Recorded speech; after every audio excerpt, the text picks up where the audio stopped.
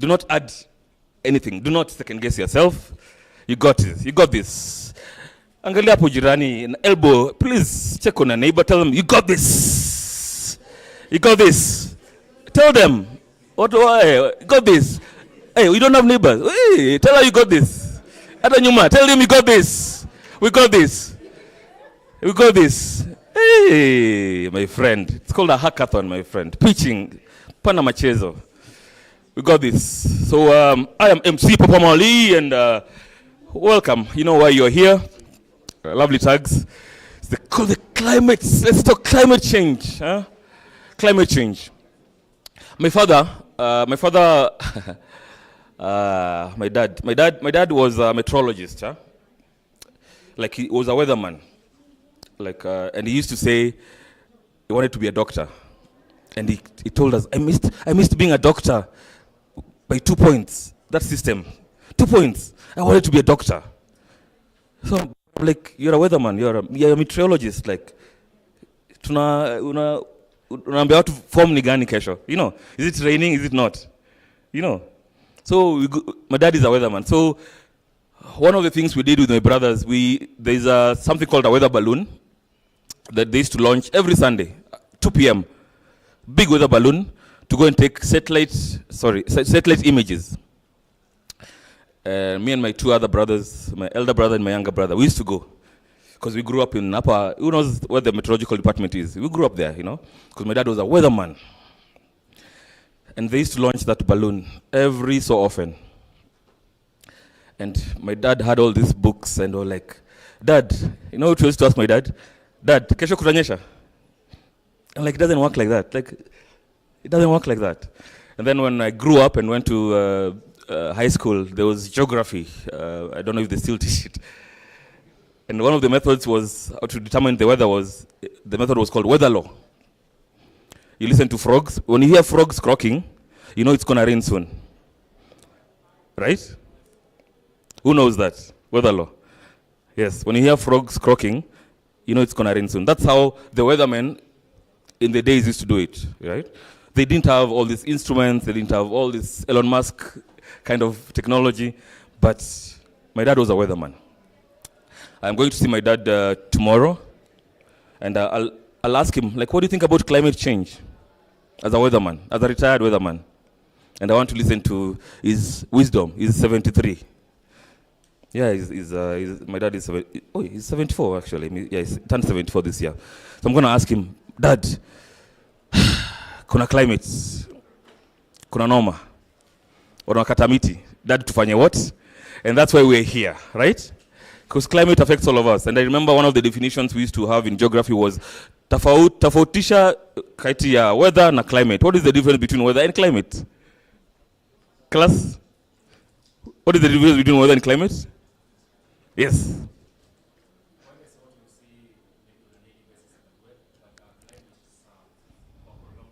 For roughly how many years? 35 is what they used to say back in the days. Change. We shall find out from your ideas.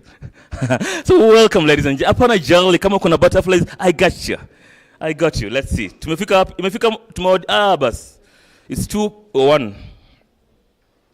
14:01 if you go by French style. So welcome. Karibuni sana. My Lord. So sound, mtu wa sound. Uko na ile nipatie hauna kitu? Pale kwa sawa. Uzingia kwa mtandao? Sawa. Okay. No problemo. Welcome, ladies and gentlemen. I hope everyone is here. I just want to check Trees for Girls. So, there you go. Just checking Tunza Mama Project. Ako hapa alisema niko 51.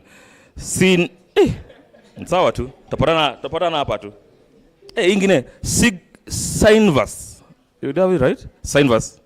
There you go. Janga Voice nimewaona pale. Eco Prince Generation. Kumbe wewe. Unaona? Alafu enhancing climate resilience through sustainable reusable sanitary pads. Enhancing climate resilience through maybe hajafika. Extaka. Where is, okay, tutaongea hapa mbele. Mama Care Connect. Uni mama. Pardon my sense of humor. Nyalenda Young Mothers. Nyalenda. Dala. Inja kanye. Anja game yala. Is the coach waka kawono kose? That is French. Kiberapad Co. Kiberapad Co. What is the Co for? Ka? It's company. Tuandike hapa ama tuache? Solgen. Hey, my friend. Solgen? H2. Hey, kusha. Sauti Salama. Hey, is that you? Nauje niambia. Sawa tu. Novapads. Hey, mnajuana? Marijuana. Why Kenya? So everyone is here. Okay, number 6 ndo hopefully. So tutaongea hapo. So good. So karibuni sana. So let's walk through what's going to happen today, right? Apart from the butterflies that we have released, and and if you still have butterflies, please wink at me. We'll know what to do, okay? So to kick us off, Alex Kamanga. Alexido, we used to say in Alex Kamanga, Mr. Kamanga. Alex, hey, wakambali, kuna form. So Alex will tell us what is, what has been going down, what has been happening, and then of course, Mr. Sam Gishuru amefika. Sorry, we've never met. I've seen you on everywhere. We've never met physically, yeah? Mr. Sam Gishuru, CEO of iLabs, ako hapo, my goodness, some lovely work. And then Nduta Waweru, amearive. Ako amearive. Yangu iko. Then we have pillar things, and then of course we're hoping we have some people from the government of Kenya, Jacqueline James and etc. Mr. James Tonjo, but we'll get there. And then of course the judges will introduce the judges. You can see one is already ready in action. Mr. Judge, I love your shirt, but we'll get to your name when the time comes. Marking Skimiko. You know, Judge Ian vibes, eh? And then of course, at some point someone has to win something. And how much are we talking? From what I read on Instagram, it's a whooping 5,000 USD, right? Aish, pesa mingi taslim yapo. And then of course we'll vibe. Tutaongea hapo, then we'll sherekea. I hope we have all those things. Litoje? Zile za party. What do you call those things? Gen Z. Zile za si vuvuzela. Vuvuzela ni za vitu kazi ingine. Okay, there's confetti na ile, kuna ile inanonga pale House of Leather. Inaitwa amfanyangi birthday. Birthday yangu nitawaita nitawashow. And ile ya boy or girl, ile kitu. Alafu inafanya hivi na ile. It's called confetti. Party party what? I hope we have party poppers, Alice. Tusikwe hivyo. Mtu akimbilie. Lazima tumotion na hiyo kitu. Party poppers. Uliza Gen Z atakuwa. And then of course we'll have a networking session. Tuongee, let a business card. I don't know, someone taught me about an app where you do not have to give me a business card. You just scan a QR code, right? Kwa mjanja. Business card is back in the day. Mr. Alex. Itafomi katakuaje? Are you ready? Let's Mr. Kamanga, Alex Kamanga. This is the business coach. Usikia business coach. Kuna business alafu kuna coach. Kumaanisha wewe ni player, yeye ni coach. Haya, sikia coach. Karibu. A round of applause. And if you're not clapping, it's because you have collywobbles and butterflies, and we'll get rid of them. Alex, karibu sana. Santi, how is everyone doing? Guys, I'm asking, how is everyone doing? It's really, really, really good to see each and every one of you today. We have had quite an amazing time with you guys, and some of you I'm now seeing you one-on-one. Some of you have been just seeing each other online. But I'm very, very, very, very excited for each and every one of us, not just you, but of us, because we have had some really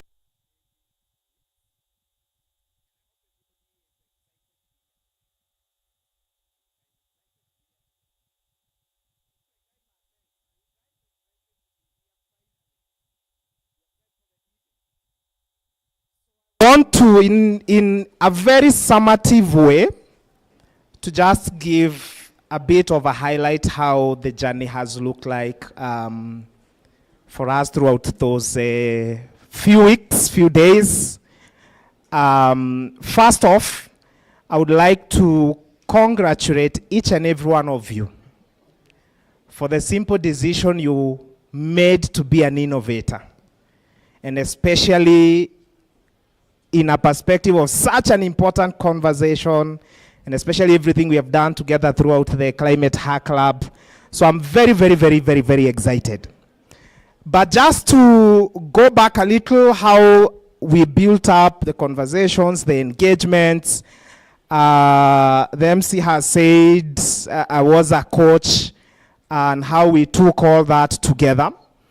As you'd recall, we simply started out by thinking around that if any one of us is building any solution, any intervention, any new thing, we were looking at the various angles, various steps, what would follow what, if you guys can recall. So we did a lot of interaction together on behalf, I'm speaking on behalf of the coaches, and we started all the way from thinking about, so what is this that is the problem that each one of us is solving, and especially basing this from a perspective of climate innovation, from a perspective of SRHR, and trying to drill down even to this UNFPA Climate Hack Lab, all that, if you guys recall. So we started various coaches talking about the various problems each one of us wants to solve. If you recall, we again together jointly with the support of the coaches thought through about the people, and who are the people who are facing these particular challenges.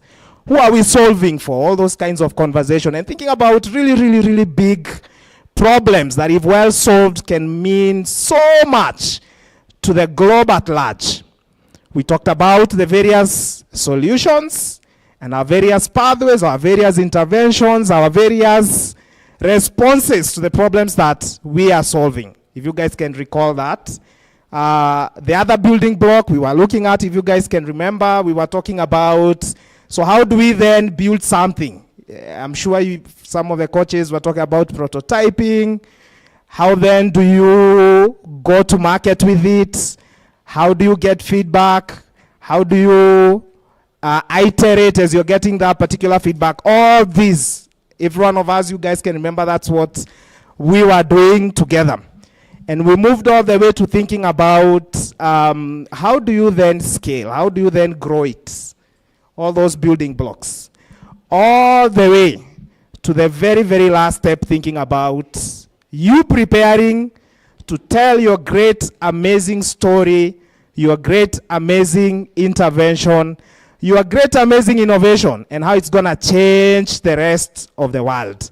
So I'm very, very, very, very excited. On behalf of the coaches, I want to say we had a very amazing opportunity.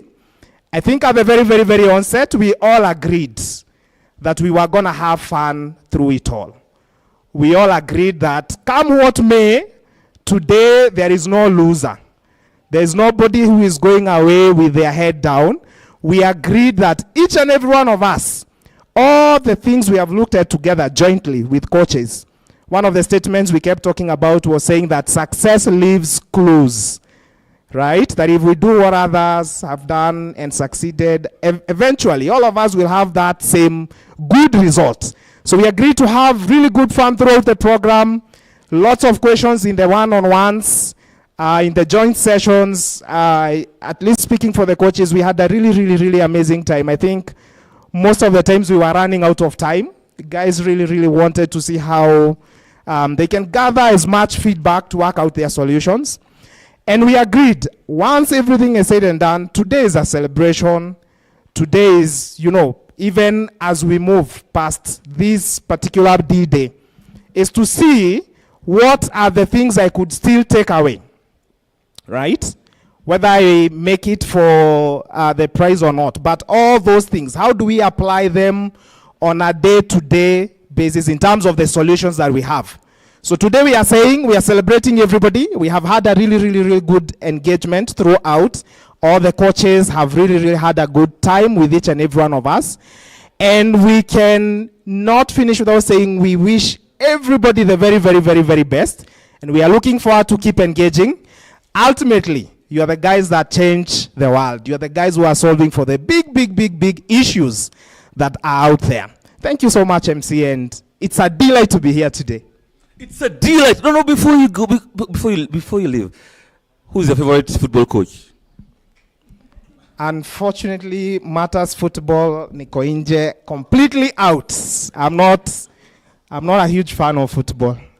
As an innovator, at the time, finding it is a problem. 90 minutes a lot. That's a lot. God. Yeah. So what are you saying about? No insinuation whatsoever. Yeah. Thank you, sir. Thank you. A round of applause for Mr. Alex. Thank you, sir. Coach, business coach. My lord. Can I tell you guys a story? Eh? We guessed my age and I'm 40. So if you work backwards, you can imagine when I was in high school. Eh? So Form 1. I don't know what happens nowadays in high school, but we used to get monolized, right? It was a thing. It was bullying. Now, when you look back, it was bullying. It was bullying, right? It was initiation, as they used to call it. So you arrived day one with a tin trunk. I don't know how people operate nowadays in high school. Tin trunk. We used to get it downtown Nairobi. And the word butterfly, whatever you feel here, there was a name. It meant other things. So your tin trunk, people used to, it was a butterfly. And butterfly meant someone with a cheap tin trunk opened it up. And I was asked, butterfly nini? I asked my friend, why do you call it butterfly? Because they'd open your tin trunk in two ways, so it resembled a butterfly. And they took your crisps and your popcorn that your mom bought for you. And you stood there in awe, and you're like, Indo butterfly.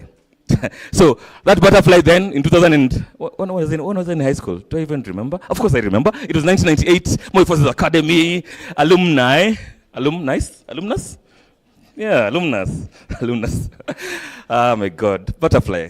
It's just a memory, my God. I hope that doesn't happen in high school anymore. How are you feeling? Please check on your neighbor with a high five. High five. High five, my God. Not a low five. High five. There you go. Piggy. Slowly. Smile. Relax. Tell them relax. You got this. And like Alex said, I wish you very best. He has used 3 berries. When 3 berries are used, it means that they really wish you the very best. Okay? So, a bit of housekeeping rules. Well, I hope everyone knows where the washrooms are. In case of fire, well, that's drastic, right? But I can't see the fire exit of the sign. But well, we hope none of that will happen. I'm sure they'll guide us. And also, we'll be timing the speakers and as well as do we call you pitchers? What is the right name? Innovators. My God, there you go. Pitchers. Look at me. So Eva here will be kind enough, and she'll flush. She'll be flushing. What will you be flushing, Eva? Wow. On the spot, eh? The time. So this will mean you have 3 minutes left, so you'll know what to do with that. And then, hey, my friend, eh? And then, just, and then we'll clap for you, okay? So, my friend, allow me now to have the distinct pleasure of inviting Mr. Sam Gishuru. First of all, I'm hoping, Sam, Oh, sorry. Sorry. Excuse me, Sam. I correct. Sorry. But I will talk to you later. But I'm just imagining, Nai Labs comes from, Nai is Nai, right? I thought so, right? Before, when Nai was Nai, there's a lot of trees. I was telling someone where Junction Mall is, we used to be a bush, you know? But now Nai is Kanairo. So, between Nai and Kanairo, some trees have been felled and buildings have come up. To develop, eh? My friend. But before I talk to Sam and tell us about Nai Labs and why Nai, you know, I'd love to invite Ndutawa Weru. Ndutawa Weru? Yes, Nduta. Wow. Huko umefika? Ulifika nikiongea? Unajua Kiswahili? Nasheng? Yes, Lando. Ndutawa Weru is the communications coordinator at DSW Kenya. Application yangu amkupata. I'm just playing, man. But DSW, I've known DSW and the UNFP since I was 19, volunteering at Family Health Options Kenya, pale Isili. Please, Nduta. Nduta will talk to us, and then we'll. Makofi ko happy, my friends. No, okay. I was going to critique the club, but she was drinking some water. Welcome, Nduta. Asante sana. Good afternoon. As it has been said, my name is Ndutawa Weru. I am the communications coordinator at DSW Kenya. DSW is German for Foundation for World Population. So that is what we do. We focus on SRHR. We do quite a number of activities across about 15 counties right now. And all of it, we have to make sure that we work with all the young people who are the leaders of today. Sindio? So I'd like to say I'm grateful and I'm happy to be here to celebrate innovation, creativity, and the dedication that all the young people here and everyone who has, all the innovators that is, who have been here, who have come with their pitches. I'm very excited to see that what you have to present today. It is important that we all look at how we can improve the lives of the people that we work with, the lives that we live every day. Because a lot of time we look at it as something that will come in the future. But as we say, climate change is here with us today, isn't it? And with climate change, there is a lot of things. Everything is happening all together in parallel. We can't solve one problem and ignore the other one. We have to find solutions that integrate all these problems, whether it's SRHR, whether it's gender-based violence. We have to put all of them together and come up with a comprehensive solution. Why is it important? I'll use an example of a young lady. Her name is Chematui. She's coming from West Pokot County. And during the drought, when the drought was hitting the country, and specifically in West Pokot, there was a lot of movement. We know a lot of the pastoralist community. They move in search of pasture and water. And as they move, they also move with they encounter a lot of situations. They encounter strange people while you're walking around with your animals for water and food. You encounter different situations. You move away from the comfort of your place where you could easily access health facilities, where somebody could easily tell you where to go to get contraception, to get SRHR services, to highlight an issue that you've gone through, whether it's domestic violence or assault. But the more you move away, the more the situation changes for you. So for me, I want to see a solution for Chematui as she's walking around, moving from one place to the other, so that she is able to access all the health facilities, all the care and support that she needs, so that her life is dignified and her life continues to be improved day on and day off. And at DSW, we are always sure that young people have the solutions to the problems we face today. So this is a good opportunity. The Hack Lab, I'm very sure, has given you the opportunity to think beyond the borders so that we can come up with a solution that will ensure young people, everybody in Kenya today and across the world, are able to access everything they need to live a dignified life. Thank you. I'm very excited to see the innovation that you're all coming up with and to judge them as well. Asanteni sana. Nducha Waweru, before you exit and get ready to judge, what is your favorite hobby? Reading. What are you reading currently? I am reading a book called All About Love by Bell Hooks, and it's talking about the dynamics of interpersonal relationships from your family all the way to your spouse, all the way and beyond.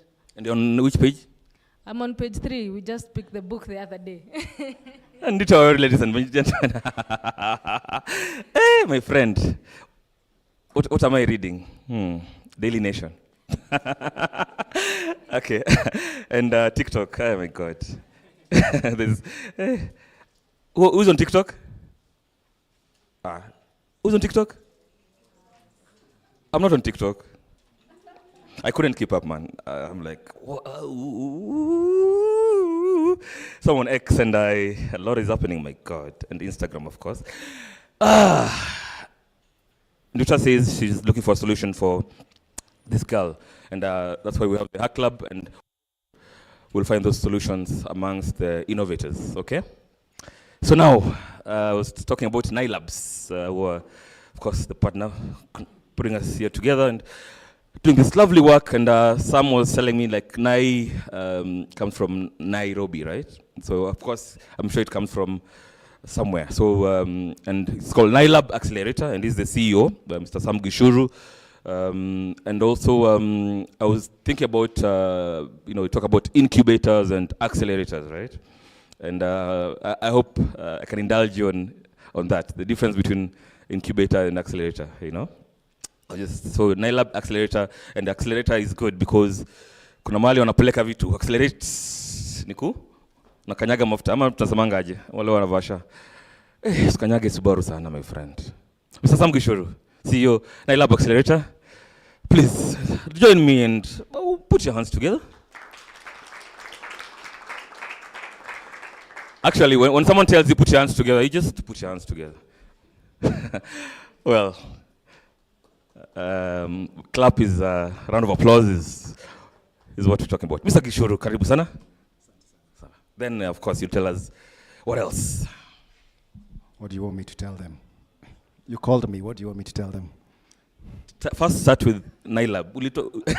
I'm just putting you on the spot. Hi, everybody. How are you doing? Can you hear me? So, yeah, NILab stands for Nairobi Incubation Lab. It's an interesting story because we were called iLab. Innovation Lab, Incubation Lab, iLab, like the one in Strathmore. And then the similarity of the name between iHub and iLab, and we were on the same floor. We had a fight with iHub, which was a big fight, that we are too similar as organizations. So my co-founder, Tony Ndongo, you guys know Tony Ndongo? Tony produces very good Instagram videos. He's building Kitabu. So he got angry, and he took a pen, and he wrote NA in front of iLab. So we became Nairobi Incubation Lab. So that's the story. Now, but from what I'm hearing him say, we should call it Kanairo Lab. I felt the energy coming from Kai Lab. Maybe we need to rebrand now. It's been 10 years. Alice, maybe we need to rebrand at some point. So, I don't know what to tell you guys. I think I have had such long interactions with you guys. Most of you, we've had a good conversation. Every time I found myself in this type of situation where I have to sit there and pitch, you feel nervous, you feel panicked, you're wondering, am I going to tell the right story? You try to think from your head instead of your heart. And then your head confuses you because it tells you just forgot an important word there when you were saying X, Y, Z. And then you try to recover the word and you now forgot the next word you were supposed to say after that one. Let it go. The point is not how impressive your pitch is today. The point is how good, how passionate what you're trying to achieve is. Okay? I could tell you a lot of stories. I could tell you stories of this is just the beginning of a journey to find yourself in front of a stage for many years to come. But I think we've established a couple of things in the last 10, 15 days we've worked together. One, remove the hubris. Stop telling yourself great stories about your business. Write your what? Write your what? Write your what? Yeah? Your eulogy for your business. This is why my business failed. Write it in the future. Look at it. We failed because we did not work very well with the team. We failed because we did not understand our product very well. We failed because we assumed the world was in our favor at that point. Okay? And then work backwards to mitigate those risks so that you can live longer. Okay? I believe we've done a wonderful job. Alex has been very supportive. Kajuju over here has been very supportive. We had organized event for you guys depending on the space you're in, so as you grow, you can still reach out to us. We have great founders, great mentors who are still within our network for the logistics companies and for the others for you to scale. DSW, amazing. We hope we can do this again. UNFPA, always love working with you guys. You're amazing as well. We love building solutions. I think today I was being interviewed downstairs and I figure I'm running out of time. And our idea for NILAB has always been to take ideas and turn them into products and then turn them into businesses. Whether you are a social venture or whether you're a profit-making business, we believe as long as you're providing a good product to the customers, you're sustainable or you're profitable. The words just change, it's just semantic. Sustainable means you don't have to go looking for donor funding anymore. Profitable means that you can survive without extra investments from investors. So it's the same output. So we believe that there's a layer in between where we can cut between non-profit business and profit business and draw a line and say, if you're a non-profit, you're becoming sustainable. If you're a business, you're becoming profitable. Our point is to make you be able to depend on your own business to sustain the agenda that you're running. Okay? And so having partners like UNFPA, having partners like DSW, having other partners we've worked with like Planned Parenthood Global, AMREF in the past, and so many others, we're always so happy to have partners who come in, play, and support you guys, because sometimes we do not have the resources or the funding to do that. So I wish you all the best. Normally, I'm not very good with keynote speeches. I always prefer Q&As where you can ask questions, but this was supposed to be a keynote. I want to thank Alice so much at this particular point. Mary, I don't know where she is. Eva, the team at the NILAB, they are so super effective. I think you've experienced efficiency, right? Can you clap for these people before we go on? Amazing efficiency, getting things done, pushing you to a corner. Your graduation day is here. You're all winners. Thank you very much. I'll be right at the back watching whether my lessons were taken seriously. I'm the only lecturer holding the real marking scheme. The judges are going to do their thing, but I'll have my own marking scheme to see who was listening and who was not listening. So thank you very much, Eric, unless you have a question. I do of course. I do not watch football. And I'm reading the manuscript from Accra, Paulo Coelho, and the biography of the Cuban president, Fidel Castro. So, what is your question? Really now? I was going to ask you, how do you get over obstacles in your life? You look at his demeanor, it's so easy, like life is so easy. How did you get to this level? Yeah, look at, do you watch some speak? Like, it takes life easy. Like, do not, he's one of those drivers, he doesn't honk his horn, he doesn't overtake, he doesn't overspeed. He's one of those guys, right? He looks like one of those nice drivers. Take it easy, what is the rush? So. That was not the question I was going to expect. First, how do you get over obstacles?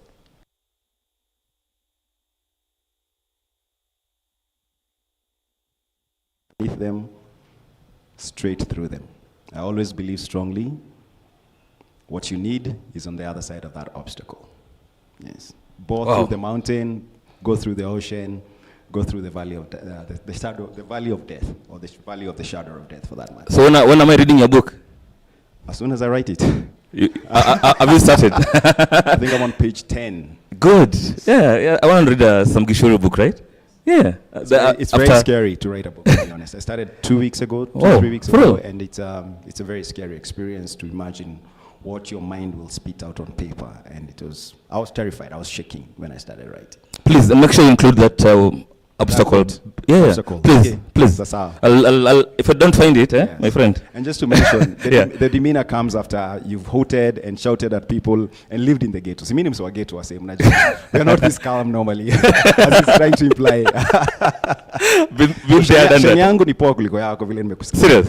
Mbaya sana. Ngoja alienda wapi? Msema alienda high school wapi? My forces.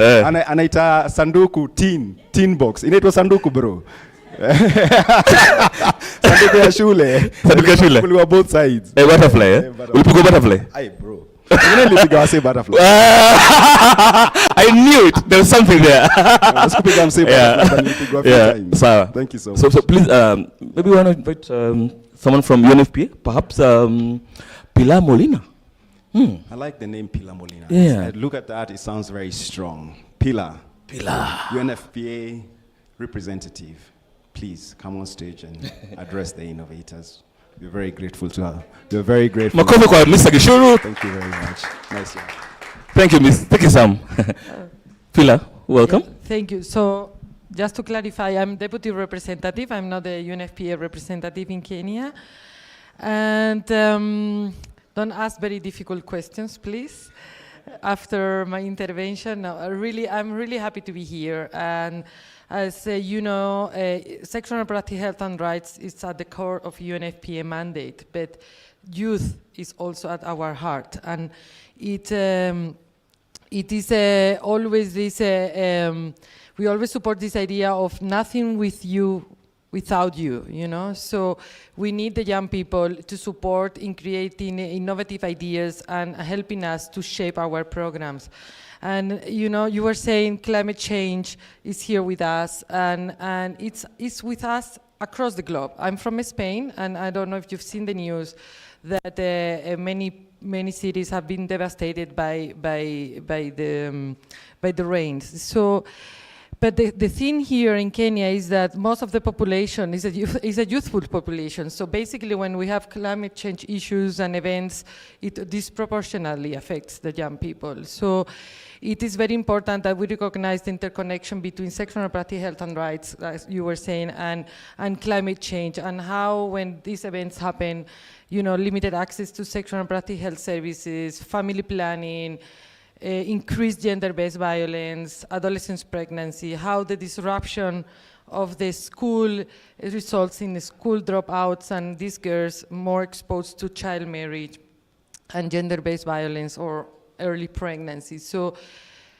this is critical, and UNFPA also, well, this is an initiative led by our regional office.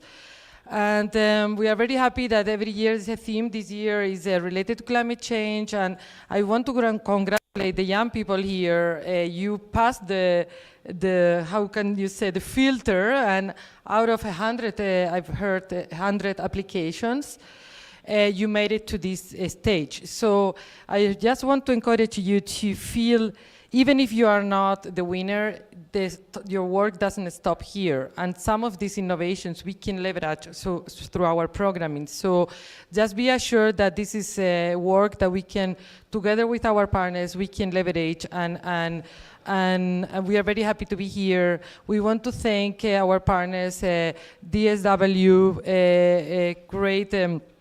great job in terms of youth-led initiatives and sexual and reproductive health and rights. And then our innovators, NILAB, which are critical,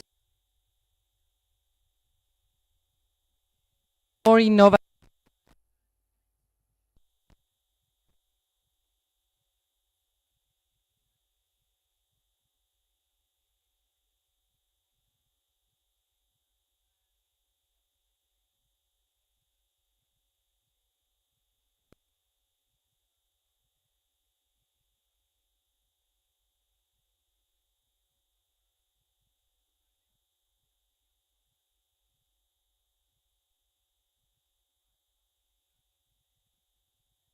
Let's have fun as well, and let's learn from each other.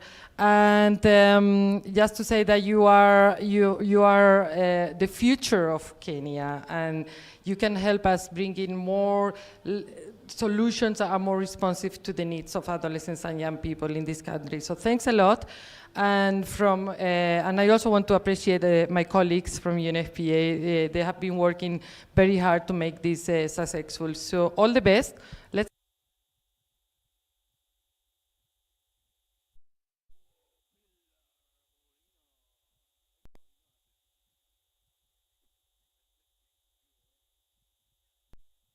What is your favorite animal? My favorite animal, cats. I have a cat. Why? I like them. They are independent, but they are also very You know, there's this belief that they are not friendly, but my cat walks with me throughout the house all the time. What is the cat's name? Tokyo. Wow. Yes. Like the place? Tokyo. Have you been there? No, I haven't been there. I want to go there one day. Well, is there a mission there, perhaps? UNFPA mission? I don't think so, but anyway. And last question, what does the FPA stand for? Yeah. UNFPA. Okay, so it's United Nations Population Fund. Mhm. And, when it was created, English? No. okay, so Pilar, Spain is a very Catholic country, or used to be a very Catholic country. Mhm. So Pilar is the name of one of the mothers of Jesus that appeared to someone on a pillar. Oh, So oh. basically the name, it has a double meaning. It's just strong and the pillar of a house, but also it has a Catholic meaning. So you are strong. You're a strong woman, Pilar. I hope so. You are. Yeah. I can feel the strength. I don't know. Thank you, Pilar. Thank you so much, and thank you for supporting all these initiatives. And Of course. I received 2 emails from UNFPA last week. Yeah. One was a regret, and well, those ones come. And the other one was I was added to a roster of consultants. Okay, congratulations then. There you All go. right, So okay. so hopefully one day, one time we can. The only thing that was missing We're is working together now. yeah, we're working together. Yeah. So looking forward to UNFPA work. Thank you, right, Pilar. thank But you, is that conversing? No, it's not. Is that what? Is that conversing? Conversing. Conversing? What do you mean? Conversing like soliciting for? No, I'm just saying, right? No, we're working together. We're working together. Good. This is work, right? This is work, right? Otherwise, we would be Yeah, exactly. in Watamu, for instance. Oh, Yeah. Diani. All right, yeah. There you go. I don't know who else for Pilar. Okay, thank you. and there you go. Thank you, Pilar. Sorry. Just put. Thank you. 2 microphones. And how are you doing? How are we doing? Who still has butterflies? Let me see.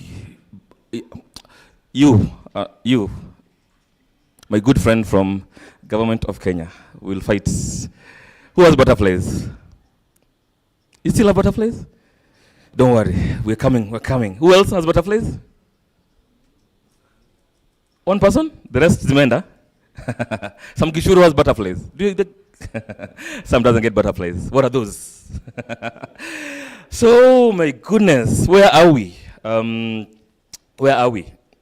I know Dr. Jacqueline is looking at me like we are here. But please, let's have fun like Pilar said. Pilar, do you pronounce Pilar? They are? Pilar, there you go. Let's don't go to amke bana, my friends. Remember, as rise, amkeni bana, chacha pastanganga watu wakaangi sana. Big up pastanganga. My God. Remember, we are live on UNFPA Facebook UNFPA page. So please share with your friends. Tell them you are here. Take pictures, take selfies. Take a selfie with your neighbor. Actually, please pull out your phones. Let's take selfies with our neighbors and tuingie pale UNFPA Facebook and on YouTube, Nylab YouTube. Let's take selfies with our neighbors. That's what we're gonna do, right? Where's your phone? iPhone, Samsung, and everything else. Sorry for other brands, my God. I'm just a Samsung guy. Wait. Okay, where's the phone? I see some nice Samsungs and wait. Pole. On my count. Okay. Yes, go to the camera. Wait. Wait. Mshanza. No, position. Well, no, we have to position. Take position. Are you the neighbor? Are they smiling? Please make them smile. Okay, are we ready? Some Kishuri is smiling, white smile. Okay. We're checking the smiles. Are we smiling? Do they have dimples like me? Or like one of the governors? Are they smiling? So on the count of 3. 1, 2, click on that phone. There you go. Please. Nico Job. I'll take one with Kisia, my friend from Government of Health. Minister of Health. She was almost killing me. Okay, good. Now let's butterflies. You remember the butterfly dance? Some Gishuru butterfly. Pick a butterfly. Let's go. Right hand. Left hand. Shake your shoulders.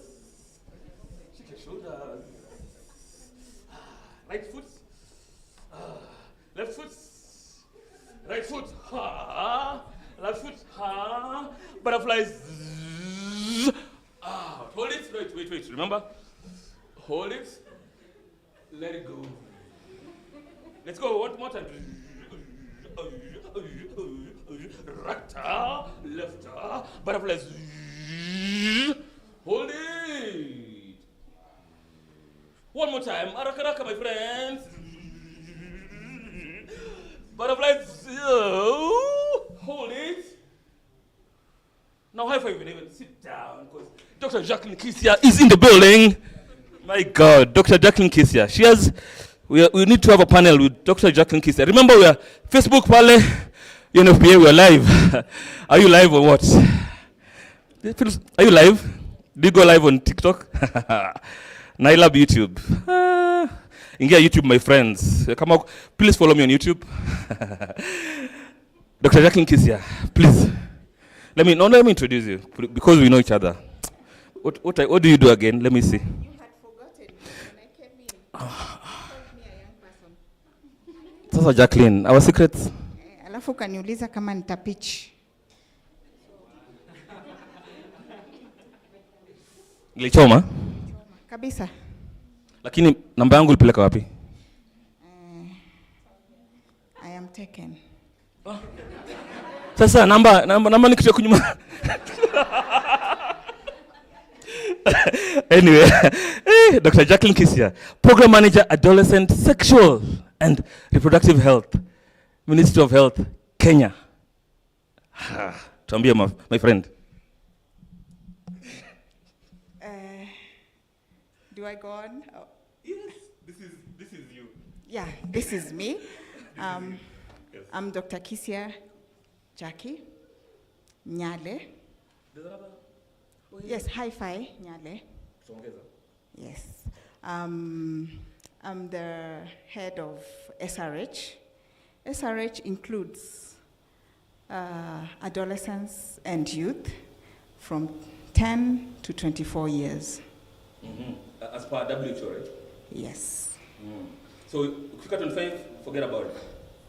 You're still a youth up to 35. Oh, wow. So you can pitch,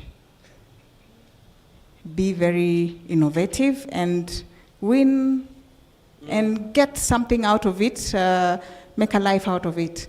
Good. In SRH, we deal with gender-based violence, reduction of teen pregnancy, substance abuse, mental health. This is what we cover in the Ministry of Health. I'm so privileged to be given this opportunity or to attend this event because young people are the leaders, not of tomorrow, of today. And whatever you're doing is actually giving a lot of impact, especially in my department where we are supposed to empower the young, the adolescents, so that they can have life skills to understand or to get to know the telltale signs when they are being violated. This target population, they usually have a lot of issues. For me, I usually say this target population is endangered because apart from them not even understanding what is happening to their bodies, there are predators who are on them. Apart from that, there is also the communicable diseases, the TB, the pneumonia, which they are prone to get. Then the new kid on the block, mental health, which is becoming too much. We are losing a lot of young people. We are losing adolescents because of mental health. As the Ministry of Health, we are totally committed, and that's why you see me here today, to give that extra support. One, because I am a young person. And by the way, I am a mother of a 20-year-old, and my last born is turning 18. So, niko pamoja na nyinyi. either way, either nyumbani. That's why Baba Mali, when he saw me, he said, oh, karibu, young people. Which side are you? And I said, yes. And we have met before, and he has chaired my panelist, but he had forgotten this is me. So I want to give a small story about a girl called Zawadi in Kilifi County during the drought.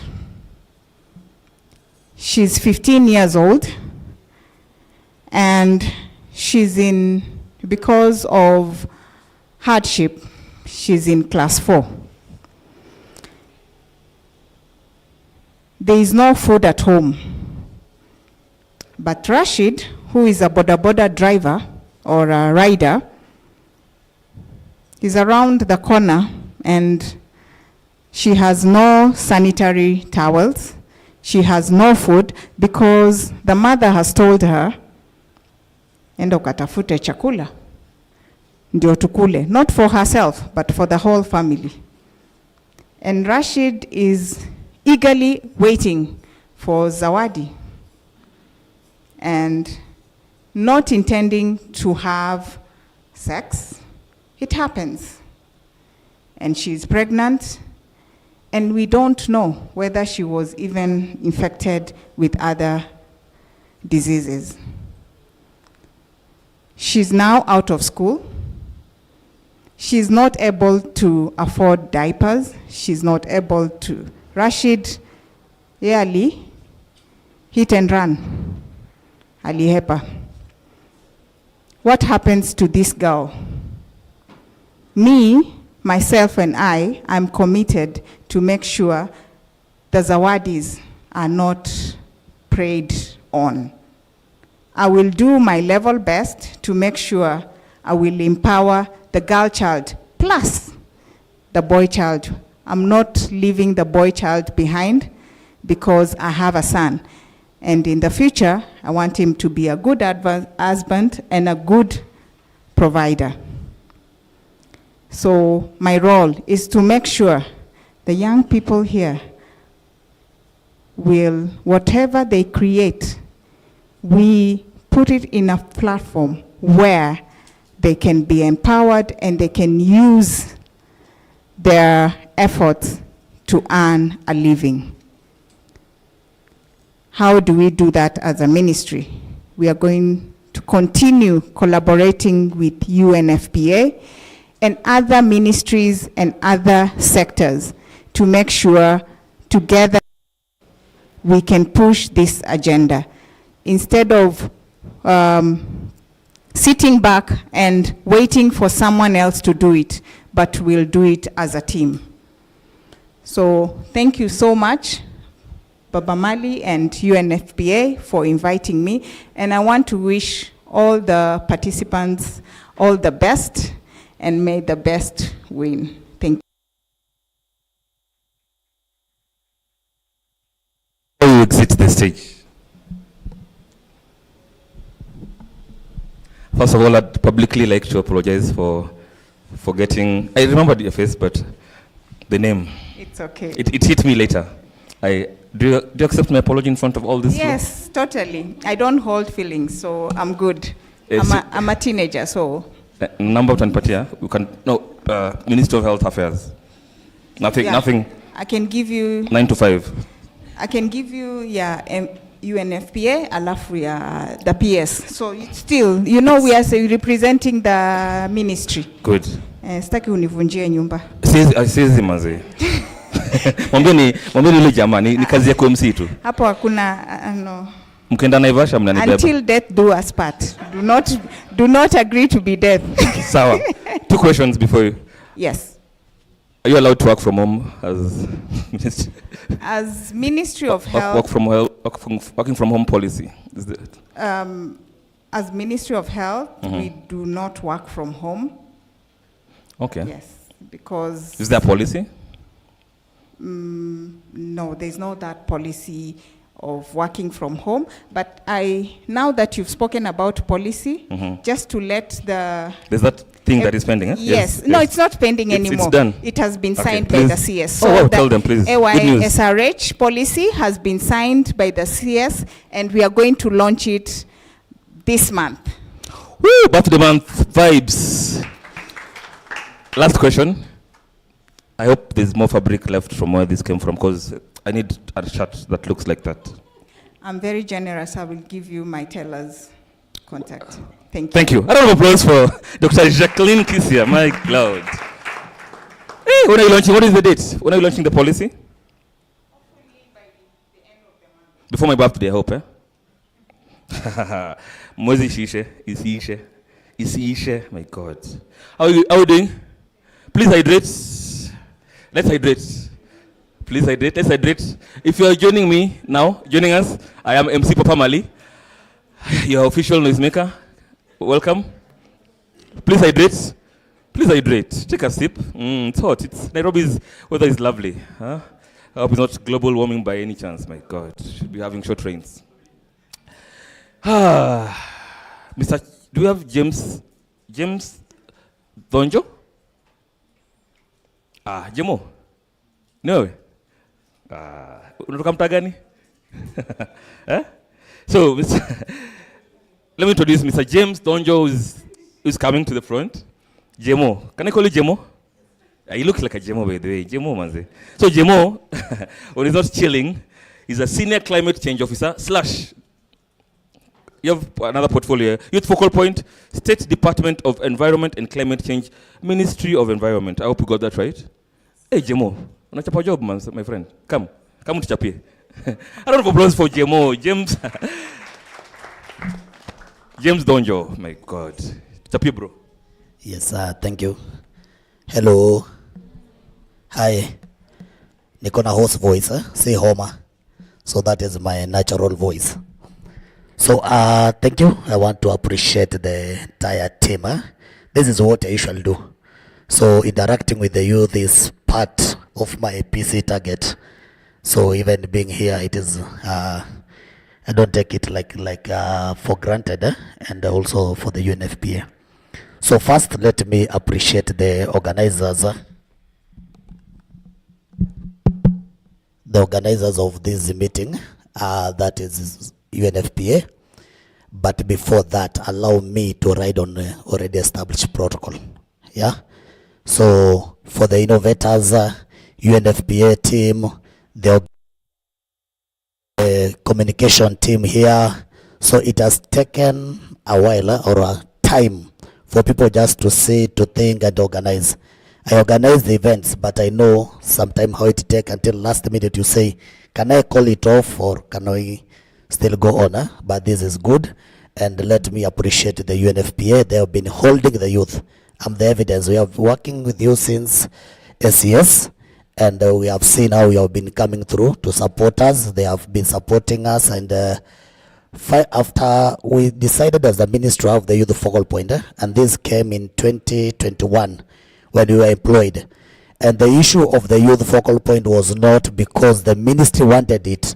It is because there is 1,001 youth groups that they were coming for ministry, to the ministry. And the old generation, our directors who are about to retire, they said they cannot cope with that pressure. So they said, let us find a youth person who will be handling these issues of the youth. And that is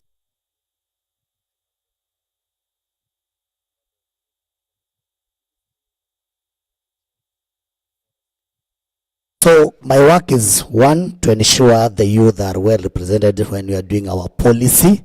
Second, when we are doing our implementation program. And what we shall do is to empower the youth in many ways.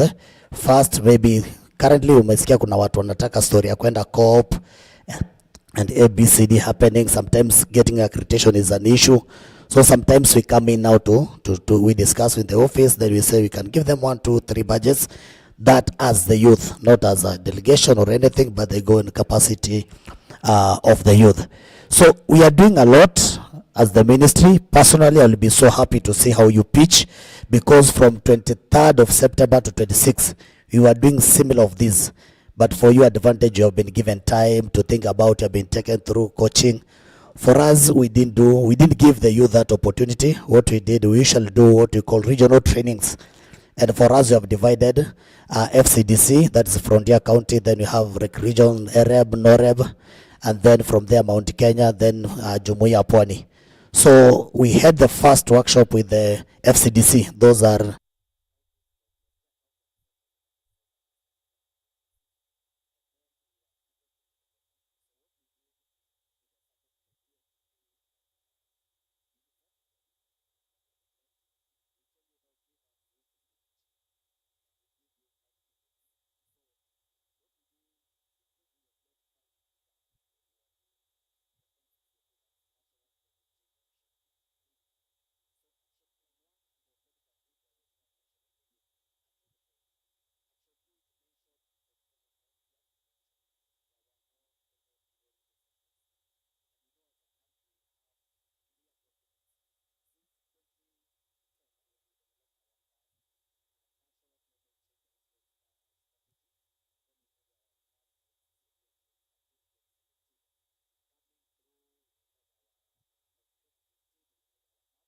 that's the National Adaptation Plan. We had our Kenya, what we call Kenya Climate Change Act of 2016.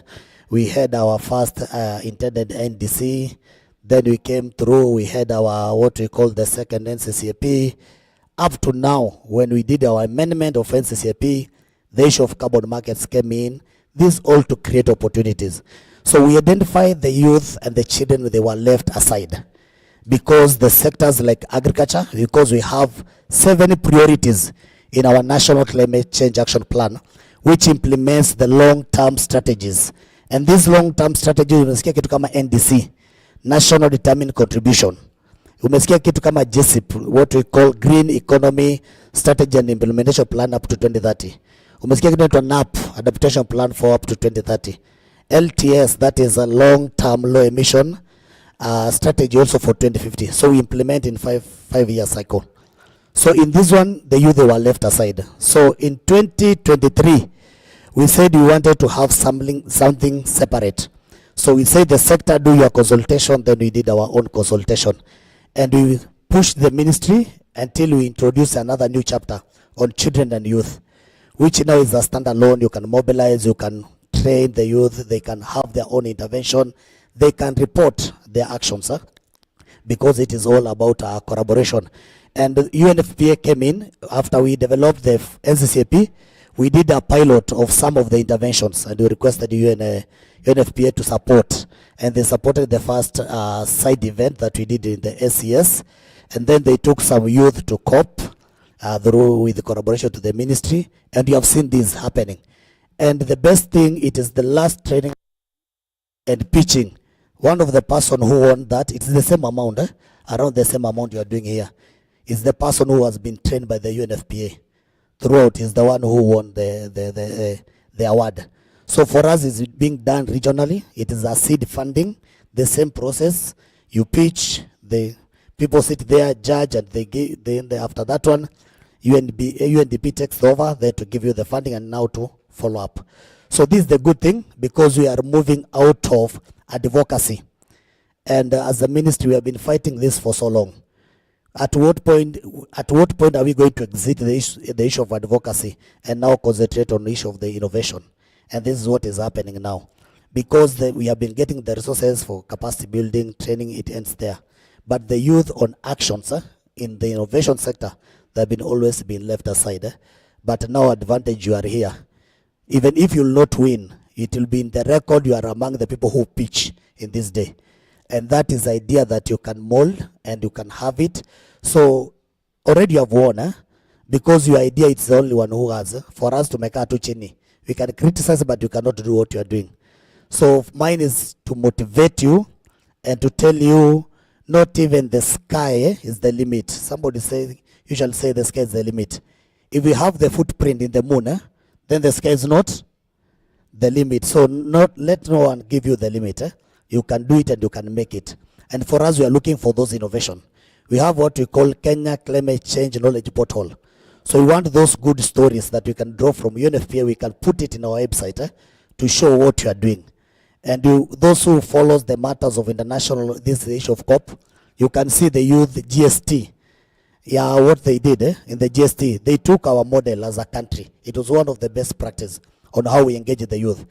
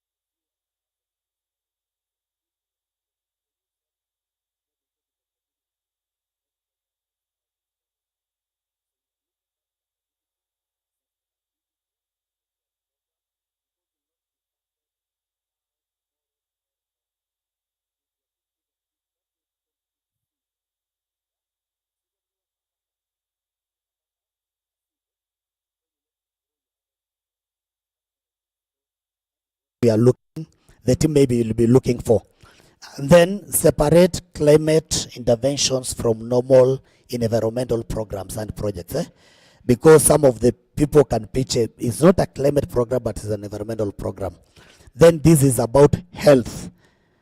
I've heard the story. They have talked about a child, a lady who is being impacted. You know, climate change is not impacting everyone equally. It is everyone suffering their own way. So how is your intervention going to support that lady in Lamu? How is your mobility within the country? How is your intervention going now to settle the issue of climate security, which is another issue that we are having? What is your intervention going to do to minimize or to avert or to address loss and damage? Because that is a new area that is coming. So it's your intervention that you are looking for. And one thing I know, you are the youth. You can make it and you have innovation. Just to maybe to conclude, there is this innovation of carbon capture. Mesikia story ya carbon capture. It's being done by the youth. Small youth will talk up in Nairobi University. They are piloting a good thing which everybody is talking about. Carbon capture pilot in Kenya. It's being driven by the youth. So even you can drive your own and then you can have it. And those who will win, use it wisely. You know, opportunities comes once, so don't let this opportunity to go away. Thank you. A round of applause for Mr. James Tonjo. I hope you're staying all through, eh? Yes. Please, maswali nimeandika hapa. Sawa. Yes. Ukikunywa chai at some point, eh? Okay. Thank you, James. Ah, my Lord. Thank you. And now, after the keynote speeches are done, it is time. It is time. And let us see this. There's a word I learned this week, empaneling, eh? My God. Empaneling. Kizungu, every day you learn a new word. But other than that word, it is time. We remove the butterflies, it is time. Sindio? Tuko sawa? Yes. So, we need to know who will be judging us. Sindio? Mr. Paul Akwabi from Tech Kids. Let me start in this order. Sarah Kajuju. Sarah, karibu hapa kiti. Sarah Kajuju. Round of applause for Sarah Kajuju. GCI Consulting. Hey, Kajuju, that name is rare. I don't think I know like 3 Kajujus in my life. Yeah, the 4th one. And then Margaret Mudheu from Elevate SME Consulting. Iko. Simama tukone. Wave at the people. Smile. Make them feel comfortable. Mr. Paul Akwabe from Tech Kids Africa. There you go. I hope you're opening. John Wafula. Ile shati, my friend. Humanitarian program specialist. Pale UNFPA. And then, remember Nduta is on page 3. Nduta Waweru, communication coordinator at DSW Kenya. So, rules of play. Judges are ready?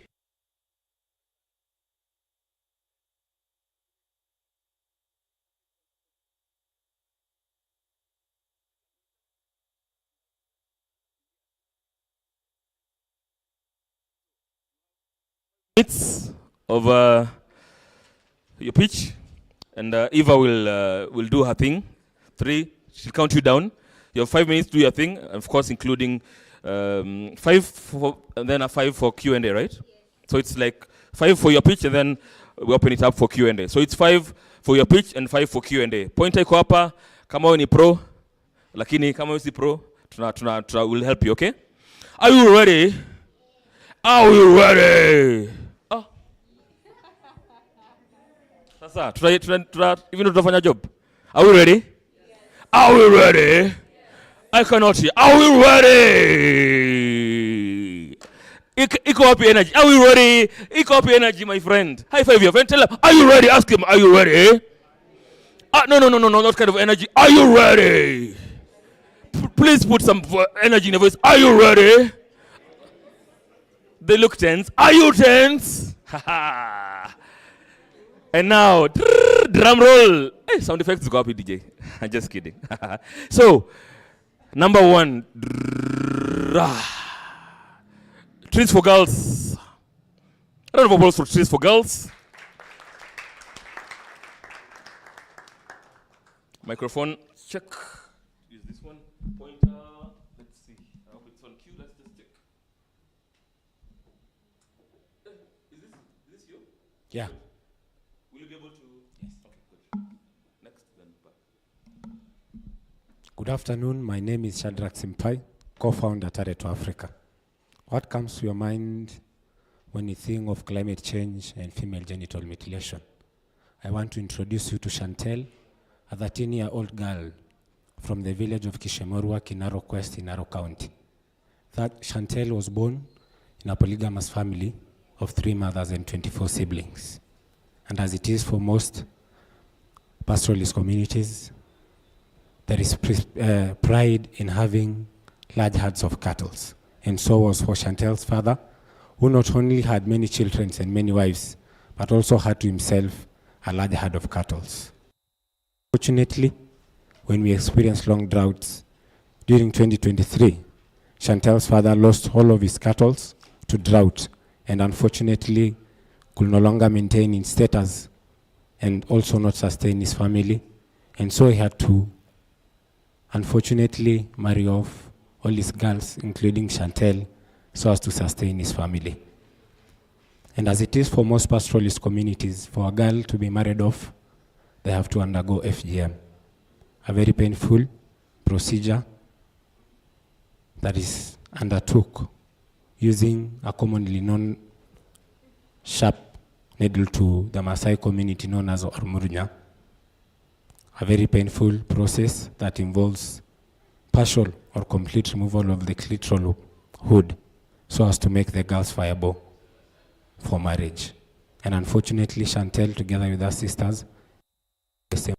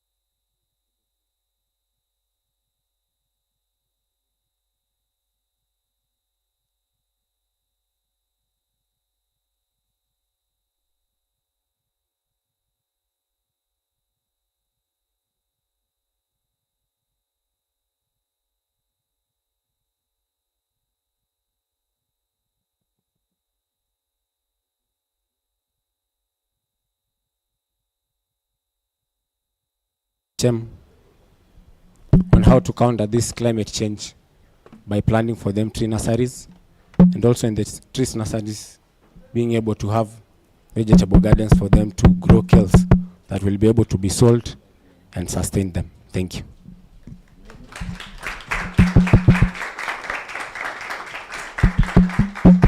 Sorry, just a bit of a technical thing. We're trying to fix the mic. Huh? Yes, the mic just went off. Another round of a short rock.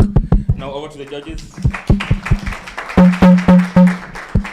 So it's strictly 5 minutes, and then we go over to the judges for their intervention or questions, right? Microphone. Just a minute. Bear with us. Kidogo tu dakika moja tunasort. Tunasort. Lazima tusort. Kenya ni home at the end of the day.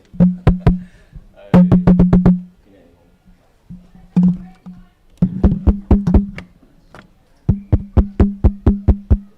We're sorting it out. Just a minute.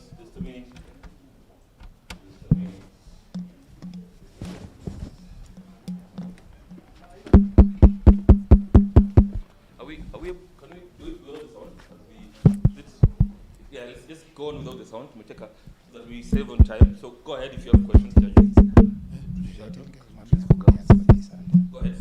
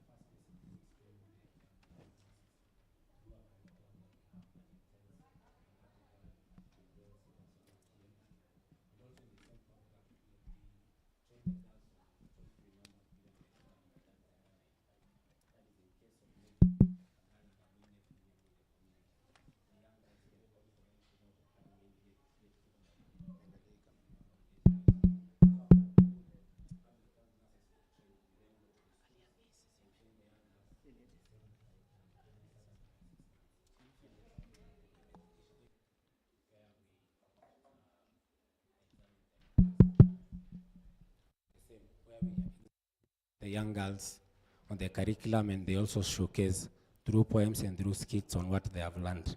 That is when we also bring in the analogy of a tree compared to a young girl, that if you grow a tree, you prune a tree, you water a tree, and make it to grow into a big tree, you can benefit as a community so much from the tree.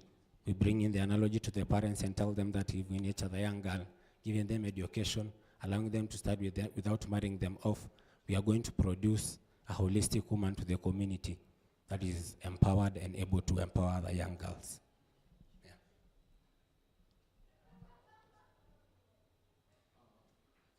Thank you for that great pitch. You are doing something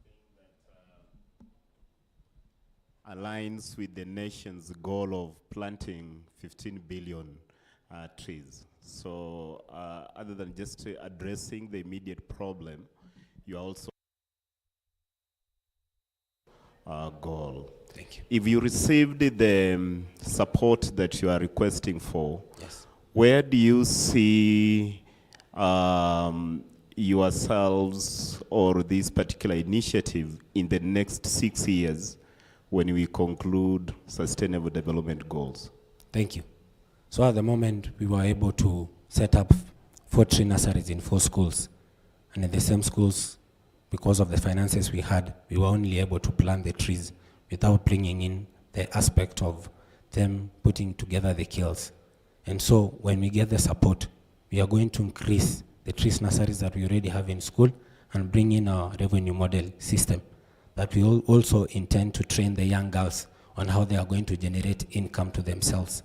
And by them taking this analogy to the society, we are able to empower a larger society that is entirely dependent on livestock, on how they can also be able to get another economic activity apart from just keeping livestock. And so for us as an organization, we'll be able to increase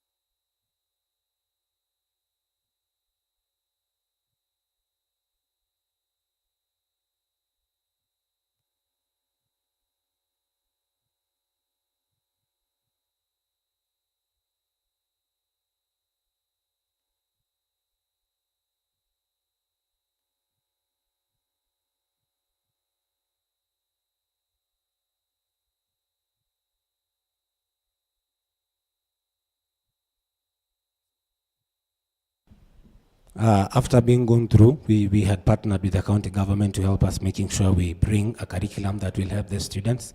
So in the curriculum, it's in chapters, and the first chapter is trying to introduce the young girls to the reproductive system, understanding a male reproductive system, female reproductive system. Then immediately after, we have menstrual health, where we teach them on their menstrual cycle, the hygienic ways of menstrual flow.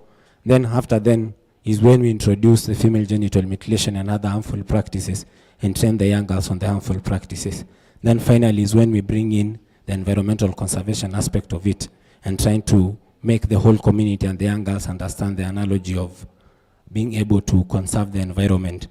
That is the tree analogy, as it is trees for girls. We help the community together with the girls understand the importance of allowing the young girls to grow. And so in the same aspect, we are able to encourage the community to conserve the environment, because also the girls are trained on what we call outreaches, where they record 1-minute voice notes that are sent to the vernacular speaking stations, that is Mayan FM, where the information is able to reach each member of the community. Even apart from the parents of the kids that are in the school, the information is also able to reach the other part of the community.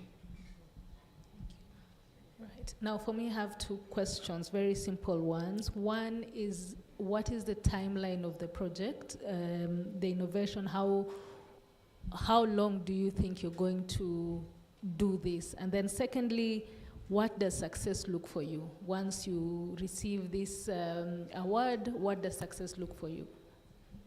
You kindly repeat your second question. What does success look what does success look Yeah. out for you when you're done with all, when you sit down and say Trees for Girls has achieved its mandate?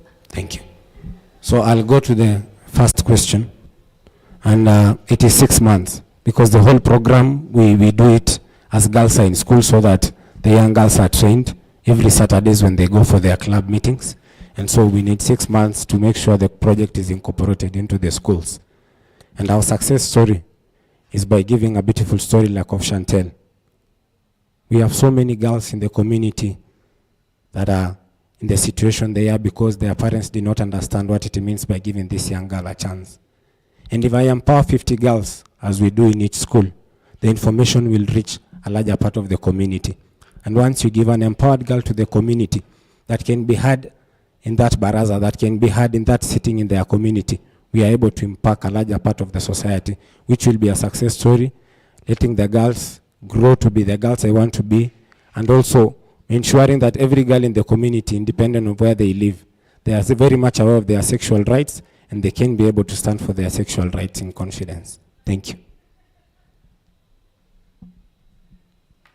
A round of applause for Shadrach.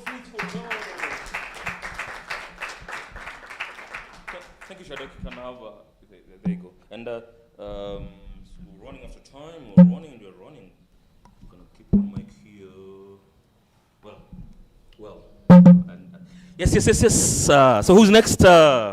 Kids for Girls. I love that name. And Shadrach has a person called Brilliant in his team. My God, it's a brilliant. How brilliant is that? Just checking if this is working. We're keeping time strictly. 4 minutes.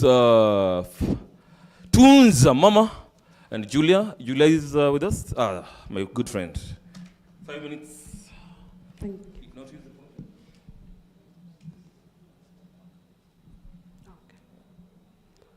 Hi, everyone. My name is Julia Marco, founder and project lead of Tunza Mama, and I Connect Kenya. I'm from Kakuma refugee camp. At the age of 5 years old, I was sexually molested, something that keeps on disturbing me, and this has really put a urge that I need to help other young girls in Kakuma and also to the Turkana community. And in this, we found problem statement, lack of SRH information in the community. This is due to an informed decision of schools that they cannot really teach learners or young women about SRH. And also we look at insecurity in women-led household. This whereby a woman is only the one providing in the community, leading to unrisky behaviors, such as maybe selling out your body to get something. Lastly, we look at transactional increase in school-going girls. Find that most of the girls, they tend looking for water in search of water and also food. This led them to spray, being molested sexually, being abused, and this led to drop out of the school and pregnancy. Looking out of the solution, due to lack of SRH, we are coming up with a use of AI audio chat box. This is by incorporating AI audio chat box with languages that are mostly spoken in the camp. That's Arabic, Turkana, and Swahili. Secondly, empowering women with solar power irrigation system. This can make sustainable income to them. And in that, they cannot have issue to do with food insecurity in their home. Creating a safer space for women. When we create a safer space for women, they're able to emphasize and talk their experience to others. In this, we can provide by healthcare, psychosocial support to them. Our project activities is by pairing participants with agriculture's matters. In this, we can see that they're able to earn values and also learn something. Facilitate regular meetups in the meeting with women to exercise or to sensitize SRH information. Conduct practical training workshop in tackling the issue of fruit tree farming and agriculture. Our milestone 2023, we train women, 100 women, and only 15 women are establishing under our Kuza project right now. And also conduct a 3 SRH session between women of Turkana and the host refugees. We talk about raising funds from ILO's Prospect, WUSC, and University of Massachusetts. We talk of mobilizing 50 women in agriculture, and 30 of them are already ready for activities. The revenue income in our model is subscription fee. During subscription fee, we can find that some of them, they will give something that can be sustainable in conducting this innovation. Also selling fruits and indigenous vegetables to the local markets and the neighboring counties. We talk of fruits tree adoption method. a NGO or a non-governmental organization can approach us. In that, we are able to raise a tree, and when it grows up, we are able also to sell the fruits, and this will sustain our innovation. Selling and fruit sell trees. Competition analysis. We are the only one dealing with SRH information right now, and also offering fruit tree activities. This is our team. You can have a look at it. Our ask is to ask $10,000 in setting up a friendly farm, and also developing an AI audio chat box that can sensitize a community in their languages, and enhance capacity building of $150. Thank you.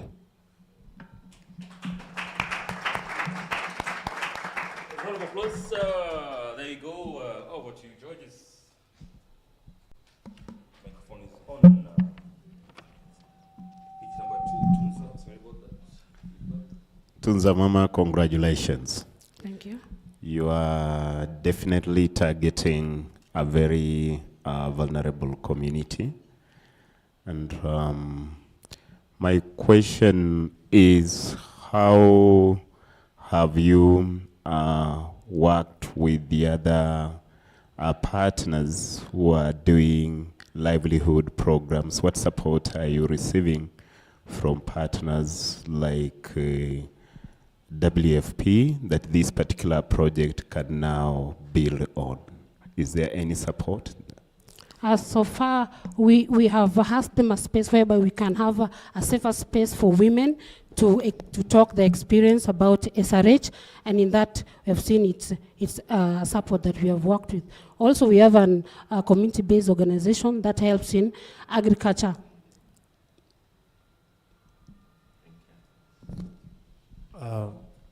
Thank you, great presentation.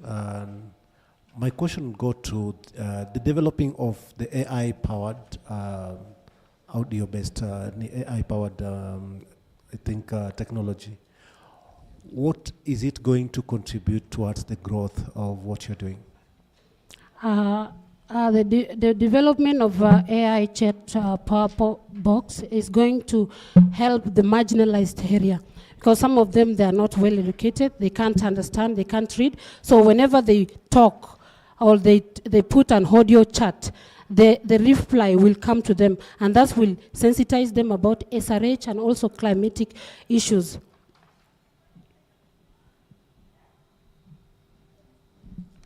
Okay, congratulations, Julia, for turning your pain into a solution that can impact and empower other refugees in Turkana. My question is, on your use of funds, you're going to set up a climate-friendly farm. Do you already have land, and how are you looking to scale that beyond the 30 refugees that you're targeting currently? On the setting up of the farm, we have already had a farm, and we have conducted interviews with the host, the Turkanas, and they were ready to give us the land in setting up agriculture activities.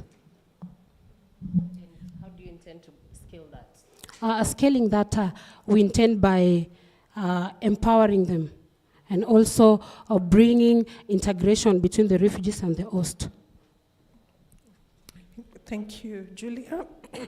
And like my colleague has said, I think there's nothing better than turning your pain into some gain for somebody else, because I think we go through those experiences so that they can be a learning opportunity for someone else. So congratulations on that. My question is regarding your subscription fee business model. Help me to understand. I'm curious just to understand, how does this work? Or subscription fee for farmers training, that those women who are interested in farming. So when we bring them on board, we have to let them know that this subscription fee will keep the program going even without funding. And it's amount of 1,000 shillings. And already we have 15 who have already contributed to that, and they're ready to start. Is that a one-off, or is it something they will keep? Monthly. Monthly. Yeah. 1,000. 1,000.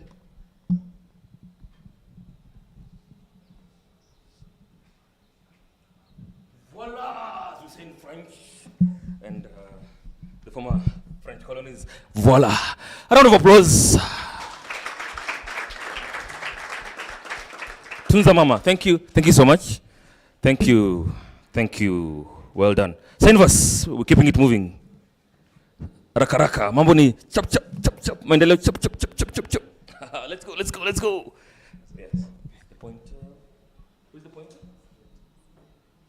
Pointer in my left. Aha. That happens.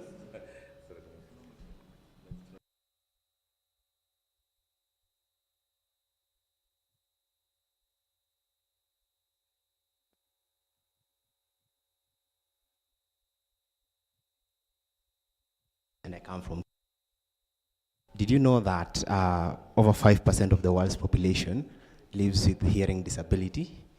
And from these 5%, 90% of them live in developing nations. These are poor countries. And think about this. So in Africa, we have 40 million approximately deaf people who are heavily reliant on sign language, and they suffer communication barriers on a day-to-day basis. And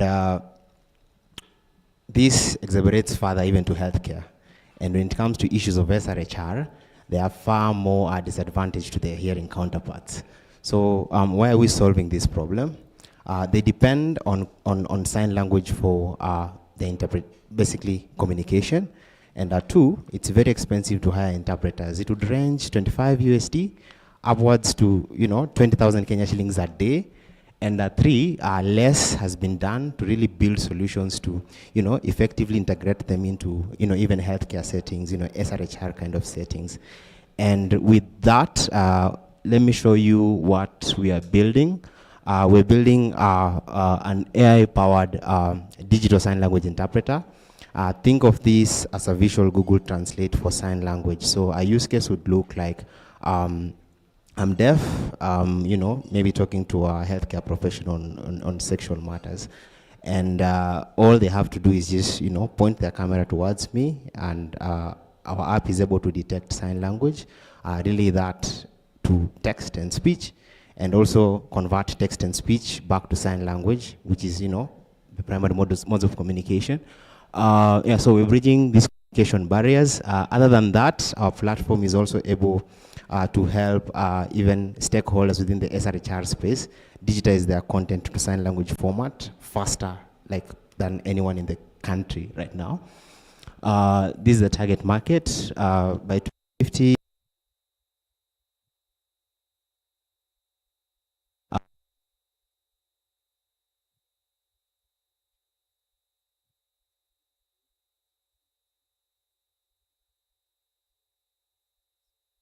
business model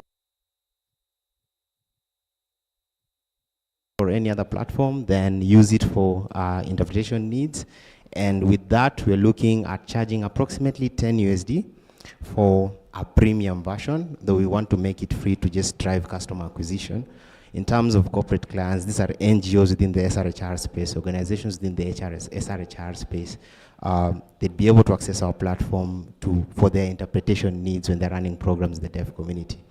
And there's content licensing. So with content licensing, this is now where we're able to pump out information in sign language format. And we're not the only ones in this space. And our derived competitive advantage is that one, we've built a bi-directional tool, so it's able to cater the needs for both hearing impaired girls, women, and healthcare professionals who are hearing. Two, it's customizable, so basically able to be customized. Then it's deaf optimized. Every step we've taken developing this has been validated by the end user. That's why we're confident about it. And this is the team, Gen Z led, with expertise across AI, motion capture, and a very strong advisory board with expertise across global disability and business development.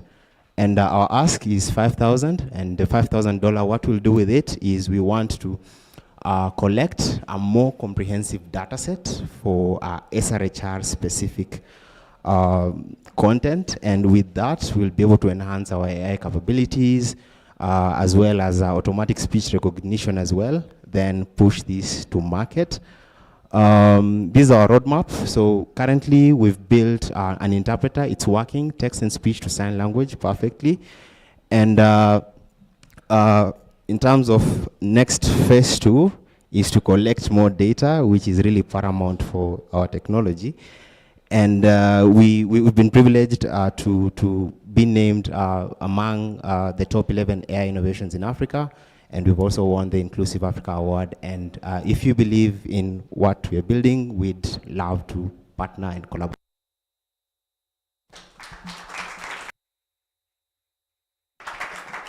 The mic is on. Early. Anyone? Okay, thank you. Thank you for that great intervention. If you are to deploy this in an extremely remote rural area, let us say Kapedo, how would you do it, and what are some of the challenges that you would anticipate to?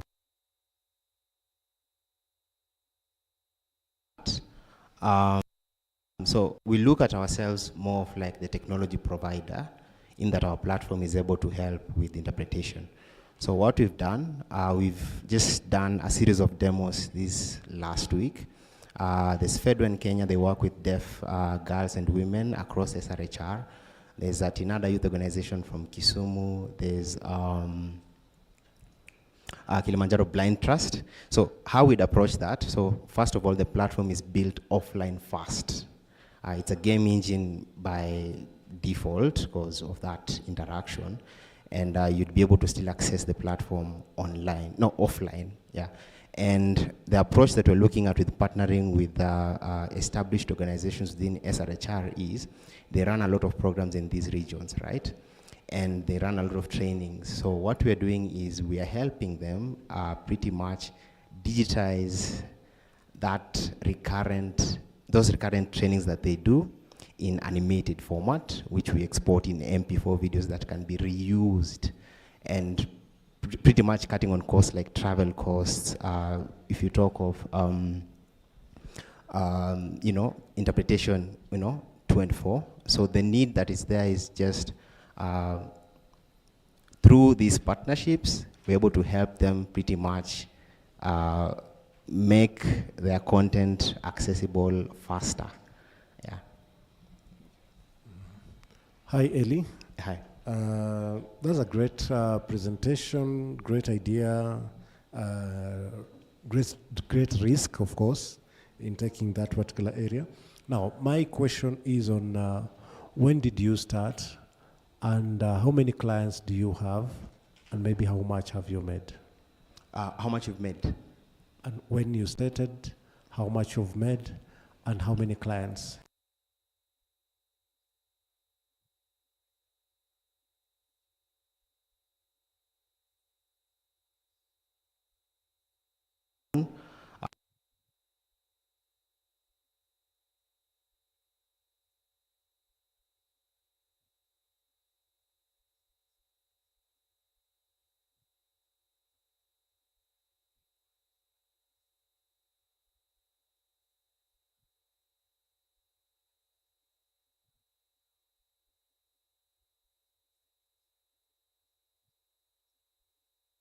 For 1.5 years.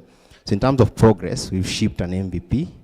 We've tested it with the deaf community and organizations within the same space. Pre-revenue, and with the MVP that we have currently, what we're looking at is potentially early next year, in our Q1 of 2025. Yeah, but in terms of revenue, it's still very pre-revenue, no sales yet. Thank you very much for your presentation. I needed more clarity on the connection between the interaction within a health facility or with a healthcare worker. Just a little bit more clarity on that. Yeah, so the problem we're solving is that communication gap. And I imagine of a scenario where a deaf girl is interacting with a healthcare professional. So ideally, you'd need an interpreter. So look at a region, say in Turkana or Moyale. where you're not as sure how many interpreters actually. With interpreters, they're usually very specialized. So you'd find interpreters who are for events, some who are for, school. And now, in this interaction now, the healthcare professional has pretty much like a one-stop shop for everything interpretation at the comfort of their device. And ideally how it works is, point the camera, they sign, it basically translates that to text and speech. Then they're able to speak normally. Then we've built a digital human that signs back to the deaf individual in sign language, happening close to real time.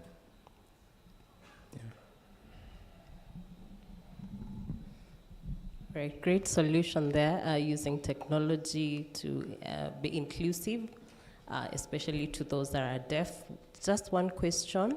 I've seen that you've listed a whole list of industries where this is applicable across. I'd want to know, what is your priority industry or sector that you're focusing your solution around? So currently, our priority industry, why education is we can collect data during, that process of implementing it. And with education, SRHR also falls under that. So ideally, we want to make sure that deaf girls are able to make informed decisions and basically are equipped with the right information, just everything. Education, yeah.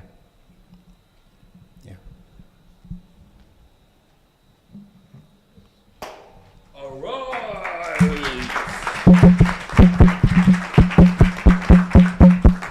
Gen Z led Signverse, my goodness. Yo jumper unauza. Remember to keep your eyes on the left where Eva is, because she'll be counting you down. Once you hit 5, one mic, 5 minutes. Lakini si lazima pia utumie. You can donate some minutes to us, eh?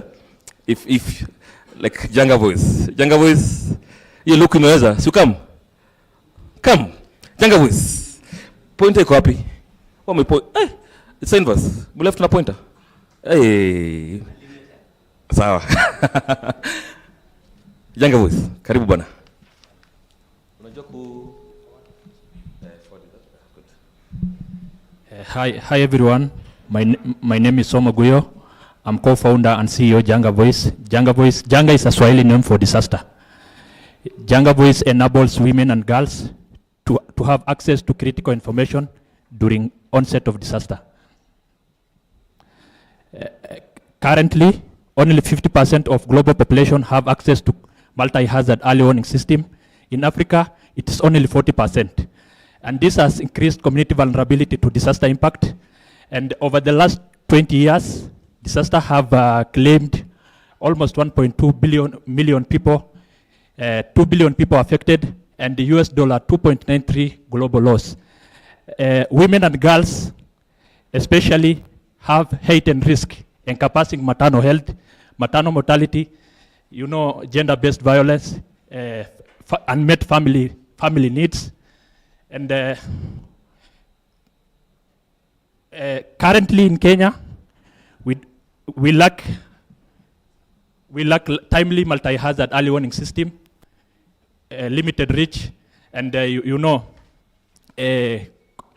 limited reach, and of course inadequate community and gender inclusive engagement. Janga Voice is a user-friendly platform that empower women and girls to report early detection of multi-hazard using SMS and mobile app. And it also gives platform for stakeholders, relevant stakeholders, to receive this report on Janga Voice dashboard for action, and also relevant stakeholders give, disseminate early warning information to communities. And Janga Voice is timely, community-centered, and accessible. We reaches it the most.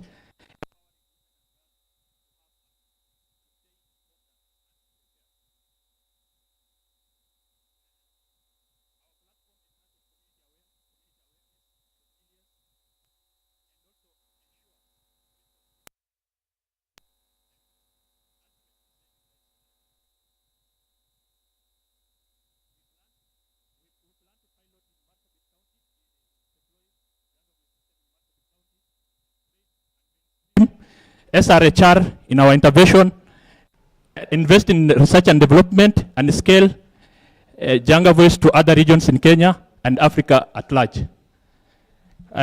We have currently developed Janga Voice system, copyrighted and patented.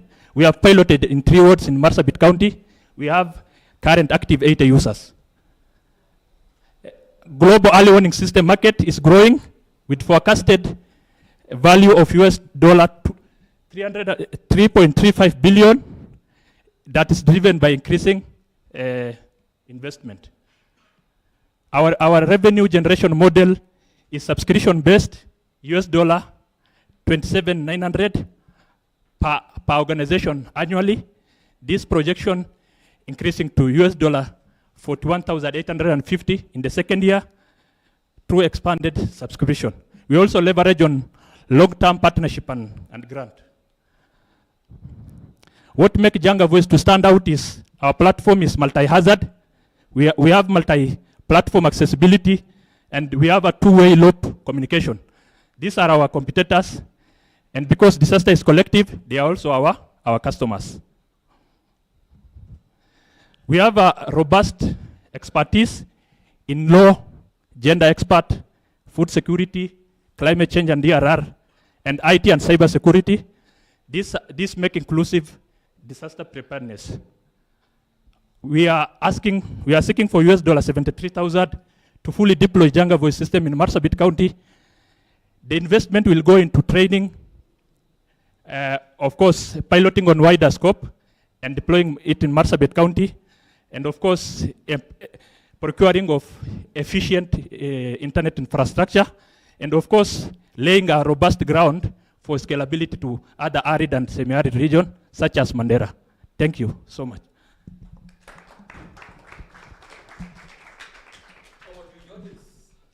Thank you, Guyo, that you're looking at your community to give solutions that are needed there. I'm curious to know what sort of hazards you're looking at, or what sort of disasters you're looking at. And then also, you said that this will be used by girls and women using their phones. What is the population of women and girls in your community that have access to phones that can be used? Thank you. Thank you so much. I've said multi-hazard. We target several hazards. We target flash flood. We target drought, conflict. We target wildfire. We target human.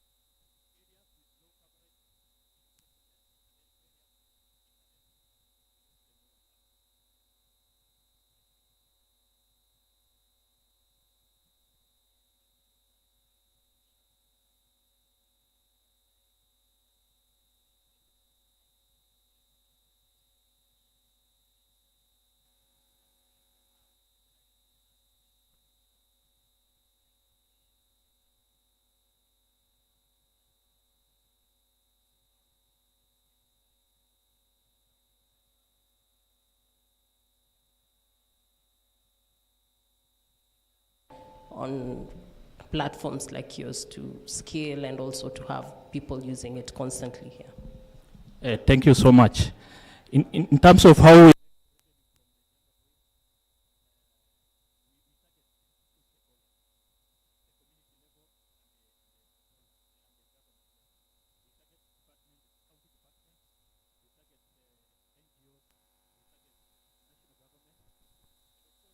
now, we are not focusing so much on the community for the revenue. We are focusing on the organizations through the subscription. We give them the Janga Voice dashboard for them to receive the alerts from the community, and also for them to use the platform to disseminate early warning alerts to to the communities. Thank you.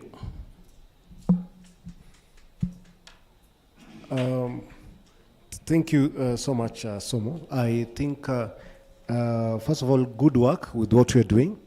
My questions will be on the response. I would like to Okay. I would like to know where the main problem maybe is, that where you are solving the problem, because I believe the government also has toll-free numbers. One. Another thing is the problem the receiving the responses, or the problem is the lack of resources to tackle the hazards that you are focusing on? Or what are you doing after the response in case the resources are not there for the citizens to be able to be assisted? Thank you. For Janga Voice, what we do is we provide data for the government, for the institution, for the county departments and organizations, for them to use the data to resource mobilize for the actions. So we are providing the information for the government. And one of the issues, even the government is tackling, is issues around the multi-hazard aspect. You see, like issues like wildfire. We don't have a platform that wildfire can be reported on. We don't have a platform currently in Kenya where conflict, a place from like Marsabit, Mandera, West Pokot can be communicated. Janga Voice will come in to provide a multi-platform, multi-hazard platform where communities anywhere. In fact, a good thing with Janga Voice, we have developed Janga Voice for 47 counties currently. But we are strictly piloting it in Marsabit County. But it's already developed for 47 counties. Thank you. Just one question in terms of you've raised that the other stakeholders working and dealing with disasters are also your customers. What are the synergies in place for you to leverage on this particular partnership or engagement with them? What Janga Voice will do in terms of even for sustainability, we intend to work with existing structures, even at community level and also at the government level. We intend to kind of embed Janga Voice system in existing, county disaster risk management system. So adoption could be high. Even from the community level, we are not coming up with new structures. We plan to use the CHVs, community held volunteers at the community level, World Climate Change Planning Committee. So we are not coming to kind of develop a new structures within the community. We want to embed Janga Voice in an existing structure, both at the community and at the government level. Thank you. Thank you. I love the way you move. Enjoy. The stage is your, what is it called? Enjoy it. Enjoy it. Enjoy it. Let's have fun. As Pilar told us, enjoy. Eish, my friend. How are you doing? It's getting, you're feeling it, it's getting, Let's just stretch kidogo tu. Let's just check if our neighbors are okay. Please, kidogo tu, haraka. Then EcoPrint generation is next. Pointer, where's the pointer? Oh, hapo. Kidogo tu, let's check. Okay, we're gonna stretch. Kidogo, left. Give it to. Let's go. 1, 2, 3. Right. 1, 2, 3. And then we're gonna spell one word with our bodies, and the word is EcoPrint. So, yeah, because the next. That's how we're welcoming. So how do you spell E? My God, E tunaenda hivi. E. Ooh. E. Where's the stroke in the middle? Let's do E. Let's do E. E. E. E. And the stroke in the middle. Let's go. E. Yeah, it's E. Is that an E? That's E. That's E, right? EcoPrint. Capital E. Like here, with like E. Okay, let's do C. C is easier. Okay, assume E went. Okay, E. Then C. C.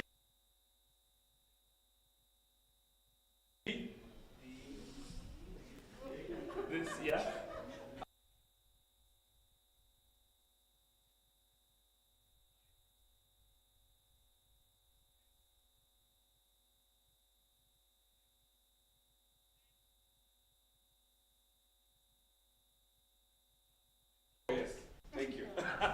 Thank you, ladies and gentlemen. Oh, thank good people. Please have a seat. Ooh, EcoPrint ako wapi? The mic is on and 5 minutes. Where's the pointer? I'm assuming you're an expert in pointing things. Yes, I try. EcoPrint, there's an S, huh? We forgot the S. It's Eco S. There you go. Hello, everyone. I appreciate him for having you spell the name of our company, which will hopefully make it memorable in your memories. So, my name is Gabriel Moingo, and I am the co-founder. I'm a co-founder at EcoPrints Generation. Yeah. So, traditional education, most learners are visual learners. So I'm actually going to take you back to high school, right? You get in class, learning biology. Teacher comes and draws a certain structure there. It's really hard to interact. You can't even have the chance to interact with these models, right? You can't even get to I find that people normally learn better while touching things and interacting with them, and we didn't really get this. Another problem that's there is that plastic waste is a menace in our environment, and it has really dire consequences in our environment and also our climate, right?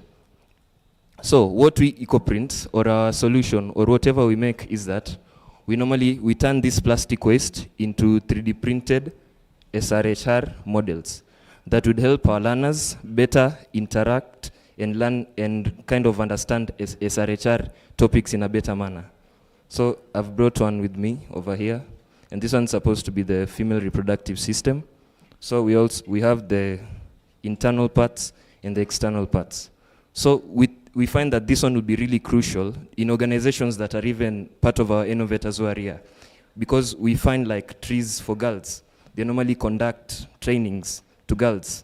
They'd probably need this in order to help them better understand the internal parts, right? So in other organizations that may be let's say, even conducting trainings in male people, they'd also need such models to help the learners better understand about their own systems. People like NovaPads, whenever it comes to sanitation, these models can help them even demonstrate to people in the community on how to better sanitize their parts. So right now, what we've been able to do is that we've been able to collect plastic waste. We normally collect plastic waste, then we normally turn it into the 3D printing models. Then we do schools and community reach outs, where we're able to kind of have a demonstration on how they better use such models in order to kind of help them learn better about SRH topics. So our milestones, or whatever we've been able to do up to this point, is that we've been able to reach out to one school in Mombasa called Miritini High School, where we're able to have the learners interact with these models. Then we've also been able to impact 300 students in that school. We've also been able to collect over 800 kilograms of plastic waste. So our solution not only teaches these learners SRH topics, but also contributes to their behavior change. Because plastic waste on its own, we normally view it as waste, but by converting it into something that's valuable to our communities, we're even able to change the mentality. People become even more conscious of dumping waste in the environment, right? So our business revenue model is that we plan on having direct sales to schools that can actually afford taking up these models. We also plan on targeting non-government organizations or even the innovators that are here that conduct trainings, where they can even sponsor. We can sell them directly to them. And when it comes to NGOs like even UNFPA, you can sponsor schools where we're able to get the money to make these models, then provide them to schools and establish even SRHR clubs in this school so that the education of SRHR topics can impact a large number of people. So the competitor analysis, the people that I was able to do research on, we have ETR. Most of these people make curriculums for SRH topics, but they don't really have these models. So they can also act as our clients. Then this is the whole team. I personally am an educator too. I stay with kids a lot, and you get to see that these kids learn better while actually touching things. They get to see them better, identifying things better. Then we have Dafford, who's an environmental scientist, Shamail Karani, who's our community engagement. Then we have our professional CAD designer, who's able to help us come up with such beautiful and elaborate models. Yeah. So the cost estimate is, we normally have a material cost of 300 shillings, factor in electricity and labor. We sell these models at around 1,000 Kenya shillings. Then our ask is 13,580. Oh, it's off. Okay, then. Any questions from you? Back to the previous slide. Okay. Okay. You're doing it. Okay. So is that? Yeah, the last 1 slide. minute for the last slide. So you get fair play, 5 minutes. Okay. So public demand. yeah, so that's our ask, which would go in helping us acquire more 3D printers. We need like three more 3D printers to increase our rate of production. Then we'd also have some into scaling the machinery that we use in recycling plastic waste. Then 1,000 would go into operating expenses and 980 into marketing. So yeah, last slide. Join us in making SRHR education more efficient, because efficiency is what we're looking at, and accessible to all. This doesn't only target people of a certain region, the whole country.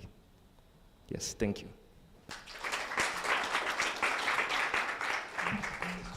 Thank you. Let me be the first to ask and to congratulate you, Gabriel, for the amazing solution that you're bringing out. Indeed, the menace of plastic waste is a big issue in our country today.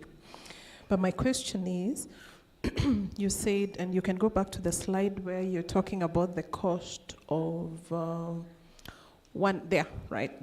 cost of one model, direct sales of models 1,000. Is this dependent on the size of the model? The size, yeah, it's actually dependent on the size of models. So take example, this very elaborate model, that would cost you 1,000 shillings. It has both the internal parts, it has literally everything. So depending, this was just an average cost. If it's more complex, it may cost more, but our means of kind of calculating the cost, we don't want it to get to 2,000, because when it gets to that amount, it will be unaffordable for most people. Yeah. Other question. Thank you. Quite an exciting idea. Suppose a school requests for 2,000 models. Are you in a position to provide? Currently, we're not. We currently have only one 3D printer, and that's why we're actually here, to get the funding in order to kind of buy more 3D printers and produce more. Fine, but then let's assume you now have the capacity to churn out 2,000 pieces. Would you supply to such an institution? Yes. Fantastic. How do you then deal with the idea of plastic in that school? Because I can imagine 2,000 of these models in an institution. Again, we end up with the same problem that we wanted to solve right from the word go. Thank you. Yeah, so maybe I can take you through our manufacturing process. So basically what we do is we created a way, a circular way of manufacturing our plastics, where I can take this bottle, turn it into pellets, then after it's pellets, I create the primary raw material for 3D printing. After we do that, we're able to make the models with it. So be it that we made those 2,000 models, they go to schools. We take those models that are broken, or the models that are, the broken models, we just take them, crush them, back to our manufacturing process. Because our business has two parts. We have the part where we make the 3D printing filament, the raw material for 3D printing. Then there's the part where we actually manufacture the models. So that would actually go into our first part, which is recycling the plastics. Question? From the crowd? Sorry, are we good? Is the audience happy?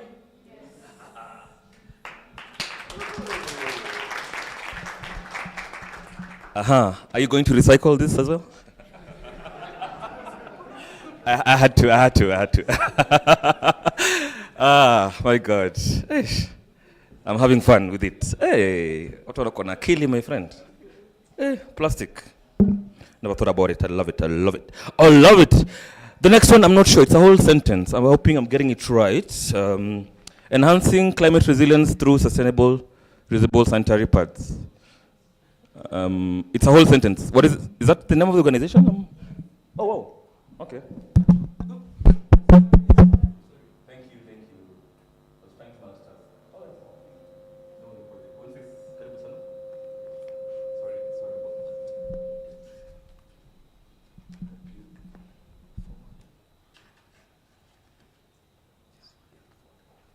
Okay, my name is Boniface Mwazea. I come from KND in Turkana County.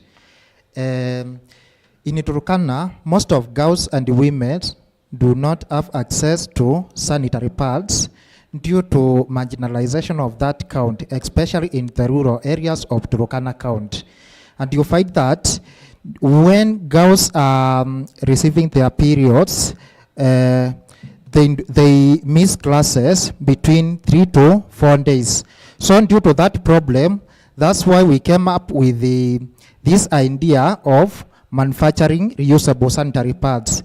I understand that in Turkana County we have a lot of NGOs and CBOs which provides disposable sanitary pads.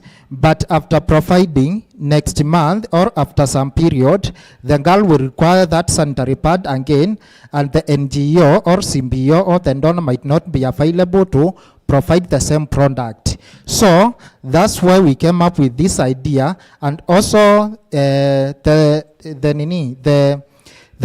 disposable sanitary pads.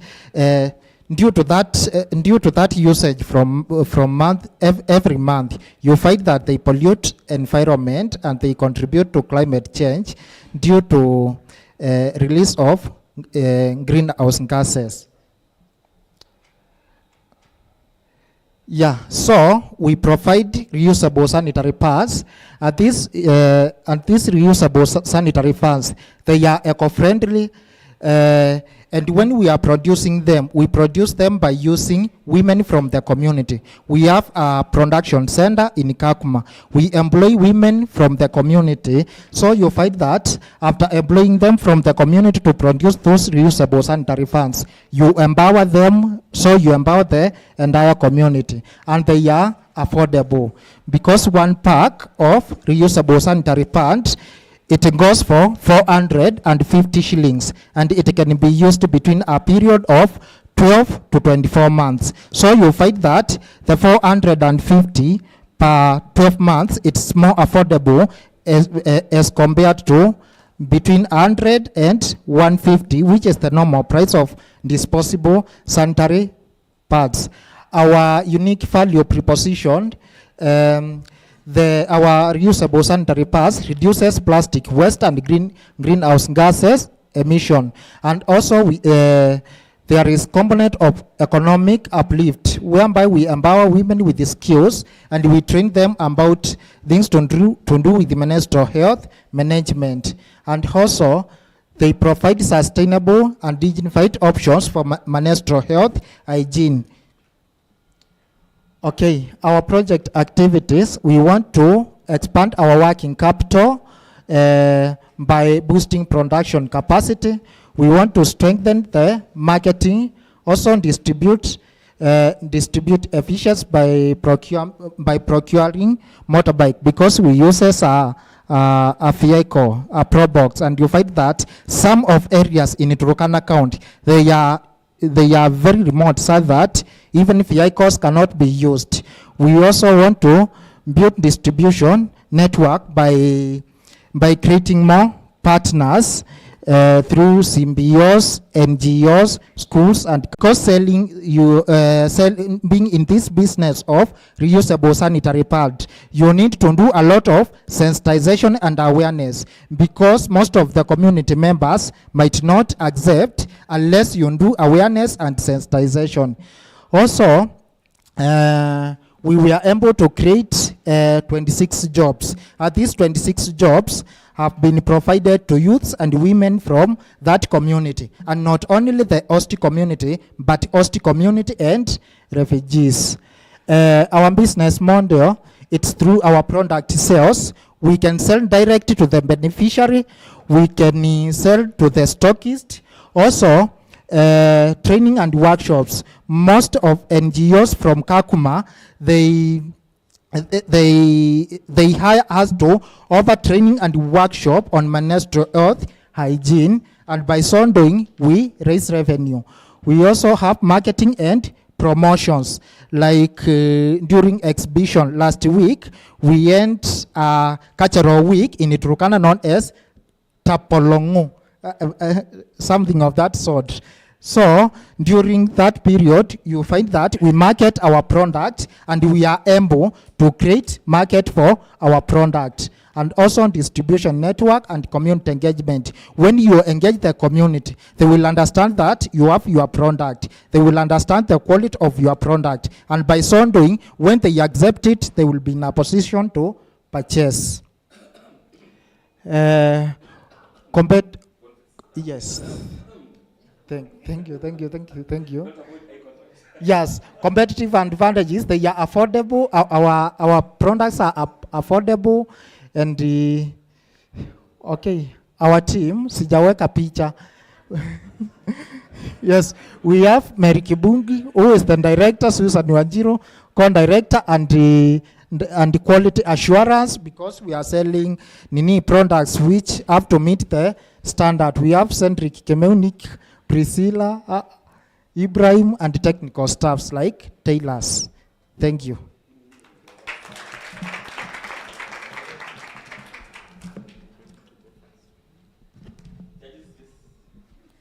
Okay, congratulations for coming up with a practical and solution, especially for girls in Turkana. So my first question is, this is not just a problem for girls in Turkana. Are you looking to expand it to other regions? And secondly, yeah, you can answer that as I... Yes. And secondly, please clarify the success you've had so far. Yeah. Okay. Yes, we are our target. We were targeting ASO counties, but due to insufficient working capital, we started with Turkana. But this year we have ended in the northern part of Laikipia. To those who know Nyahururu, we are now establishing a semi-production center at Mairoinya in Nyahururu. And also northern part of Laikipia along the conservancies, whereby we want to partner with our women in group so that we may train those women. Then after training them, we employ them in our semi-production center. And if we get working capital after Laikipia, we are the Garissa County is the next. We want to establish a production center in Dadaab. Yes. Yes. About success, the success which we have achieved. First, it was through creation of a good reputation and partnership between the organization and the community, and also between the organization and county government of Turkana, especially through the Ministry of Health and Ministry of Gender and Social Services. Through that partnership, the government was very willing to offer a land which we leased. It is not easy to lease land in that count, but through building that relationship and a good working reputation, we have been able to achieve success. Also through memorandum of understandings between the organization and NGOs in Turkana County. Like NGOs like UNHCR, International Rescue Committee, Plan International, among other NGOs and symbiotes at the grassroots. Yes. Mine is a question on water. Yes. It's a reusable pad. Yes. You need water to access it, and a lot of arguments have been made against reusable pads because of access to water. Yes. How are you handling that? Okay. First, accessing a liter of water, it is easier for community members than accessing 150 shillings for disposable sanitary pads. Secondly, I have talked about memorandum of understanding between the organization and the NGOs. We partner with the NGOs. So we have the list of all NGOs in Turkana County and their area of interest. So for the WASH program to be complete, we usually have the working relationship with NGOs. One partner will go and drill a borehole at the community level. Another partner will go and install solar panels at the community level.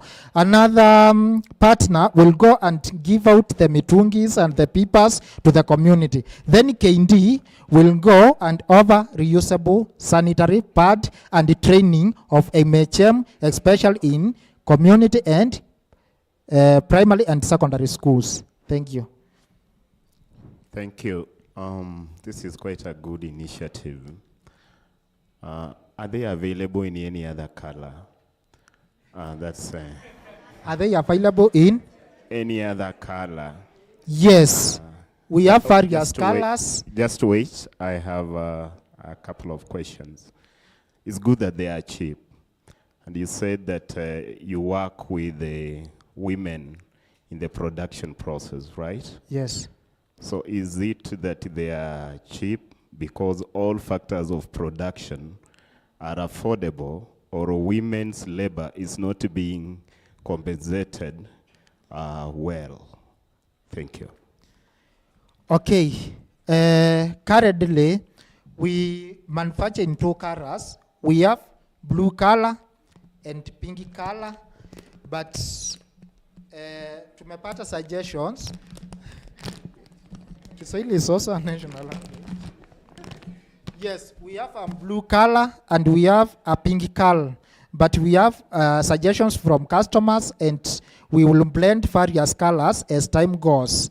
Yeah, the second question was about the cost.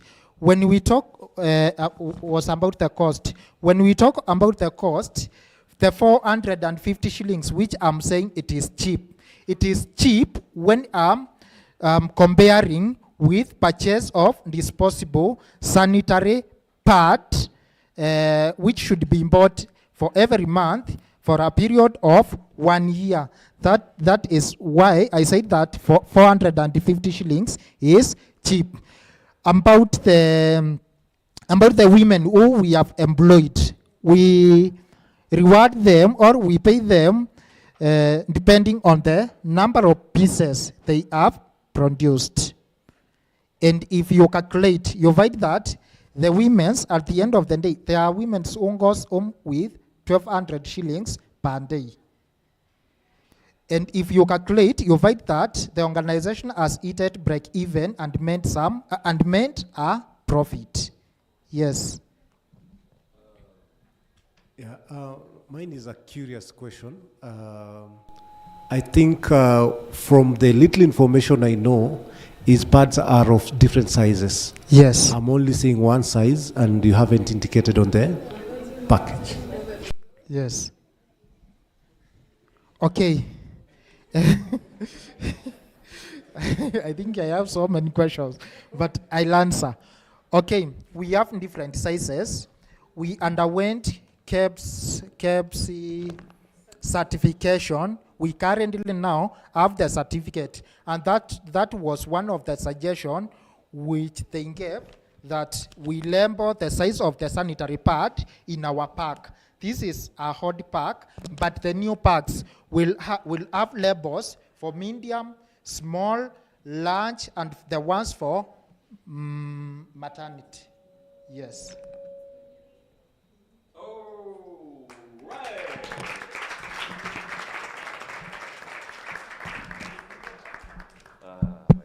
Mr. Wafula reminding us that it's a colorful world.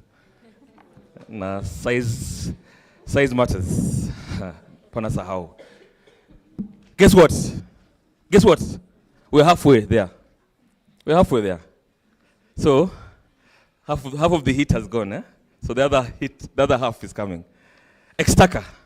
This is come it's you guy. Extaka, there you go. Pro. Hi everyone. My name is Dennis. I'm a chemist by profession, founder and CEO of Extaka.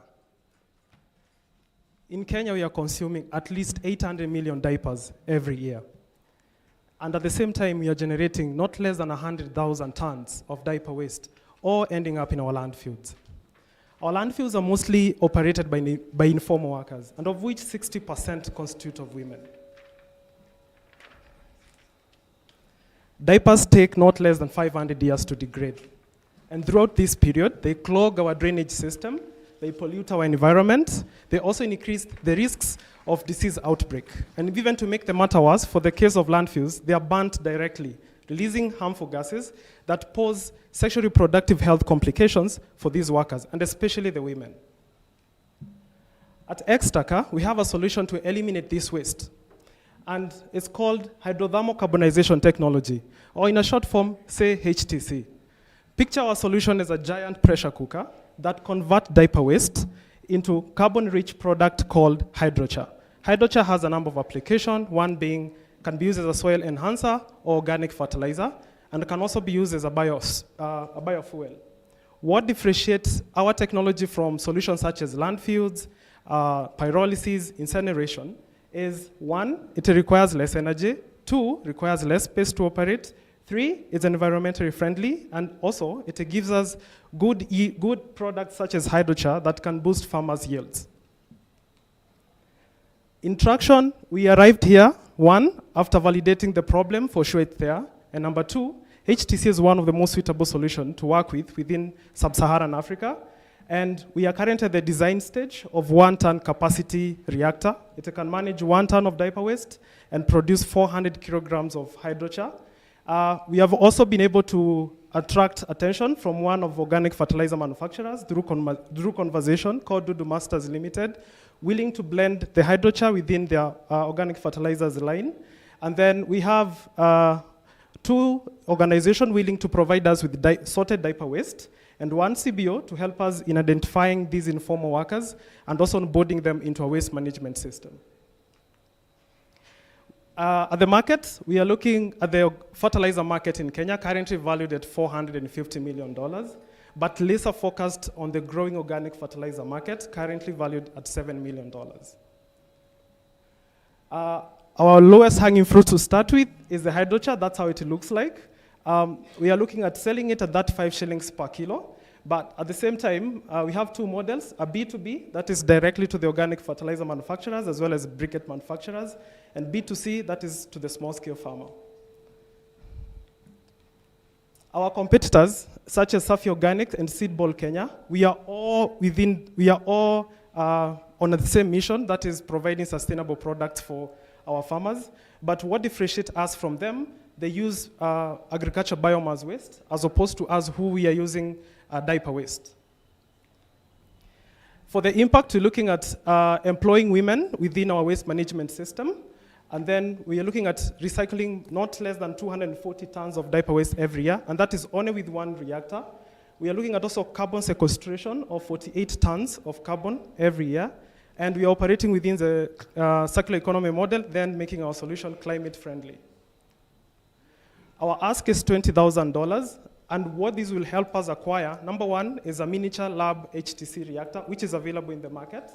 Then accelerate the development of this 1-ton HTC reactor, accelerate the testing of the hydrochar within the different sectors, such as energy and agriculture, and then forge partnership with NGOs and health sectors to help us in delivery of sexual reproductive health for these workers, for the women in the informal sectors, as well as training. Our team comprises of me, the CEO, we have a CFO and a CEO, but behind the scene we have a waste management consultant, as well as a technical consultant, who have worked across different organizations globally. I would like to introduce myself once again. I'm Dennis, CEO of Xtaka. Welcome. Help us recycle diaper waste one ton at a time as we empower women in Kenya. Thank you.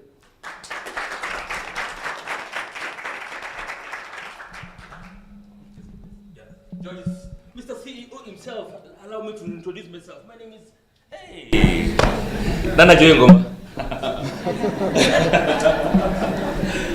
All right.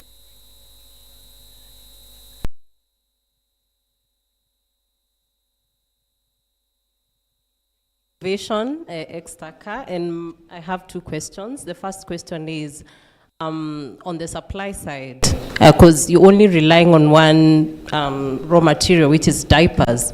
Is that enough to make the kind of production for all the various goods? You're making fertilizer and the various products that you'd want to produce from the diaper waste. Will that be enough to make business sense at the end of the day and to ensure that you remain sustainable? And secondly, have you done any production, and how has that been, and what is the cost of, let's say, a kilo of fertilizer if you're ready at the final stage of production? Okay, good question. So one, diapers are a lot, and one of the research that has already been carried out on behavior, on how women are consuming diapers, we are having delays in toilet training of kids. So from 24 months, now we are almost to 30 months. So meaning they're even consuming more diapers, and we're having even more diapers going to our environment. Secondly, is a solution that can also be used to handle organic waste as well. But diaper being one of the most painful places is our starting point. And then for the production, since we started with the R&D quite some years back, not some years back, but in 2021, and then we settled down on this particular solution this year, around April. We have done simulation in different scenarios with a one ton capacity, how much would it cost, which is at 27.8 shillings, while selling it at 35 shillings. That is based on the simulation, and also based on the machine that is available in the market, and how much power, together with the labor, and together also with the logistics of acquiring the diapers themselves. Yeah, thank you. Innovative idea. On average, how many babies do you need in a year for you to be sustainable?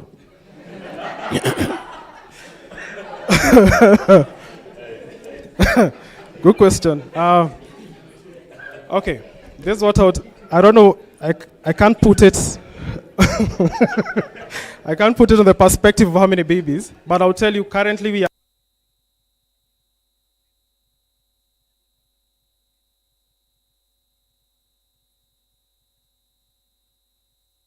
who are also still consuming the diapers. So we have so many other untapped areas, and still we also have a very big gap of the real data of actually what's the consumption like. But it's predicted to peak even further than where it is right now.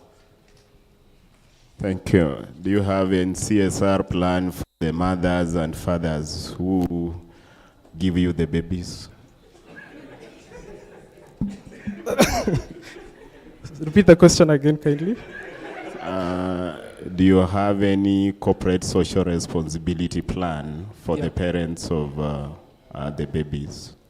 Yes. So we're hoping, once you launch and once people get to see the solution actually works, and they also get to see the impact, one of the key things that we have put in place is to look at ESG model, whereby the diaper producers are producing a lot, but also they need to be responsible. We're hoping such policies and regulation to favor us. But that's where things like giving, token for the mothers who buy the diapers, but to be repaid by the factory themselves who are producing the diapers to come in. But this is one of the goals to achieve in the future. Yeah. Thank you for your presentation and for the solution. 2 quick questions. You've talked about the miniature lab, what did you call it, reactor? Yes. What is the investment, the return of investment if you use the miniature one as compared to going with the standard or industry model type? And then secondly, now that you're still on the simulation and projection phase, what would success look like for you? Good question. So for the lab, you can't be sustainable with the lab because you're only getting very small quantities. And what we want to do with these quantities, we want, number one, to validate the properties of the product, as well as give samples to the manufacturers of the fertilizers, as well as for the briquettes, to see what other alternative is outside there for them to adopt before we start the massive production commercially. Success for us is at least to achieve 5 reactors. That's when we can hit profitability, and we are looking at a journey of the next 3 to 4 years if we manage to get those 5 reactors. Yeah. Wow. Another introduction?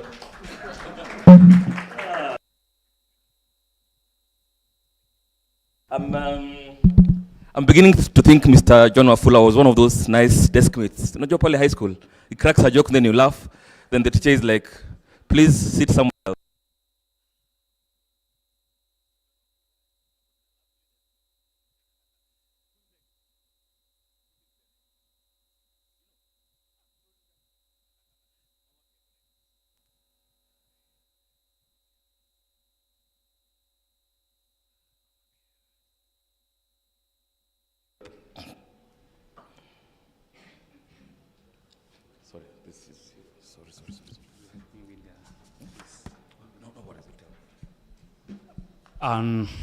Now, my name is Boniface Mweresa, co-founder of Mama Care Connect. Now, normally, when a mother conceives, it comes with relief and happiness. However, in most parts of rural Kenya, the situation is contrary. Here, with every pregnancy, a mother is worried and uncertain because of limited access to maternal health care. Now, if you now in rural Kenya, let us go to the next slide, kindly. Now, in rural Kenya, more than half of the mothers do not have access to maternal health care. Now, you might think that these numbers are high. Wait until you hear about the mothers in semi-arid areas in Kenya. Now, here, we have, now in these parts, only 18% of women access antenatal care. That means that over 80% do not receive any kind of maternal health care before they give birth. Additionally, it's only 1 out of 4 women that receive postnatal care.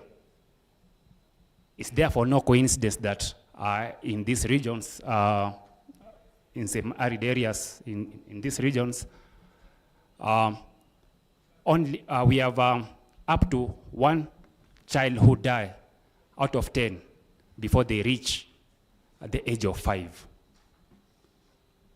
Now, we realize that in these areas, the semi-arid areas, these people are vulnerable, of course, due to their pastoralist lifestyle,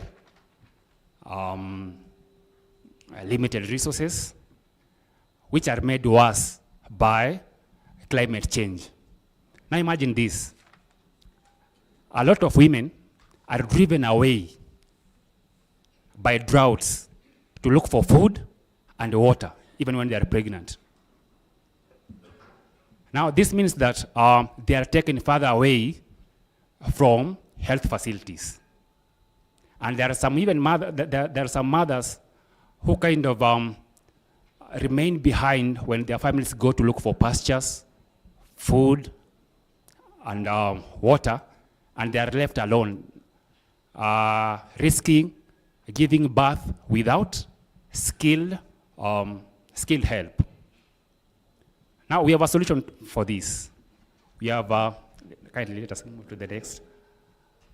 We have what we call Mama Care Connect. Mama Care Connect is a digital innovation whereby we provide maternal health care remotely to women in these underprivileged communities. Now, we have the Mama Care app. Whenever a mother conceives, whenever a woman conceives, the solution is simple.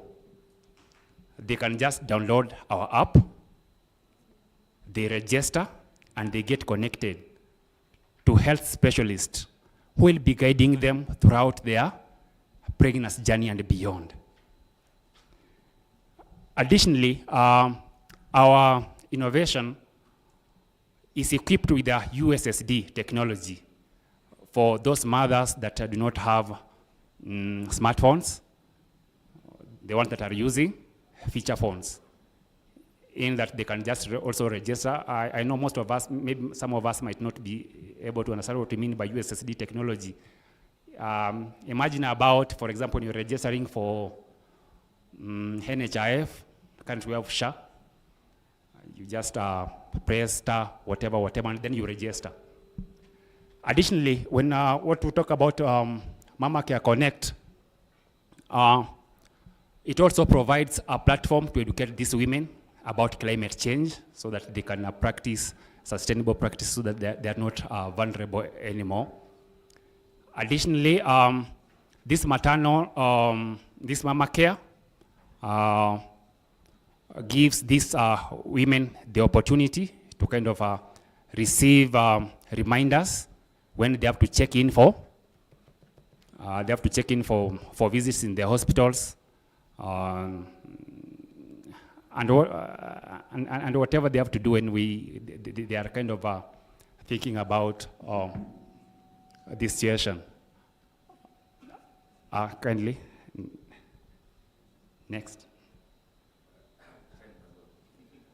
Now, what have we done so far? We came up with the activities of the project. We have app development. We have health education and content creation, community outreach, sustainable. In fact, initially,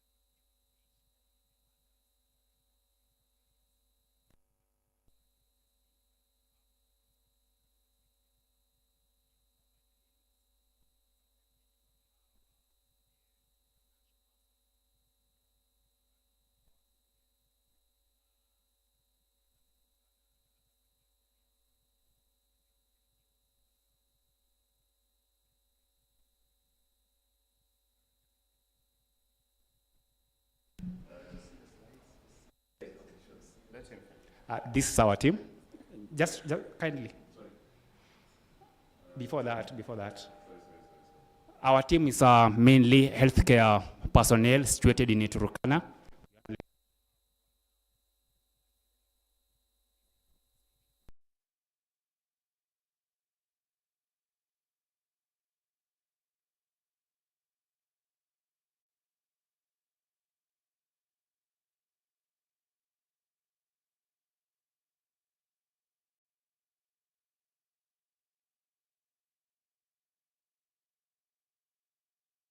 the community, we realize that there are so many people that are interested in collaborating with us. There are so many people that want to get our data, and there are so many people that want us to kind of refer to them our patients. Thank you.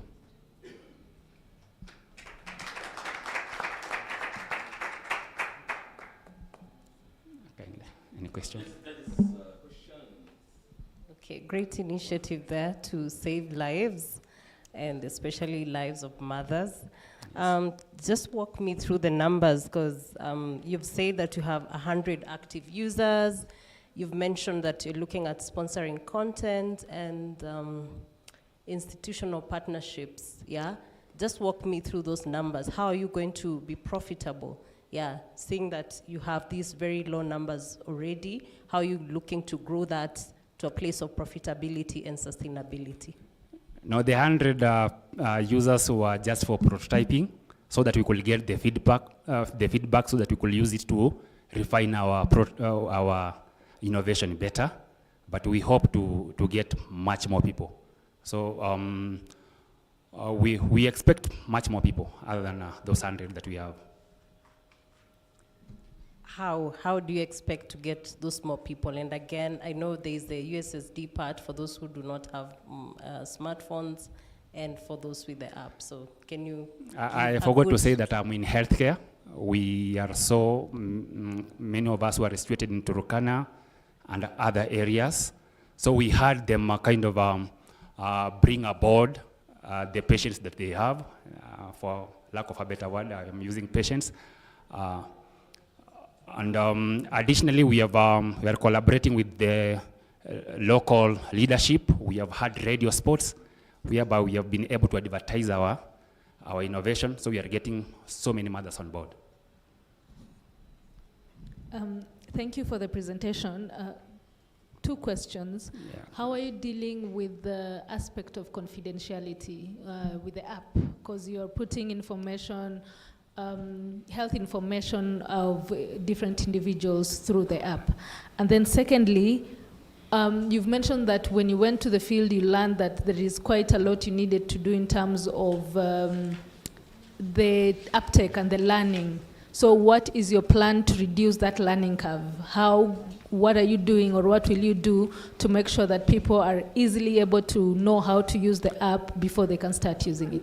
Yeah, I'll begin with your second question first. I forgot to say that our innovation is complemented. Our Mama Care has a very simple interface, whereby we have the information translated into local dialects, and very simple illustrations that are culturally sensitive. So even the mother with very basic knowledge will be able to kind of navigate through the app. Kindly remind me of your first. Confidentiality. Now everything will be very confidential.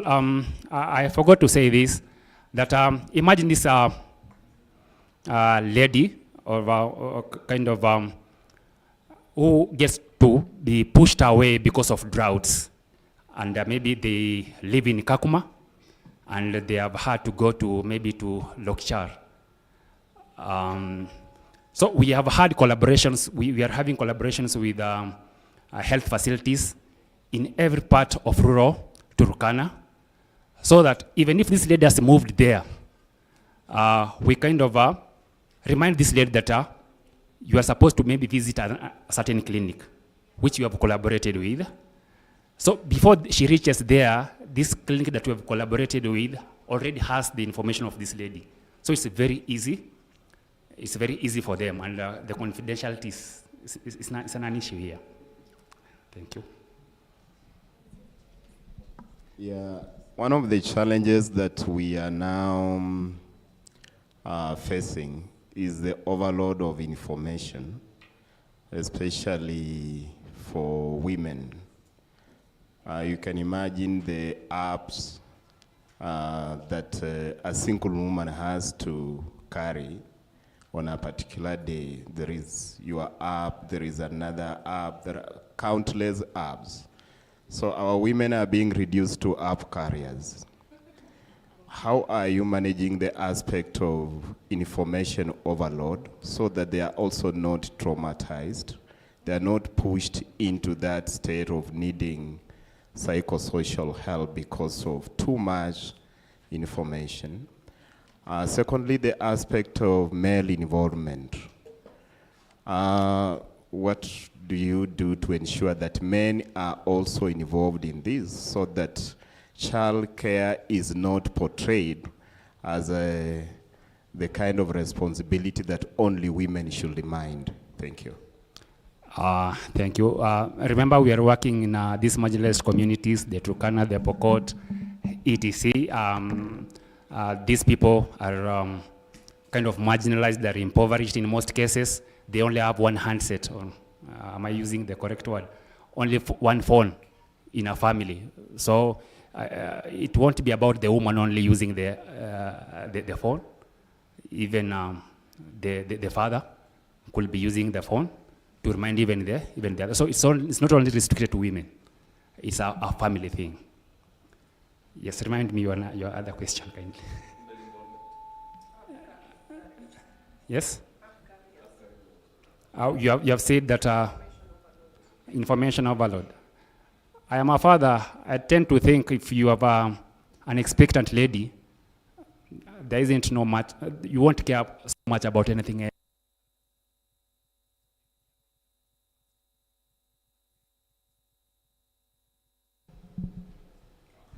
Another question? I forgot to say that we are only looking for $25.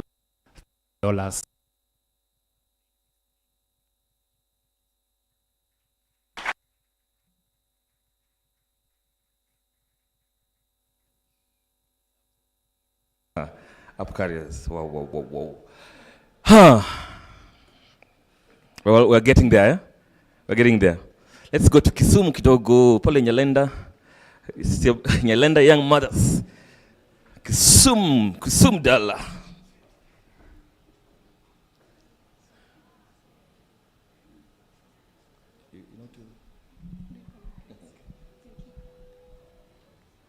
Good afternoon, everyone. My name is Helen Lumba, 22-year-old CEO and co-founder of United Solutions. It's okay.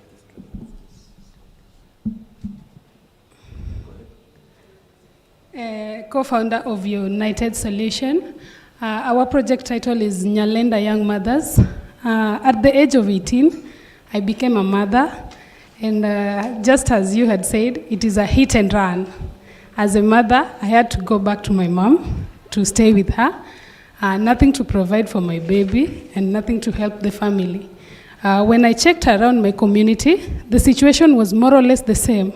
There were many other young mothers whom had nothing to feed their babies and support their families. So in our area, Nyalenda is one of the biggest slums in Kisumu County. I saw an opportunity where I came together with these other young mothers and started a waste collection business. At first, we just started for the waste collection. Next. We first started with waste collection. That was in 2022, where we were just 10 young mothers and five males whom were reforming from crime. We started with the only waste collection, and as time goes by, we started segregating the waste collected, where we give households waste bags. We collect the waste once every week. We segregate the waste. I saw an opportunity because 60% of waste that comes from an average household is organic waste. So we segregate the waste to make compost manure. The compost manure, we use it in our farm. As a group, we list a farm where we grow kales, the ALVs, African leafy vegetables. Some of the compost, we sell it to farmers around us. The segregated waste, we also have, we get plastics from the segregated waste. As a group, with time, we have started a buyback center. A buyback is where we buy recyclables from other waste collectors. Next. We buy recyclables from other waste collectors, and we sell it to bigger aggregators. The type of materials that we collect are plastic, the PET, the HDPE. We have metals, we have boxes and the nylons, which we sell to other aggregators, the big aggregators. We have a buyback as a group where we keep our recyclables and also buy and sell to the bigger aggregators. This is where we give, this is how we give the waste bins to our customers. And to add on that, I'm a peer educator trained by DSW Kenya under the Viva project, and I have reached, as a peer educator, I have managed to reach 1,500 youths from the time I became a peer educator. And as you can see, that this is where we conduct our session, and in our group, we also have other peer educators. The 5 females are also peer educators. We teach youths about SRHR, topics like contraception, drug and substance abuse. This is our team. That is me. I am the director, Helen Lumba. I have a co-founder, and he's also my co-director. We have a finance manager, that is Beryl. She's also a peer educator in our group trained by DSW Kenya, and Bathlias, who manages the site. And under that, we have the management, the farm team, waste management, and sales and marketing. Next. This is just a projection. Our revenue streams are waste collection. We have a buyback center. We have a farm. And as I just said, we make compost manure. Our ask, we are requesting for 1,600,000 to expand the business through value addition to our products to make them more expensive. We seek to build a material recovery center where we are requesting for a shredder, to buy a shredder. When the plastic is shredded, the price becomes a little bit higher, unlike before it is shredded. And we also seek to support our peer educators, reach more young people with messages of SRHR and give the right information. Because last when I checked, there is an area in our place in Kisumu called Dago. There were 85 new pregnancies, so we are seeking to support in the new areas where we have not reached and talk to them about SRHR and give the right information to the youths around that place in order to reduce the teenage pregnancies. You can reach me. I am Helen Lumba, and thank you.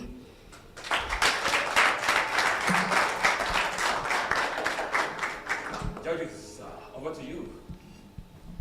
Mic is on. No questions? Congratulations, Lumba. That is a great presentation and transformation you're doing at Nyalenda. My question will be on, apart from compost manure, what are other products that you are making with waste collection? Or are you only earning from reselling to other aggregators? Apart from the compost, the other, as a group, we know how to make soap. We have a group that trains women about soap making. So we use our plastic and we package our soaps, the liquid soap in our plastic. And recently we had a new team that came to train us on how we can make feeders for chicken using the jerry cans, the used jerry cans.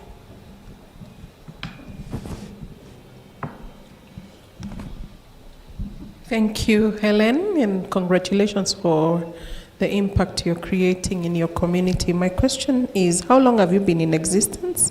But also tell me, of the revenue streams that you have, which one gives you more? Is it the waste collection, the buyback center, the compost manure, or which one? You've asked about the existence. We started late 2022, and as at now, I think we are going to be 2 years old. And for the revenue streams, that one that gives us a lot of money is waste collection. As you see, we have around 500 clients. And the 500 clients, we charge, because our area is a slum, we charge only 50 shillings per collection. So the waste collection, the buyback, then the compost, together with the kales. The ALVs, African leafy vegetables.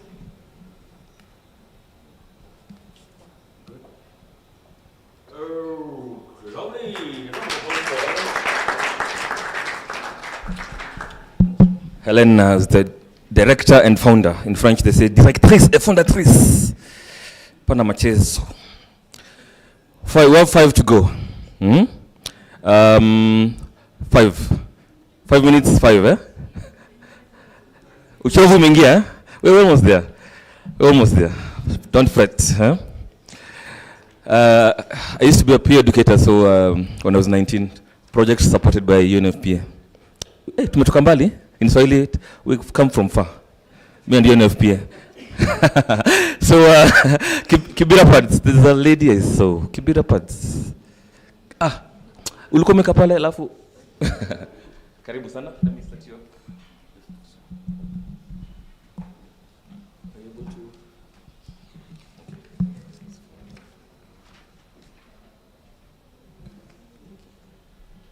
Hi everyone. My name is Caroline Ojondo from Kibera Parts Company. So it's a Tuesday morning. Dika, a 10-year-old girl, has not gone to school. She woke up in the morning with her dress soaked in blood. She will not be in school for the next 5 days because she does not have access to sanitary towels. The means she's using to manage menstruation cannot allow her to be in school because of the stigma she will face while she's in school. Just like Dika, 65% of women and girls across Kenya cannot afford access to sanitary towels, and 50% of them are from marginalized areas who even struggle harder to access sanitary towels. 1 in 10 of those girls miss up to 4 to 5 days of their school during menstruation. Among these girls, they are infected with various infections because of the means they use to manage their menstruation. So Kibera Pads Company exists to reduce school absenteeism for adolescent girls who miss school during their menstruation by providing access to sanitary towels. And because girls do not have access to sanitary towels, most of them go for transactional sex just to be able to access sanitary towels, which lead them to teenage pregnancy. And the other thing that we are trying to solve is the limited access to sanitary towels among many girls across the country and reducing the health risks that are associated to poor and sanitary products that they use during their menstruation. The other thing that we are focusing on is to reduce environmental waste through the parts that are produced, disposable parts, because we produce 100% biodegradable sanitary towels, which are kept certified. And the other thing that we do as Kibera Parts Company is we reached out to support during because we exist in a flood-prone area that is Kibera, that is mostly affected by floods every year when it rains heavily. So one of our main activities is to support adolescent girls and women during the flood seasons, and also to support other regions that are affected by droughts without sanitary towels. Our solution, basically what makes us unique, is that we produce 100% biodegradable sanitary towels. And the other thing is that our parts are wingless to be able to accommodate PWD persons, because if you look at the parts with wings, when you want to change somebody that is in a wheelchair, you have to, there is a bit of struggle if somebody can imagine that. So with our wingless parts, we are able to easily accommodate the PWD persons, and they are able to easily change when you're using our sanitary towels. The other thing that makes us unique is that the women that work in our company are GBV survivors. So Kibera Pad Company offers a safe space for them and a space where they can be able to have livelihood and make livelihood for them. The other thing is that we're looking at the sustainability part of it in terms of climatic change. By producing 100% biodegradable sanitary towels, we're able to reduce plastics waste that fill landfills. Because if you look at most especially our community in Kibera, if you look at our community in Kibera, most of the waste that you look at, ukiangalia hizo places zenye ziko na takataka, most of the waste there is sanitary towels. So that is something that we're trying to reduce. Our main project activity is production of sanitary towels. So far, we produce 10,000 sanitary towels annually. The other thing that we do is life skill education programs. We support 60 schools both in Kibera and Homa Bay County, where we train on comprehensive sexual education to be able to reduce the rate of teenage pregnancy. The other thing that we do is also train them on menstrual hygiene management so that we are able to teach adolescent girls on how to manage their menstruation during their menses. And the other activities that we have is 4K clubs, where we journey with the 4K clubs is just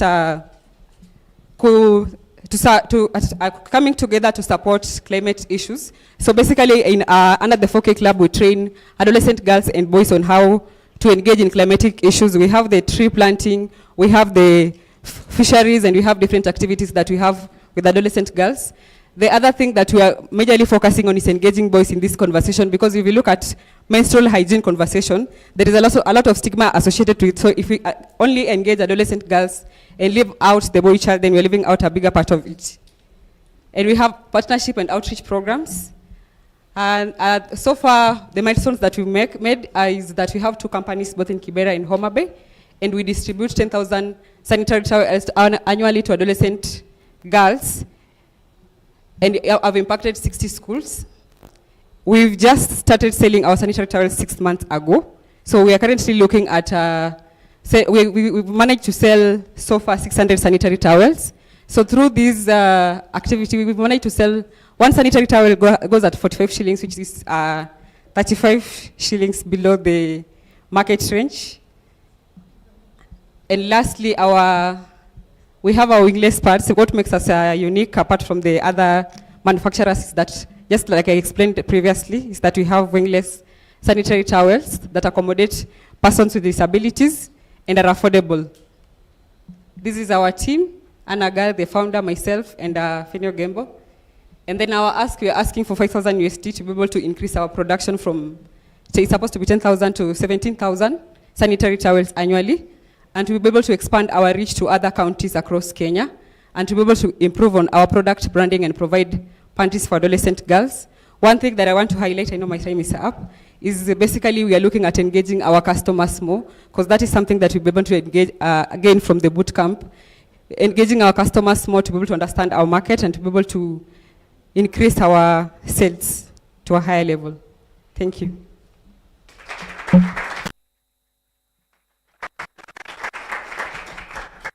Love yourself. Yes, Janice.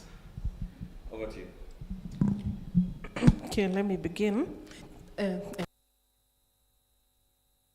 Your community. I want to find out how much are pads? I don't know. I see you saying 35. Pads at a minimum rate is 80 shillings. So I've said we sell ours at 45 shillings. Per packet or yes, per per piece? package. Oh, packet. 45 shillings below the market rate. Right. Yes. Okay.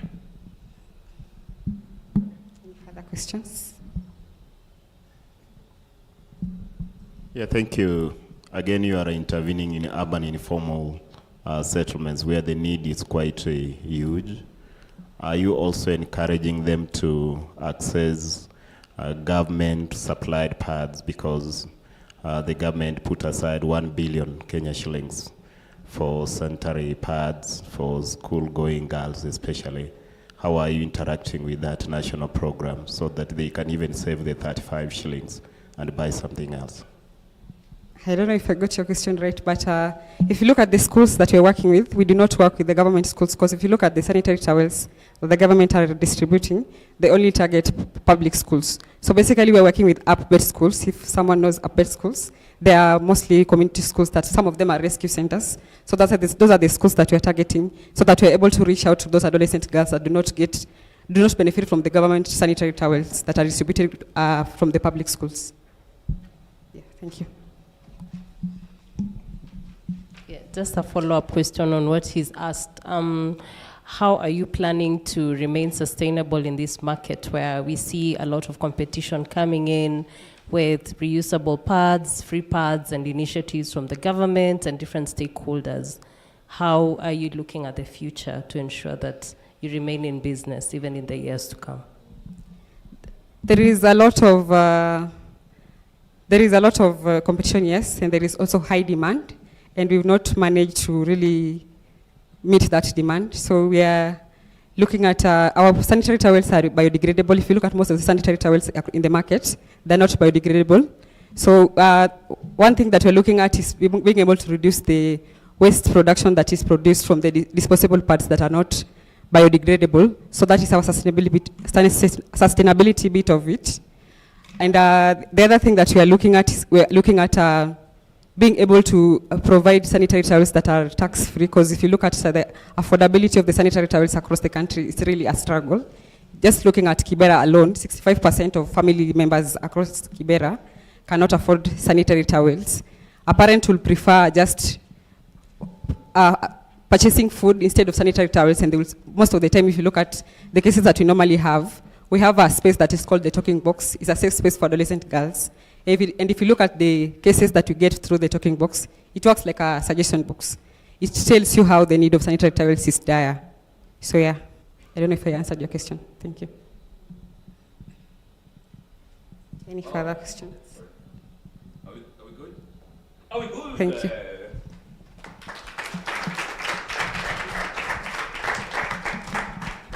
Kibrapad. Small world. I know your founder and her husband Ben. They live in Ngong. 2MI, data protection. Solgen. Solgen H2? Okay. There you go. I like it. Pointer. Oh, thank you.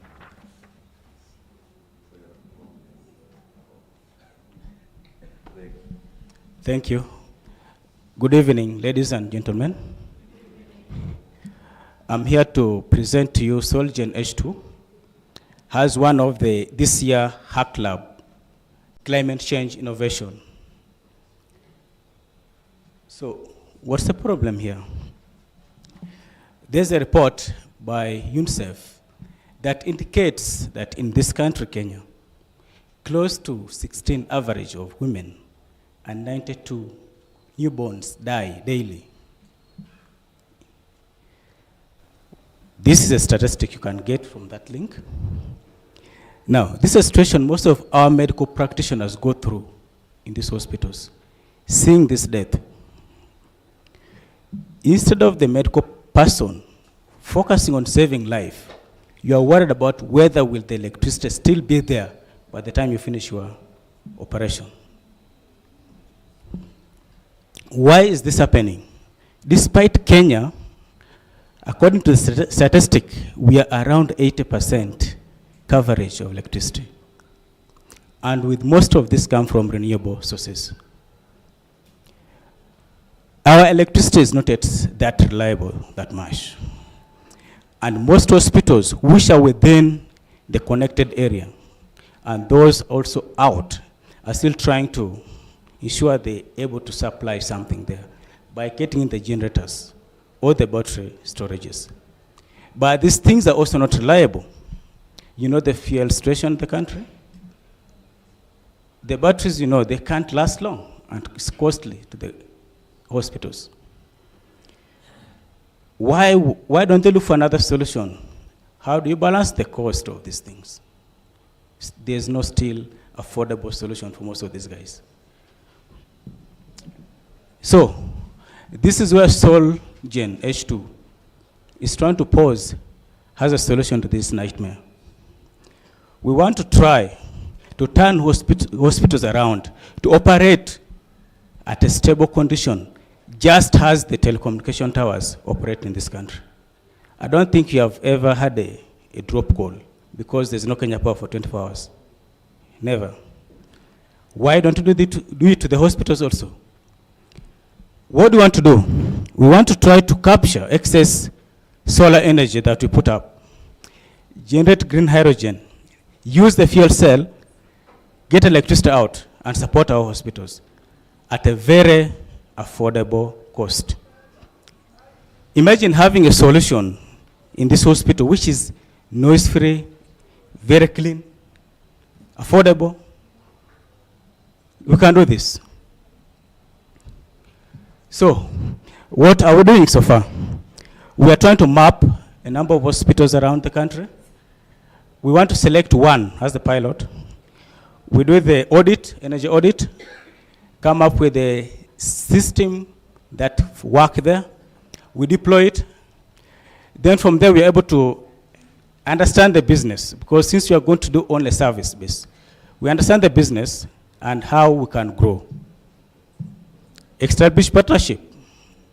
So what are our milestones? As soon as possible, we work on deploying this system. Then after that, we look at the viable business with the kind of a structure we want to use, and also get partners on board, since we are providing a service, electricity service, not asset transfer. We want to also set up our facilities. We are now housed in Strathmore for the time being. So we want also to get out, get in the world. Yes, these are some of the other organizations, companies that also offer the same service, I would say so. But they are our potential partners. This is the team. Myself, Joseph Obo. I am an electrical engineer by profession, an energy expert. By the way, I have MSc in sustainable energy. Currently, I'm doing my PhD. I also double as one of the solution providers to provide sustainable energy plan for this country. I'm working on 2 of them. 2 of my co-innovators, Trevor Taylor and Onyango, they are current students of Strathmore University. Now they're in the examination, they would be here. I couldn't get them on. So this is our revenue that we came up with, estimate of the cost of the system, and the potential collection when we try to incentivize the sale of this electricity to these hospitals. So we are trying to mobilize around 38,500 USD to help us pilot the system. So thank you, NILAB, for the support you gave us. Thank you, NFPA, for making us being here, the judges and all of you present, that you are going to help us get this money. Thank you.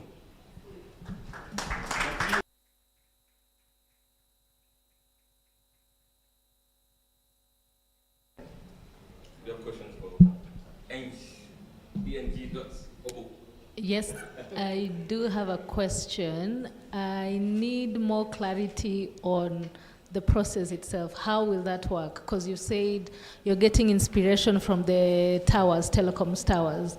Break it down for me. Okay.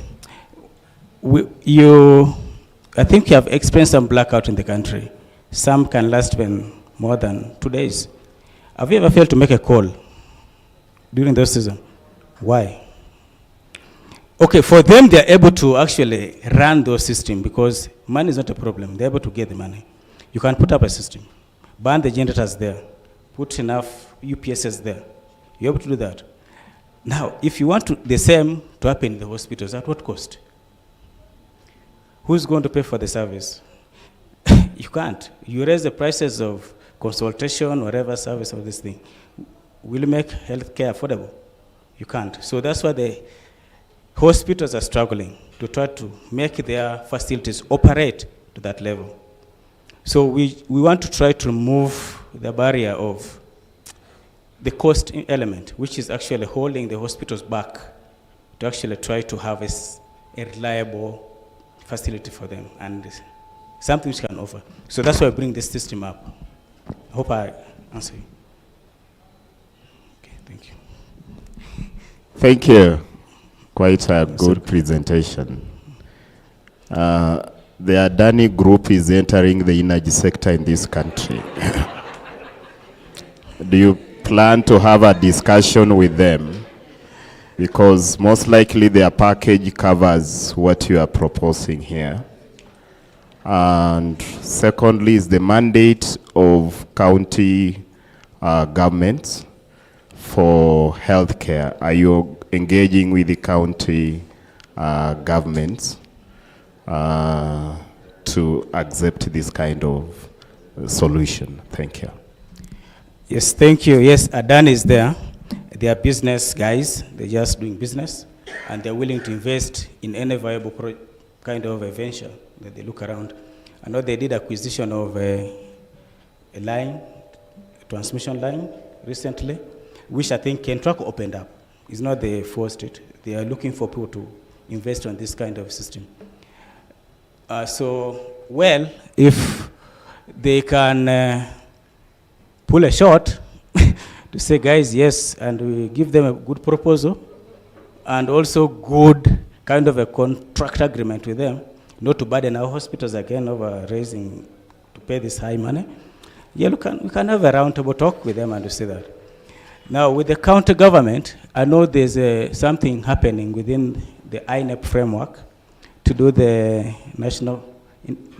integrated national energy plan, which counties are struggling to actually come up with this thing. I know we are working some of them. Most of them have not mapped this kind of to these services. It's like, it's not a main thing. They're looking at the productive use of energy. So we want to try to have a conversation with them. But before we do that, we want to put up a system. So with that system on the running, then we are able to talk with them. We have a small system we have put up, but it's very small. That is, we are testing how it is performing. Yeah. But let us wait for the system, then we can engage.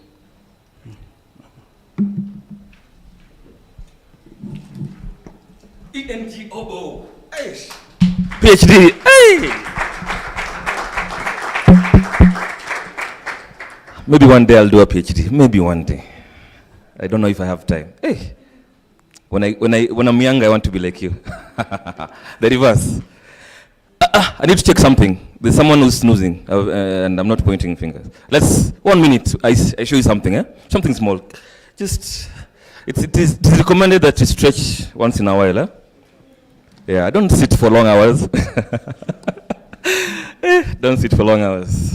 We have 3 more to go. Yeah, just make sure you're feeling your shoulders. Just check. Are they, yeah, your back, please. Most importantly, bend up. Yeah, that's important. And now check with your elbow if your neighbor is there. Check gently. Check. Are they there? Tell them we have 3 to go. 3 to go. And the keyword is hold on. Tell them hold on. With the elbows, hold on. So let's spell hold on with our bodies. Then we'll sit down. Haraka. H. I think O. L.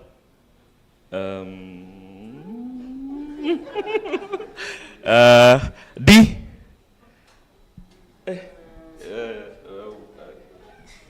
Where is D? O. N. What is N? Capital N? Okay, let's sit down. We're almost there. Who's next? I'm a Gilletta.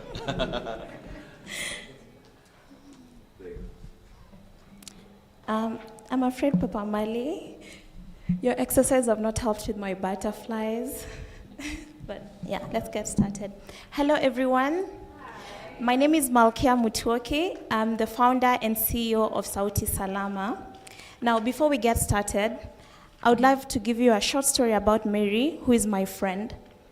And her story has also curated what Sauti Salama is about today. Now, Mary and I were raised in Makueni, which is one of the rural communities in Kenya. She's 25 years old. She got married young. Now, Mary's family form of sustenance is a small shamba. Over the last few years, she's seen the climate shifting in very unpredictable ways. Now the droughts are longer, and when the rains come, they are very destructive. This has put a lot of pressure on their resources as a family. On October 23rd, 2023, she calls me. She's crying uncontrollably, and she's very ashamed. She tells me that her partner, feeling overwhelmed and frustrated from his inability to provide for his family, has become constantly violent. She has no one to talk to. She has no place to go. Now, as a survivor myself of sexual violence, my story and Mary's story is not unique. 1 in every 3 women in Kenya have experienced a form of gender-based violence. And the climate crisis, as you see in Mary's story, exacerbates or also amplifies the triggers of this violence. Now, let me put this in perspective. Only 1% of these cases are usually reported, which means a lot of survivors go through life in harm's way, second, with long-term trauma and also isolation, and most of them are also dependent on their partners, just like Mary. Now, this is where Sauti Salama comes in. Sauti Salama is a Swahili word for safe voice.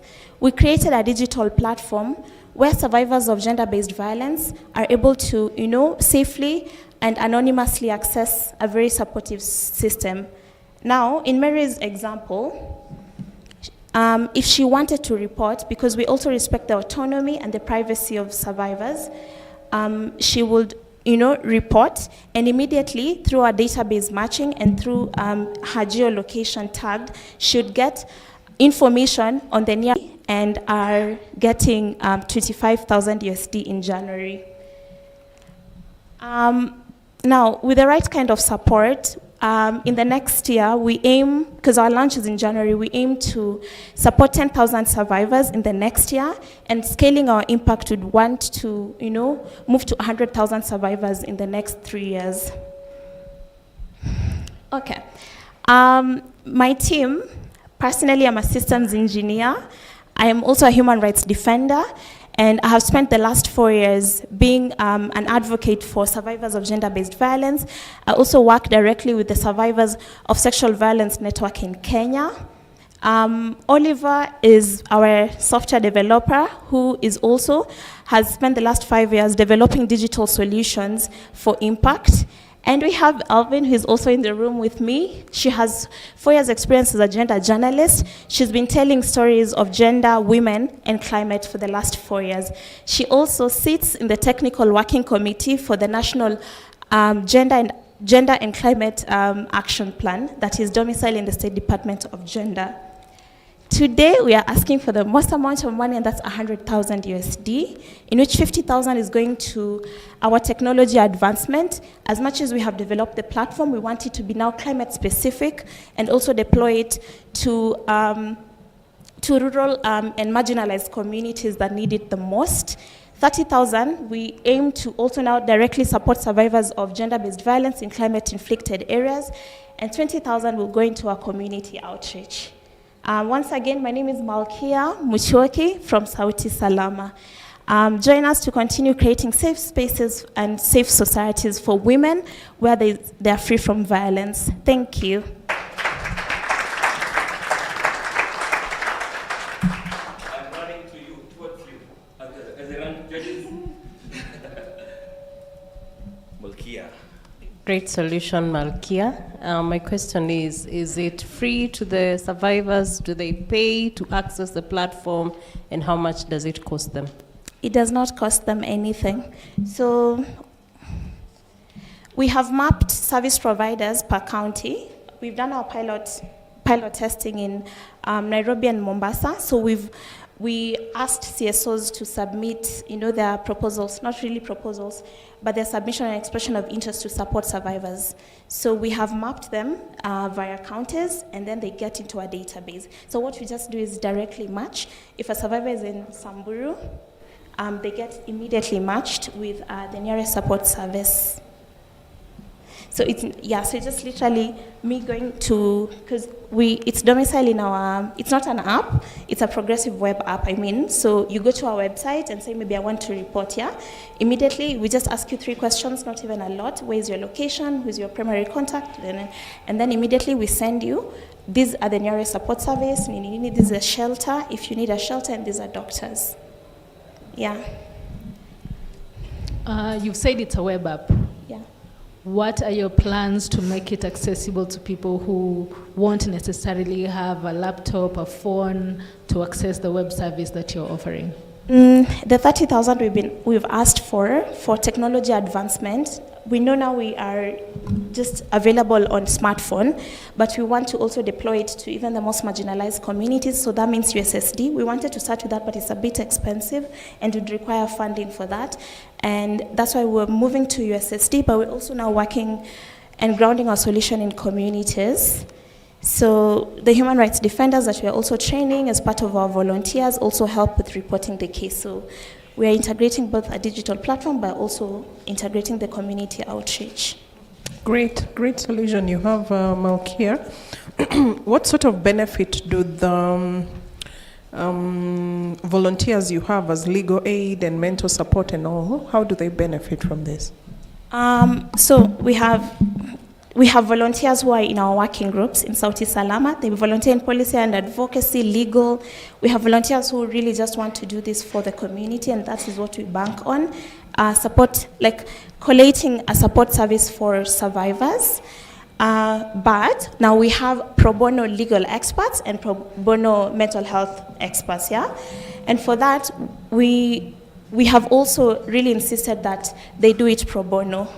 As we continue, because we are purely for non-profit right now, okay, obviously, and in the future, we are purely for non-profit, so we're just getting all enthusiasts in this space and in our societies that will offer their services towards survivors. But for our volunteers, we train them to be human rights defenders. We give them spaces and access to continue supporting survivors.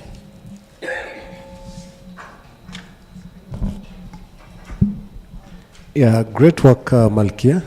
Actually, in your last statement, you've just answered one of the questions I had on how you're making money. Apparently, you're a non-profit, but now you have an ask of 100,000 USD.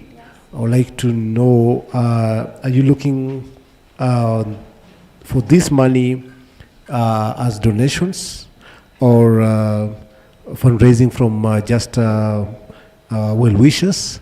Or are you selling it as shares in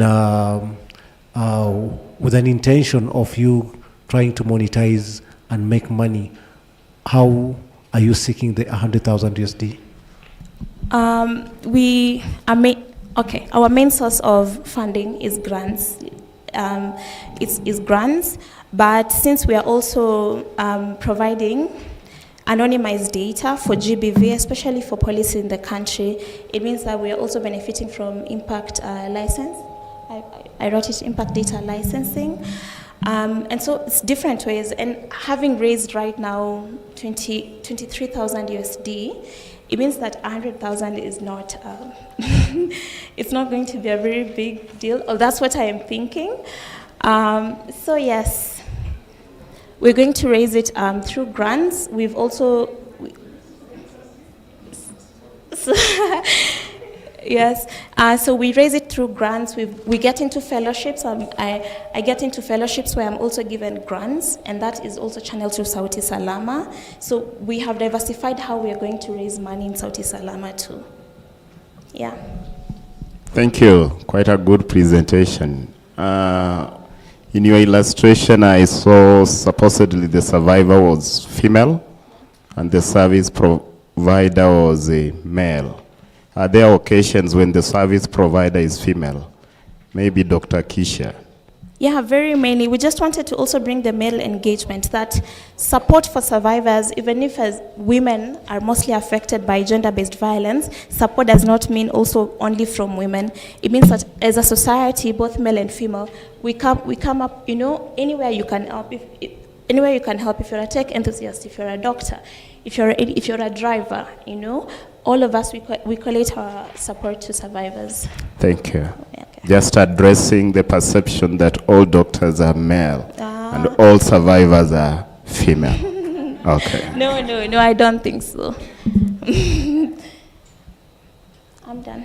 Thank you so much. Thank you. Malkia, Malkia. We'll catch up, eh? Catch up.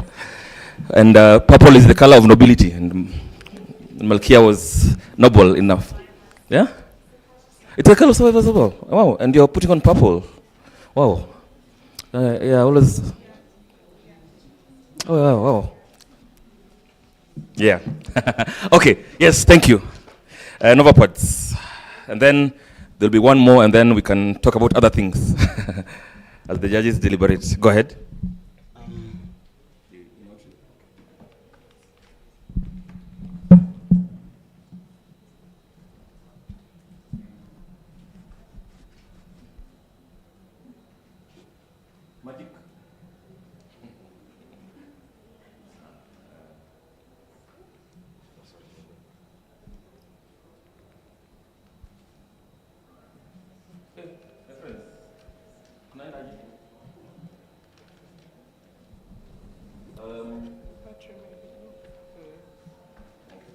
Low battery. Check the battery. Sorry. Can start storytelling? Where's the laptop that is doing this? They can actually do it manually. Where's the laptop that is doing this? Where's the laptop that is doing this? And they can actually do it manually. Okay.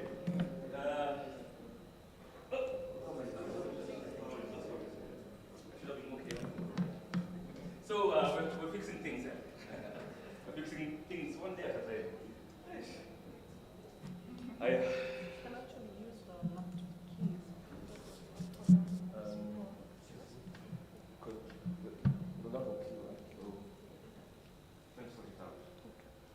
Yeah, can are you able to function without?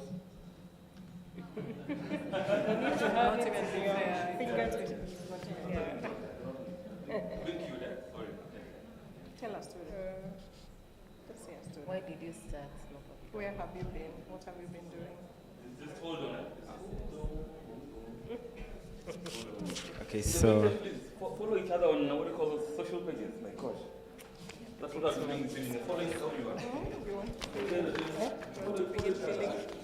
Let me start updating my scores. let me have the control. Okay, we are on. Oh, okay. Thank you. Just take it. Okay, good.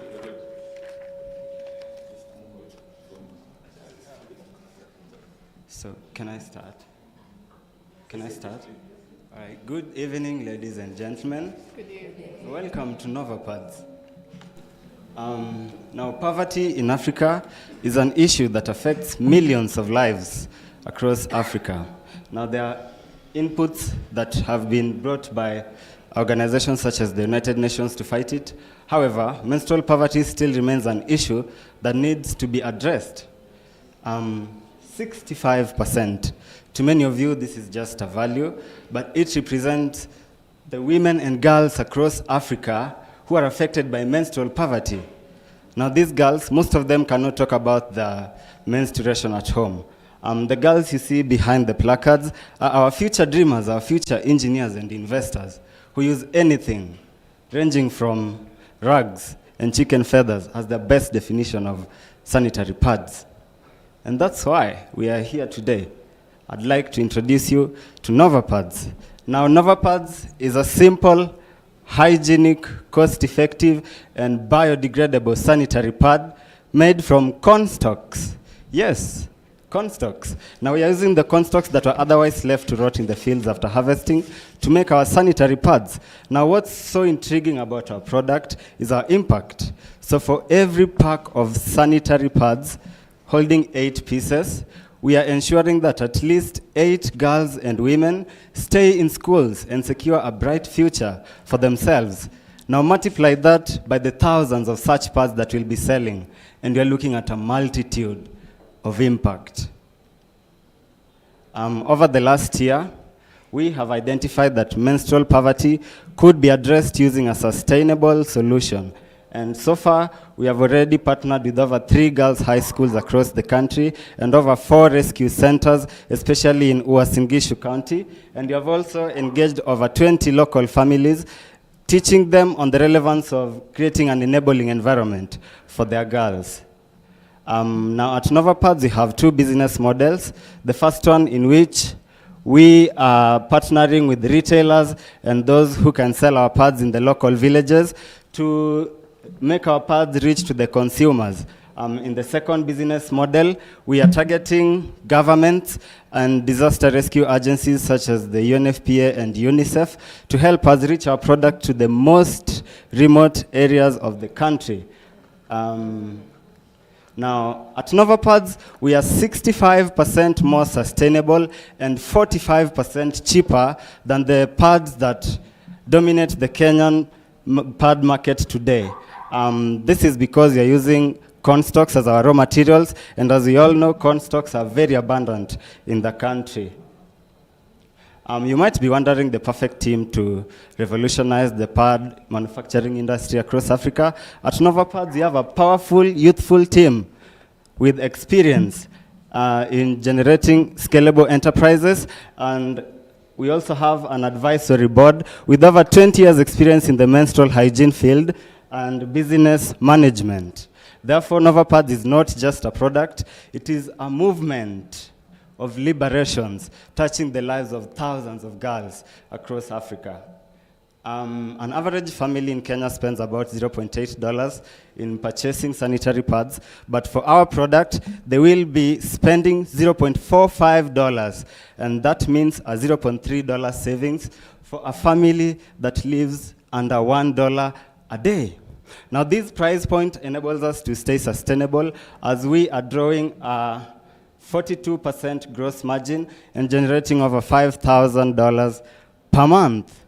Now, this is a dream, and that's why I'm here today, ladies and gentlemen, at 5:40 p.m. NovaPads is here to ask for $10,000, as this will enable us to generate over 30,000 pads, employing over 300 people, reaching out to over 4 different countries by 2026. With our partners, we are looking forward to solving the menstrual poverty problem in Africa using corn stalks. Therefore, if what I'm doing is interesting to you, please reach out to us by scanning the QR code you have here. I am John Arnold, the co-founder and CEO of NovaPads. Thank you so much.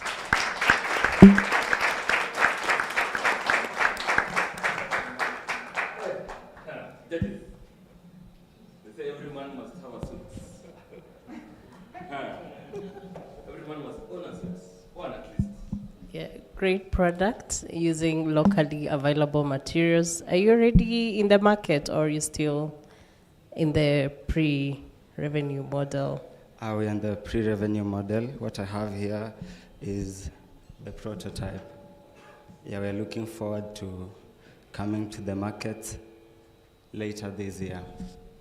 Okay, the second question was on the usability, because I was looking at the product. Is it supposed to be peeled? How practical is the solution? Or the prototype that you brought? Yes. Yeah. I didn't really get your question. Yeah, sorry. we're looking at the product, yeah? The prototype you already have, and I'm looking at the practicability of it, how it's supposed to be used. Yeah, so can you address any feedback you may have gotten from the prototypes that you've already taken to the field, and how usable is it? How user-friendly? So far, at least 5 girls have tried my product, our product, and they have brought feedback that it has a very soft feel, and it keeps them dry for a bigger part of the day, at least 5 hours. We also have at least 100 pre-orders. What they really love about our product is the fact that it is biodegradable and it is easy to use. It has wings that you can attach to, let me call it panty, sorry. People with disability can also use it. And we are developing different sizes. Currently, this is the medium size. We are working on the large for the plus size women, and the very small ones for the young teenagers. Thank you so much. Thank you for the great presentation. Are you thinking of any other raw material other than corn stalks because of the cost of maize farming becoming an impediment? If you know that now the prices are completely down and farmers are discouraged, suppose they stopped growing maize, what will happen? The major reason for which we are considering maize stocks is because I believe most of us here are Kenyans, and at least you can count 5 homes around where you stay that have maize farms. That's right, yes. So maize is very abundant in the country, and it's beyond reasonable doubt that there won't be a time that corn stalks won't be available.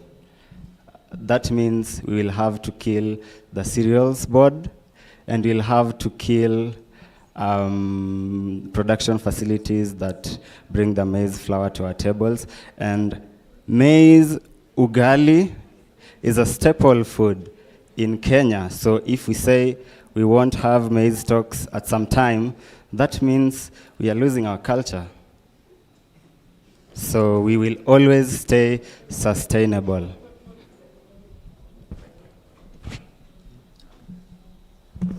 Thank you so much. Are we good? Thumbs up if we're good.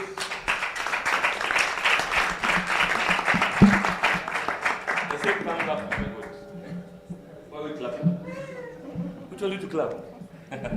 But of course we're clapping for Novapads. Gentleman in a suit. Jacqueline, tuko sawa? Uchovu kidogo. We are the last one.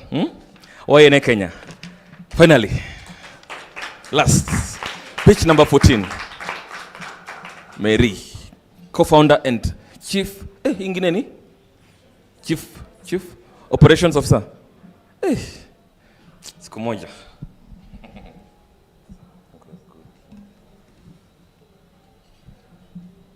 All right. Hi, everyone.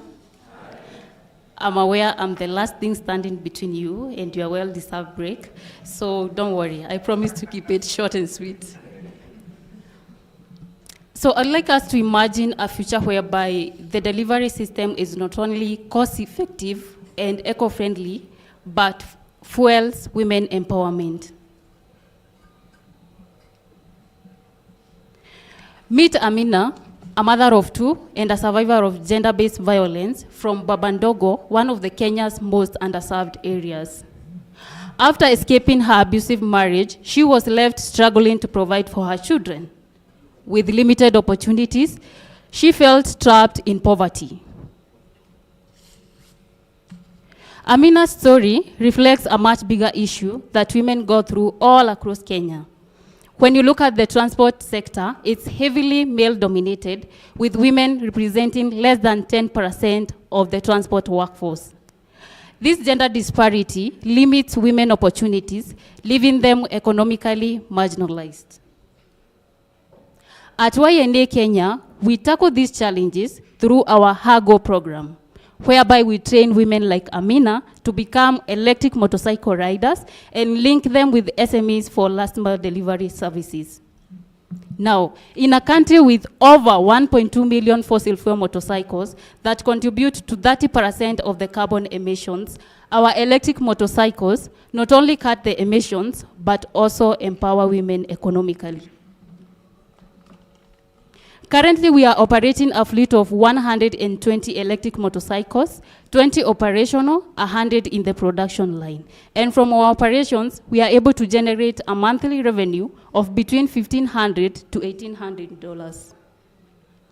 We cater to SMEs through two customer segments, one that pays per kilometer and another one that benefits from a dedicated service at a flat rate. What sets us apart is our unique model, whereby 20% of these women monthly earnings goes to bike ownership, therefore creating a long-term financial independence and security. Our initiative aligns with multiple sustainable development goals, and so far, our fleet has contributed to reduction of carbon emissions and also empowerment of 20 women riders, therefore contributing to positive social and environmental impact. The diversity of our team is our core strength. We bring expertise in business, finance, technology, and this ensures that we remain innovative and financially sound. This blend of skills has earned us prestigious awards like the Global Climate Action Award 2023, Energy Transition Change Makers, among others. We have also unlocked partnerships with organizations like the United Nations Climate Change that has really enhanced our e-mobility services. We are looking for $50,000 to be able to complete the ongoing production, refine our mobile application, train and onboard more female riders to create more job opportunities. My name is Mary. co-founder YNA Kenya. YNA is not just about transportation, it's about transforming lives and empowering women like Amina. Thank you.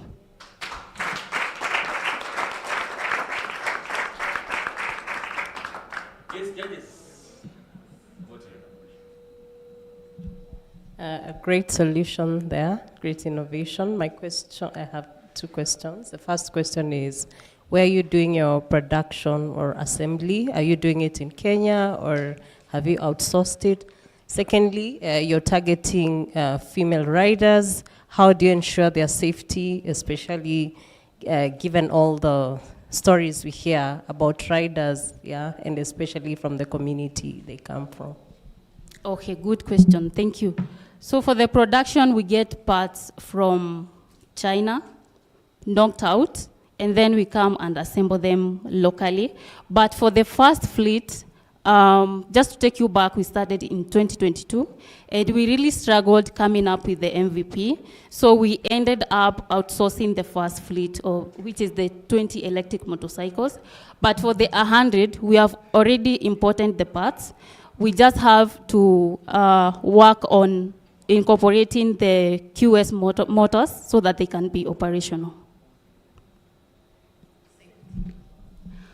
Okay, for the safety of women, it's something that we have experienced, and that's why we are seeking money to be able to refine our mobile application and also incorporate AI so that we can always be able to track their locations.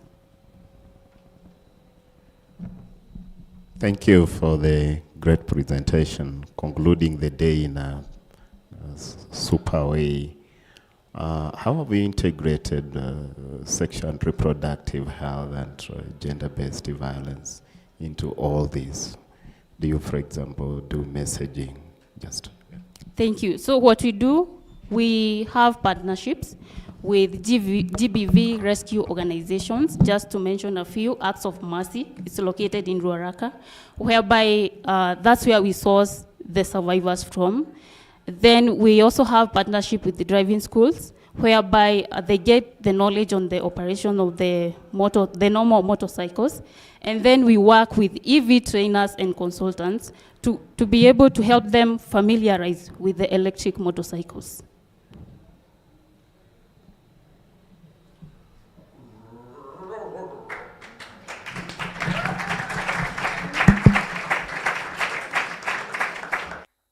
And that was number 14, YNA Kenya. So, here's what's going to happen.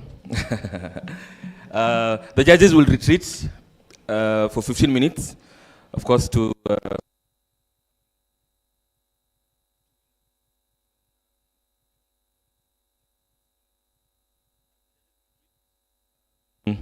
you will have those 15 minutes to take some tea. In the program, they call it high tea.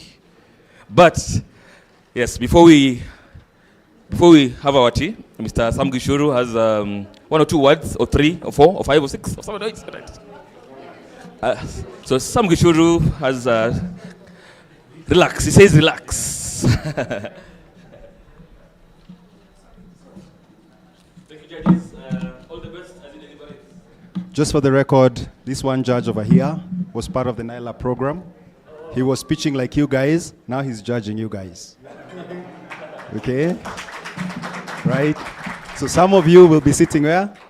Paul is amazing with what he's built over the years. We found ourselves even in the same fellowship together, applying for funding, and he started from NILA.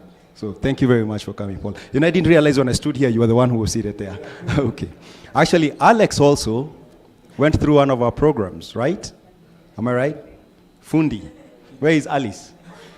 Yes, actually Alex first, I think he got recommended for his first funding through a program he had applied for NILA, and he was one of your mentors. I just wanted to point that out to you today so that you realize you can be Alex and you can be Paul and sit in these settings, right? Wow, you've blown my mind. As a father, I'm very proud of you guys. You have absolutely not let me down. Neither have you let the presentation, the mentors who mentored you down. Some of those presentations, for lack of a better word, were crappy when we started, right? 10 days ago. Today you've blown my mind. I'm like, wow, those decks look exactly very, very good. So I just want to say You've done a good job, and the NILAB team and the mentors are super proud of you. Only 2 of you are probably going to go home with a check, but I think between me and Keegan, we'll figure out how to support the rest of you guys, okay? Sasa, clap for yourself and go for tea. That's all I had to say. Yes, enjoy some tea. Enjoy some tea and some networking, eh? Monge kidogo. Zile butterflies, breathe them out. Enjoy some tea, some snacks. Get some glucose going.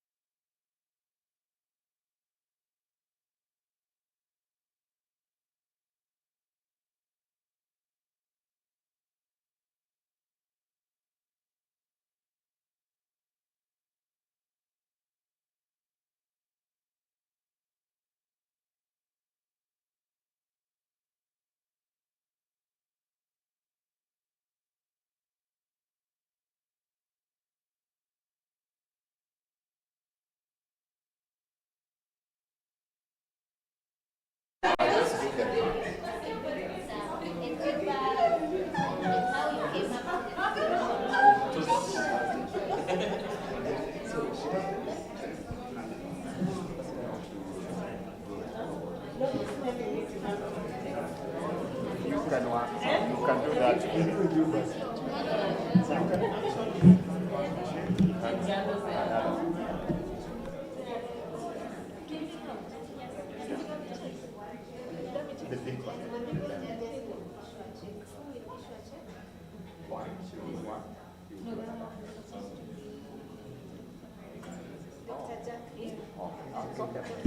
And then which other judge will go check? Simuamu endo tuweze Paul. Nani anapeana check? Chekalala.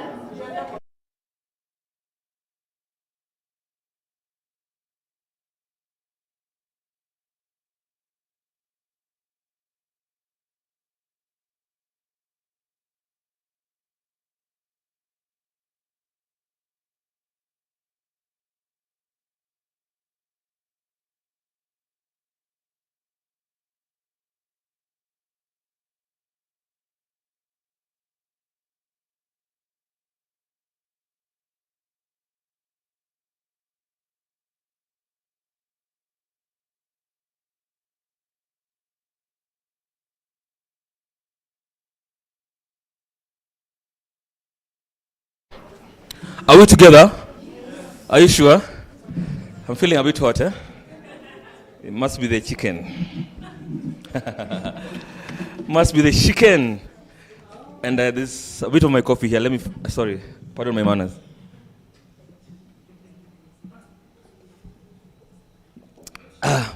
It is coffee, not laced with anything.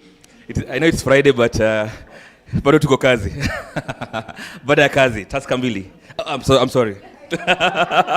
Anyway, what I was saying is, please, no, I'm not marketing anyone. Eh? So oh my God, hey, it's Friday. Anyway, for the Friday to be Friday, right? The judges are back. They look a bit tired. Must have been a lot to discuss.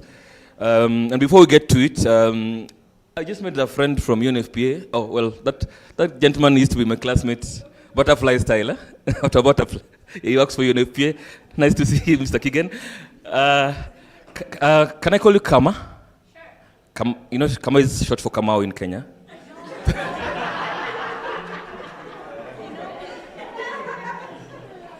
how I've been introducing myself to Really? everyone. Yeah, I say it's like Kamau, but without you. Good. Good. So you come out without the you. There you go. Please, please come and tell us. Yes, before we get into, or I hope to avoid this phrase. really? No, it's okay. Yes. Come on. Yeah. There you go. What do you want me to tell? We do it now or do it before? Okay, cool. Thank you. Alice will help Kama, and then Kama will. Oh, Kama will do the practicals. Kama. Are you sure you're taking coffee? What's happening? I know we are tired and we want to wrap up, but there's a small token of appreciation from our partners, and we want to appreciate every single innovator for the intense. They've not told you, it was intense. It was intense, it was difficult for them to get to this point where they can stand up here and speak. I am so proud from the bottom of my heart. All of them have really, really improved. Yeah? So clap for yourselves kwanza. Kujirudishie mkono. And then, so at this point, I'll just call each startup. If you're in the room with your co-founder, please come with them in front. But if you're alone, it's okay. I'm your co-founder for today. Yeah? Don't feel alone. So Trees for Girls, please. Let's do this quickly so that... Trees for Girls. There's a small package from our partners. And Kama will be issuing it to you.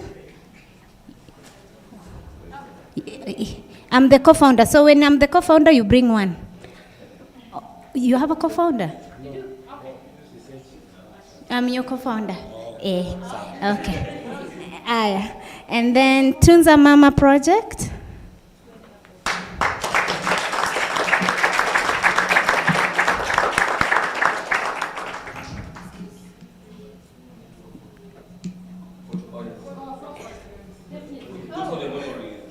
Good for the memories.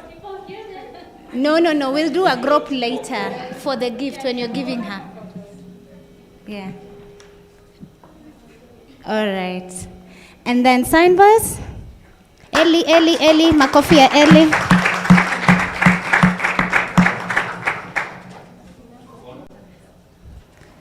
There was a co-founder, makofi ya co-founder.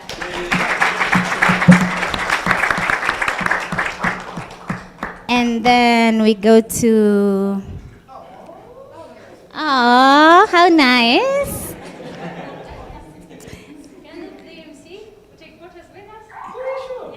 Yeah.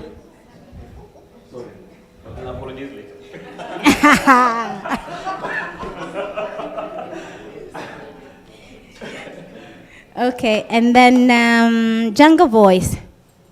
Jungle Voice?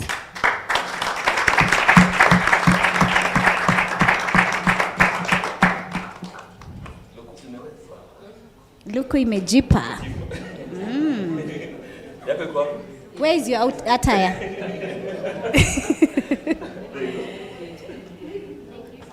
Congratulations. Then, next up is Echo Print.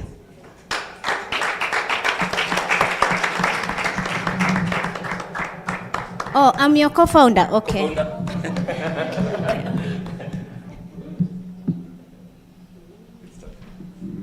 Okay, picture. Picture na co-founder.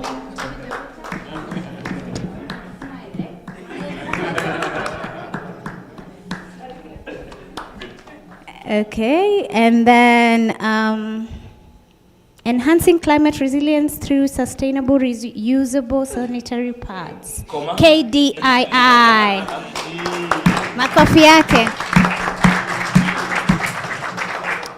Oh, I'm still the co-founder. Okay.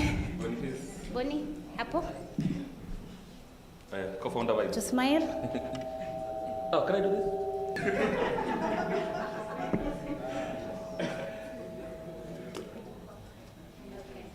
Thank you. Extaka? Co-founder ako. Oh, okay. Co-founder yuko. Makofi ya co-founder. Co-founder utatoa kofia tuone ama. Hiyo ni luku. Hiyo ni luku. Hiyo ni luku. Sawa. There you go. Aya, pisha. And then Mama Care. Mama Care. Mama Care Connect. Oh. Co-founder. Oh, no. Sote imeweza. Ndio wapi?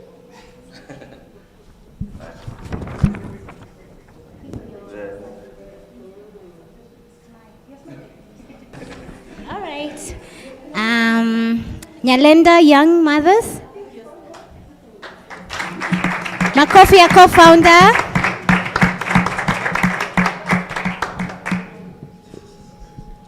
Makofi ya co-founder.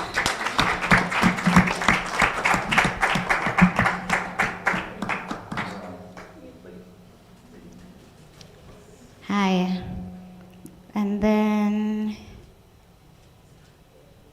Kibera Pads. Ye, makofi ya co-founder amepatikana leo.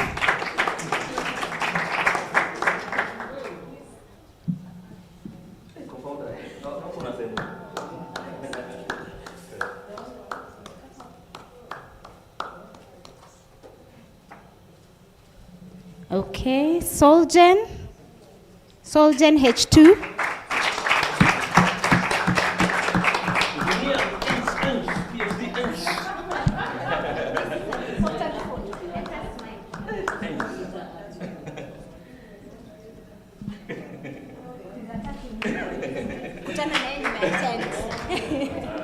All right, and then Sauti Salama. Makofi ya co-founder.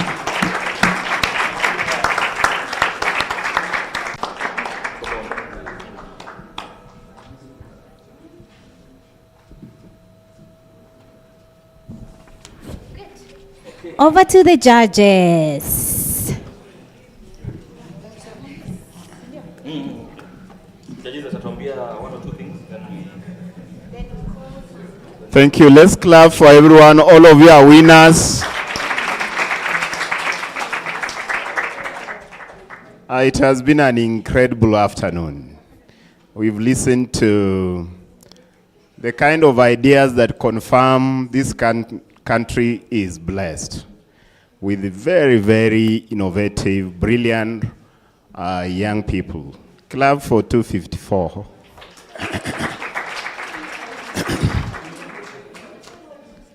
Maybe today there has only been two great events.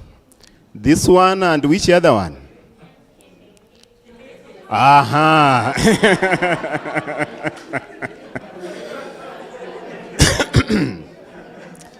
Thank you, thank you. The gents are always vigilant. Yeah, two great events taking part today. And for us as judges, it was an honor presiding over this particular event.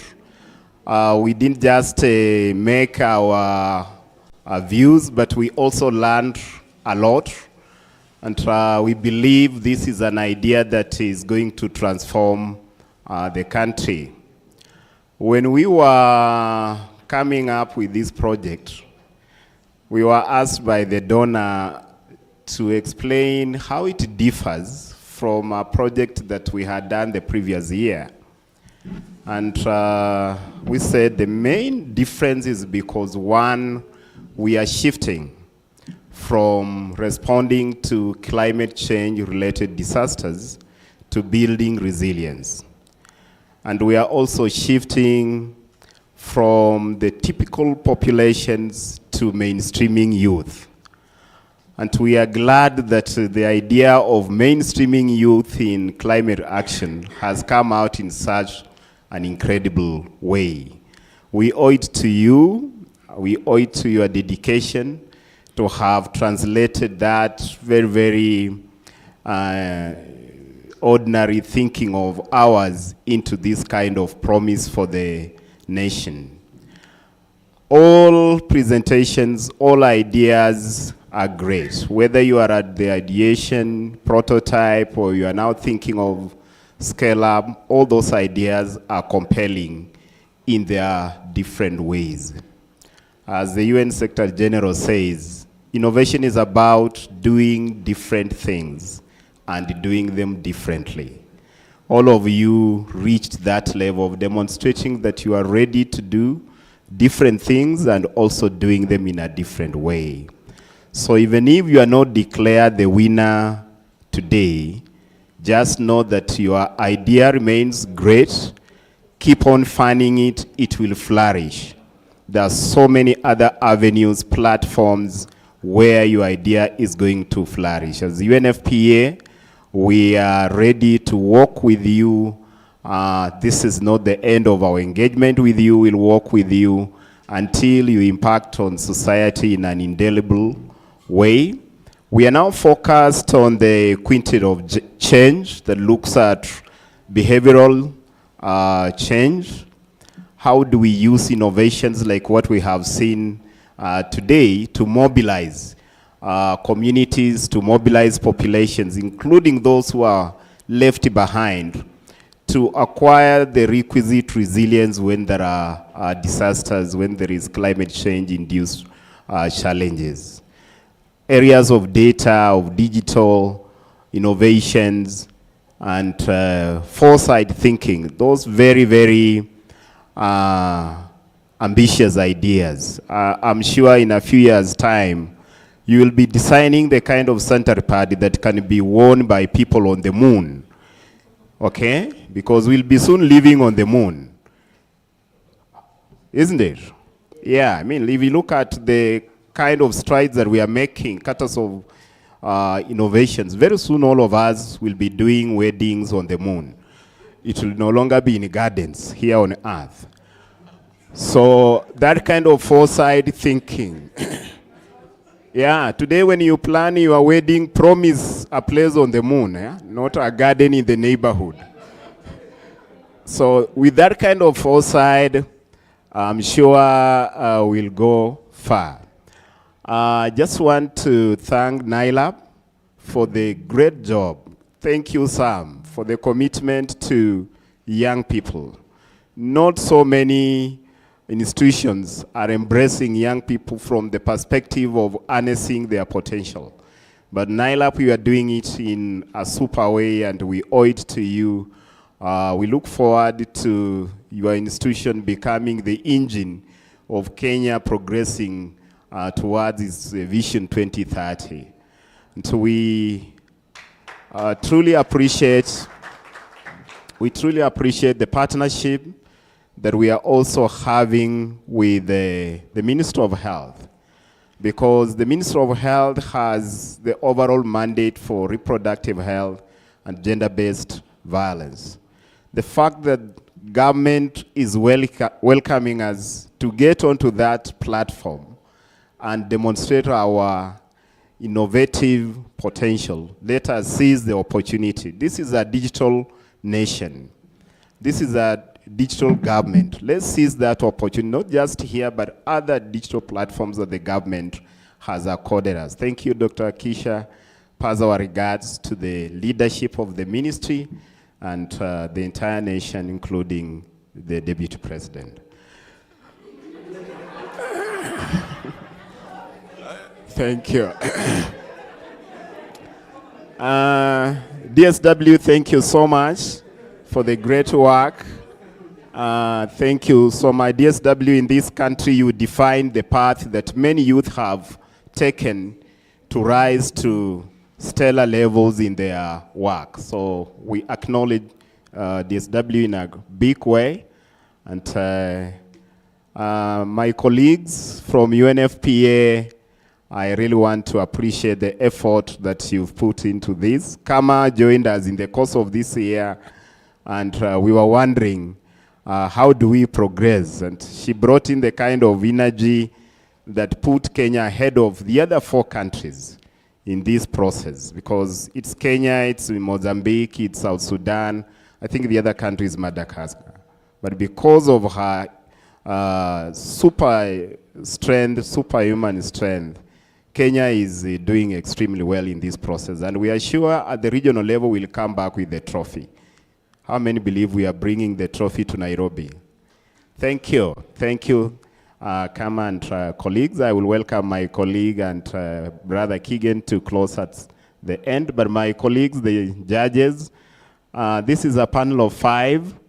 We've not struggled to express harmonized views on the various presentations. There was quite some convergence around the observations that we made, and we believe they have been judicious enough to give us good candidates that we can present. Our MC, you've been the icing on the cake that we've partaken of today. You are gifted. May you be MCing even in other places. Like where now? I'm thinking of I'm thinking of when the American president is sworn in next year. You will be the MC. Hopefully it will be Kamala. Thank you. And you should also MC on the day when Arsenal wins the first cup. I want to hand over this to my colleagues, and who will now give us the trophies, the awards, and I want to invite, I don't know whether this is being done by the MC, or I welcome the team passing the...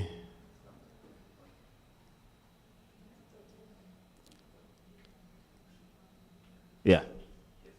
Okay, let me pass this. So on behalf of the judges, thank you. God bless you. Continue growing. You are blessed. Thank you, Mr. Wafula. I love your sense of humor. Do you lecture anywhere? I want to attend your class. Yeah. So before I invite Sam Gishuru, NILAB's own, do not forget, if you're not signed the transport reimbursement form, do not forget to sign it. Please see Mary from NILABs, because there's another Mary from somewhere else. And my mom is called Mary. Too many Marys. Sorry. Is the one pursuing a PhD, right? You're writing a book on page 2. Please, Sam Gishuru, come. Sam Gishuru in our labs, and then we'll do the needful. He knows what to do. He understands the assignment. Good. What would you like me to do?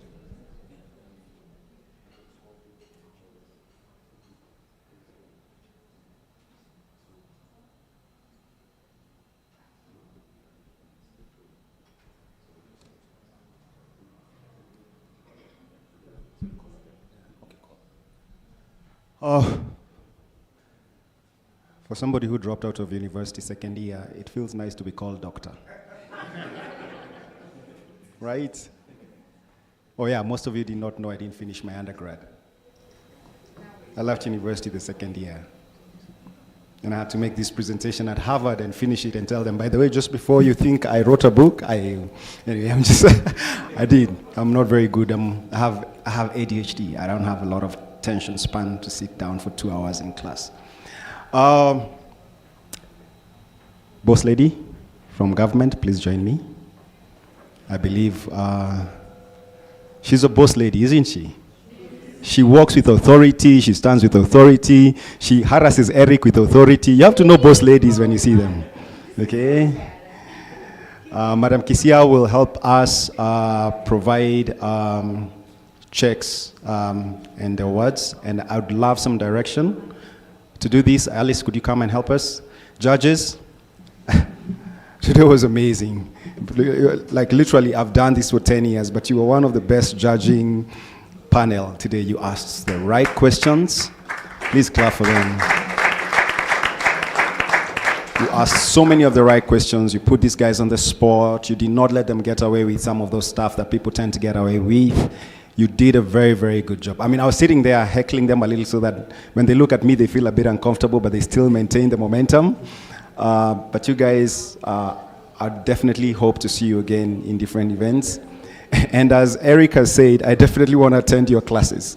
So if you are not teaching, start teaching a subject. We will come just to be in the class. So Alice, are we starting with the runners-up, or are we saying both of them? Yes. Okay. So are you going to bring the check this way? We hold it together here and see who...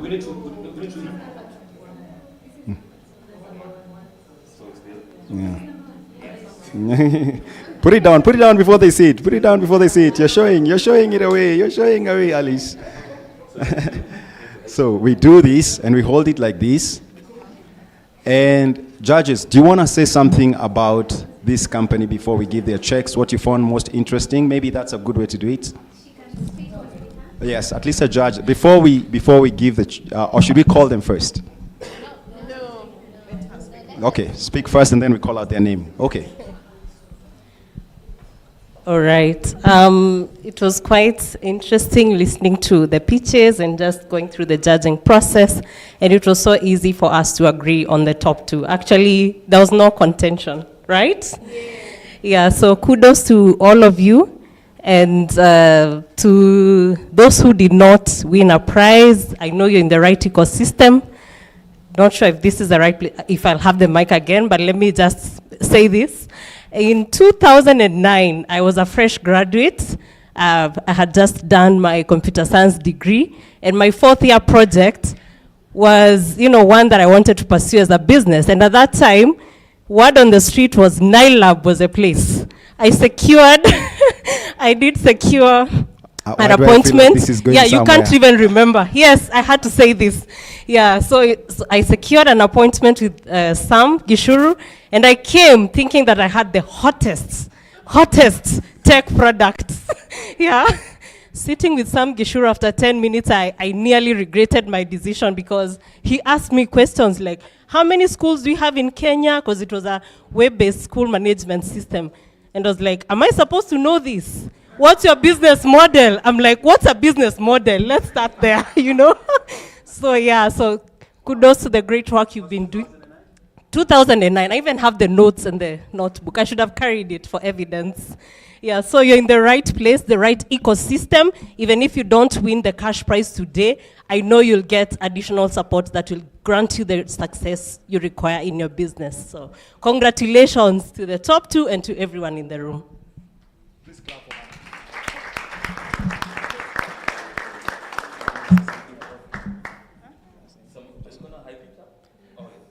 Drum rolls. One of you is just about right now to receive $5,000, which is about 700,000 Kenyan shillings. Which basically means that you have done an amazing job and the judges found that it's worth for you to use this money to keep on building what you're building. Now, does the company start with an A or a B? Should I go to all the alphabet? Let's start with an M or a Z. One of our winners today is none other than Sign. Vas.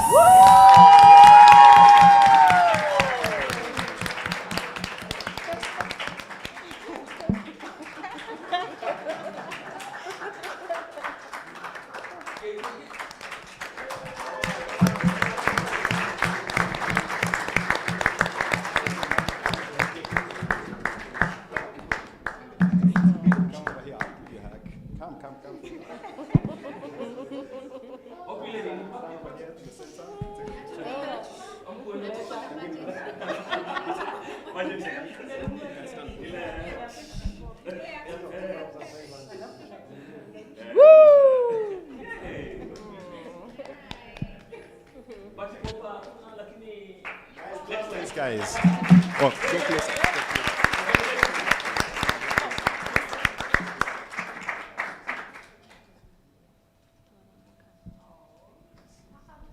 Congratulations. I don't know which bank will cash that one, so make sure you get the original one. Yeah, that you can't take that to the bank. When I was young, I used to see people being given this and I'd wonder, are you going to carry that home? Are you going to take it to the bank? I think one of the things you're going to realize about our events is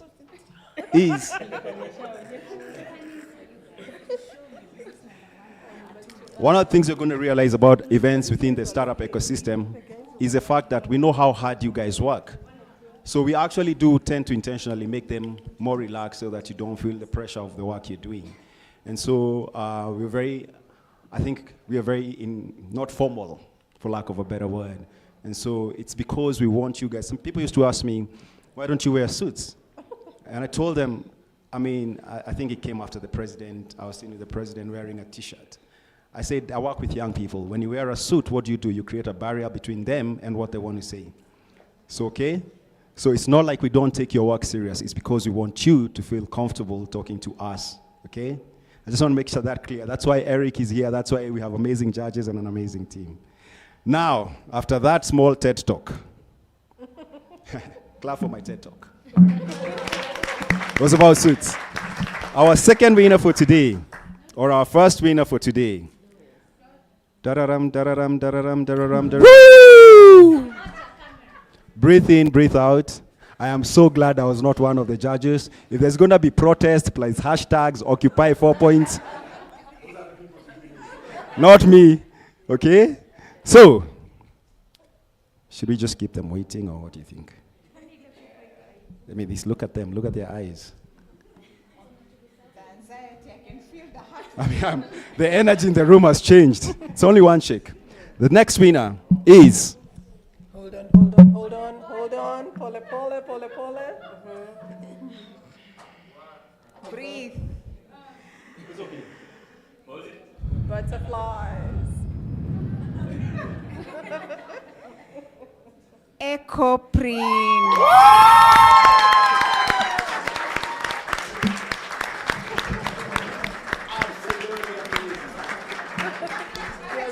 He can't.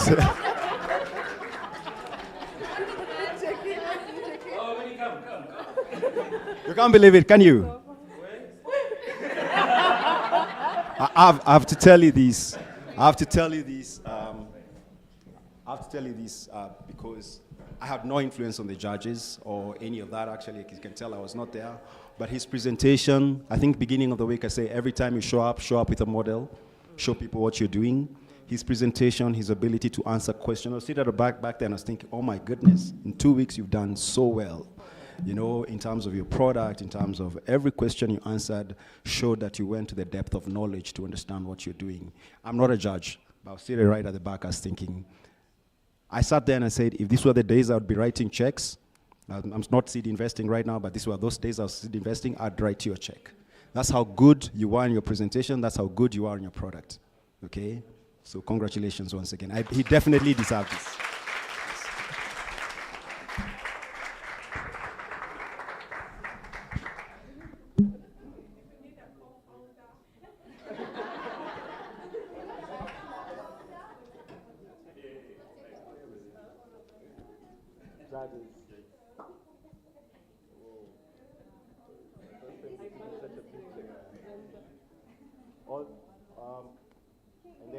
And then the other guy can join us.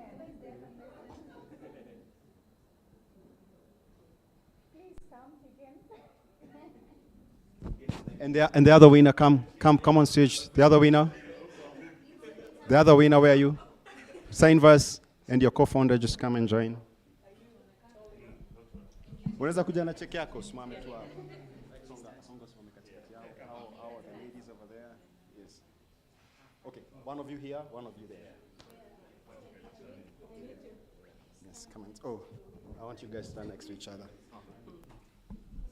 Yeah, because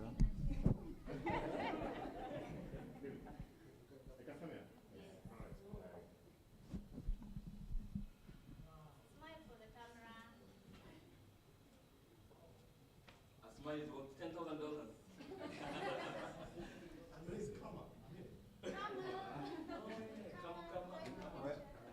Where's the Nylab team? Alice, Mary, Eva. Papa Mario,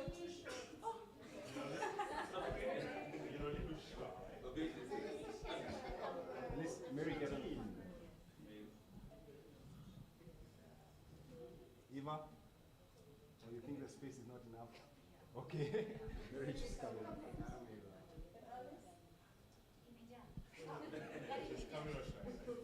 Alex, sorry, we gotta, Alex, where are you? I should sit down and Alex comes over here. There's no space.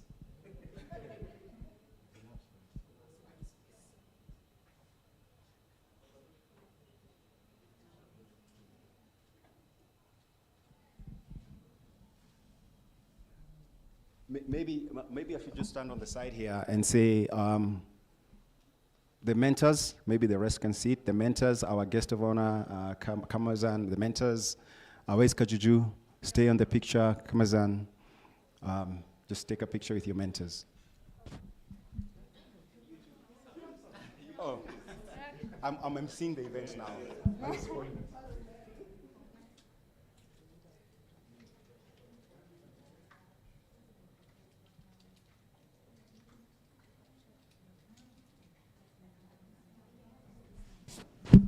For the rest of you, I have a quick announcement. We're working with the team to figure out either a month of mentorship for you on your businesses, for everybody, for all the 14 of you.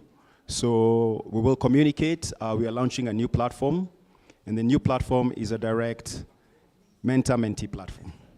So we're going to figure out whether we're going to give you like a month or 3 months of free access to the platform, where you'll be able to access us, and you'll be able to, like, say, for example, book a 1 meeting a month with me, or with the CEO of Sandy, with the CEO of Nala, with some of my friends who are from Y Combinator. So we're looking at how we can do that.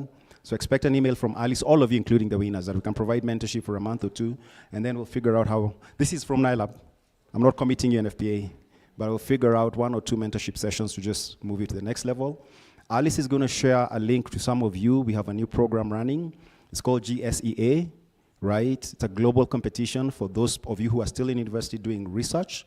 And I think if you follow our social media handle, you can see the Kappa OLMD and all of these people will be mentoring. We'll be looking for 6 of you again to take through a mentorship session with the top CEOs in this country for your research project that you're doing in you're a business you're doing in university, currently you must be in university and is supposed to, and we have a global competition. So this is starting local and going global.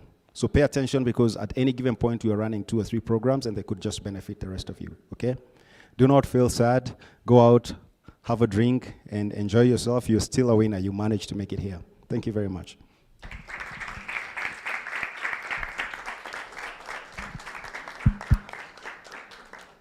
Thank you. Si tumemaliza ama? Tumemaliza? Tufunge hii kitu. Okay, that's the last thing, right? So thank you for staying until this late, and just so Kigen, and we're in the same high school. Is familiar with the butterfly effect, if you remember the story from. But yours, hey, ulikuwa mdogo. When the big boss sasa. Kama tuambie vote of thanks. Thank you so much, Eric, and good to see you after a couple of years. I think more than 20-something years. So let me say this. I think I'm seeing the faces are not very happy. But let me say this. Please, let's clap for ourselves. Let's just clap for ourselves. I think from the outset we did say that there's no loser, really. I think we just had a couple of us emerge top, but I think all of us here. And I think as we've had the commitment from NILAB, there are a couple of things that they're going to be working with you in terms of the journey. I believe we'll have more cycles of this kind of things. We are going to, let me say this on our part, and Wafula, you are here. Certainly next year, we will try to organize a mentorship program with NILAB, working, of course, collaboratively with DSW, to ensure that we have something and bring all the solutions to the level that perhaps we desire. So please, this is our undertaking. We are going to keep on investing in you guys. Simutupigie makofi tafadhali. Yeah? So without any much further ado, just to give a vote of thanks. One, just to appreciate all the young people who dared to join the challenge. I think not all of them are here. How many applications did we have? 108. I think most, I mean, if you look at all the other 4 countries, Kenya had like triple. I mean, so you can imagine all the other 3 countries, Kenya had like almost 3 times more than all of them, right? So it actually just demonstrates the way Kenya is a hotbed of innovations, like we've said before. So I also want to really applaud all the top 15, the finalists for the journey thus far. Just also acknowledge our partners, NILAB. I think we've worked with you guys since 2016. How many years are those? Alice. Nimekuita mara ngapi? I also want to thank DSW. Nduta, please pass our regards to Evelyn. Most importantly, but before I come to you, James from the Ministry of Environment. I think he had to leave, but I think really he's been very supportive of this journey. But most importantly, Dr. Kisia, young at heart and even at that one. To our development partners, the guys who've made this possible, the Africa Development Bank, the Africa Climate Fund, really appreciative of this. I also want to just pass our regards to our very able team of coaches, mentors, and most importantly, the judges. Can we just clap for our judges here?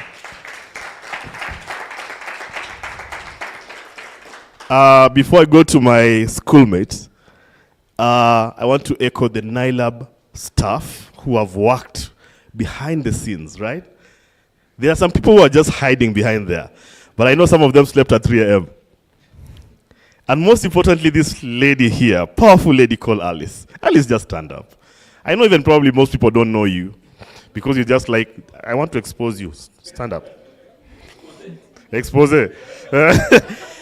Let's clap for this amazing lady. And I can tell you, looks are deceiving. She's very tough. In a good way. Lastly, before I finish with the winners, my classmate, Eric. He did an amazing job, right? I think you are all entertained. Huh? Please, let's clap for the MC. To the winners, the top 2 finalists.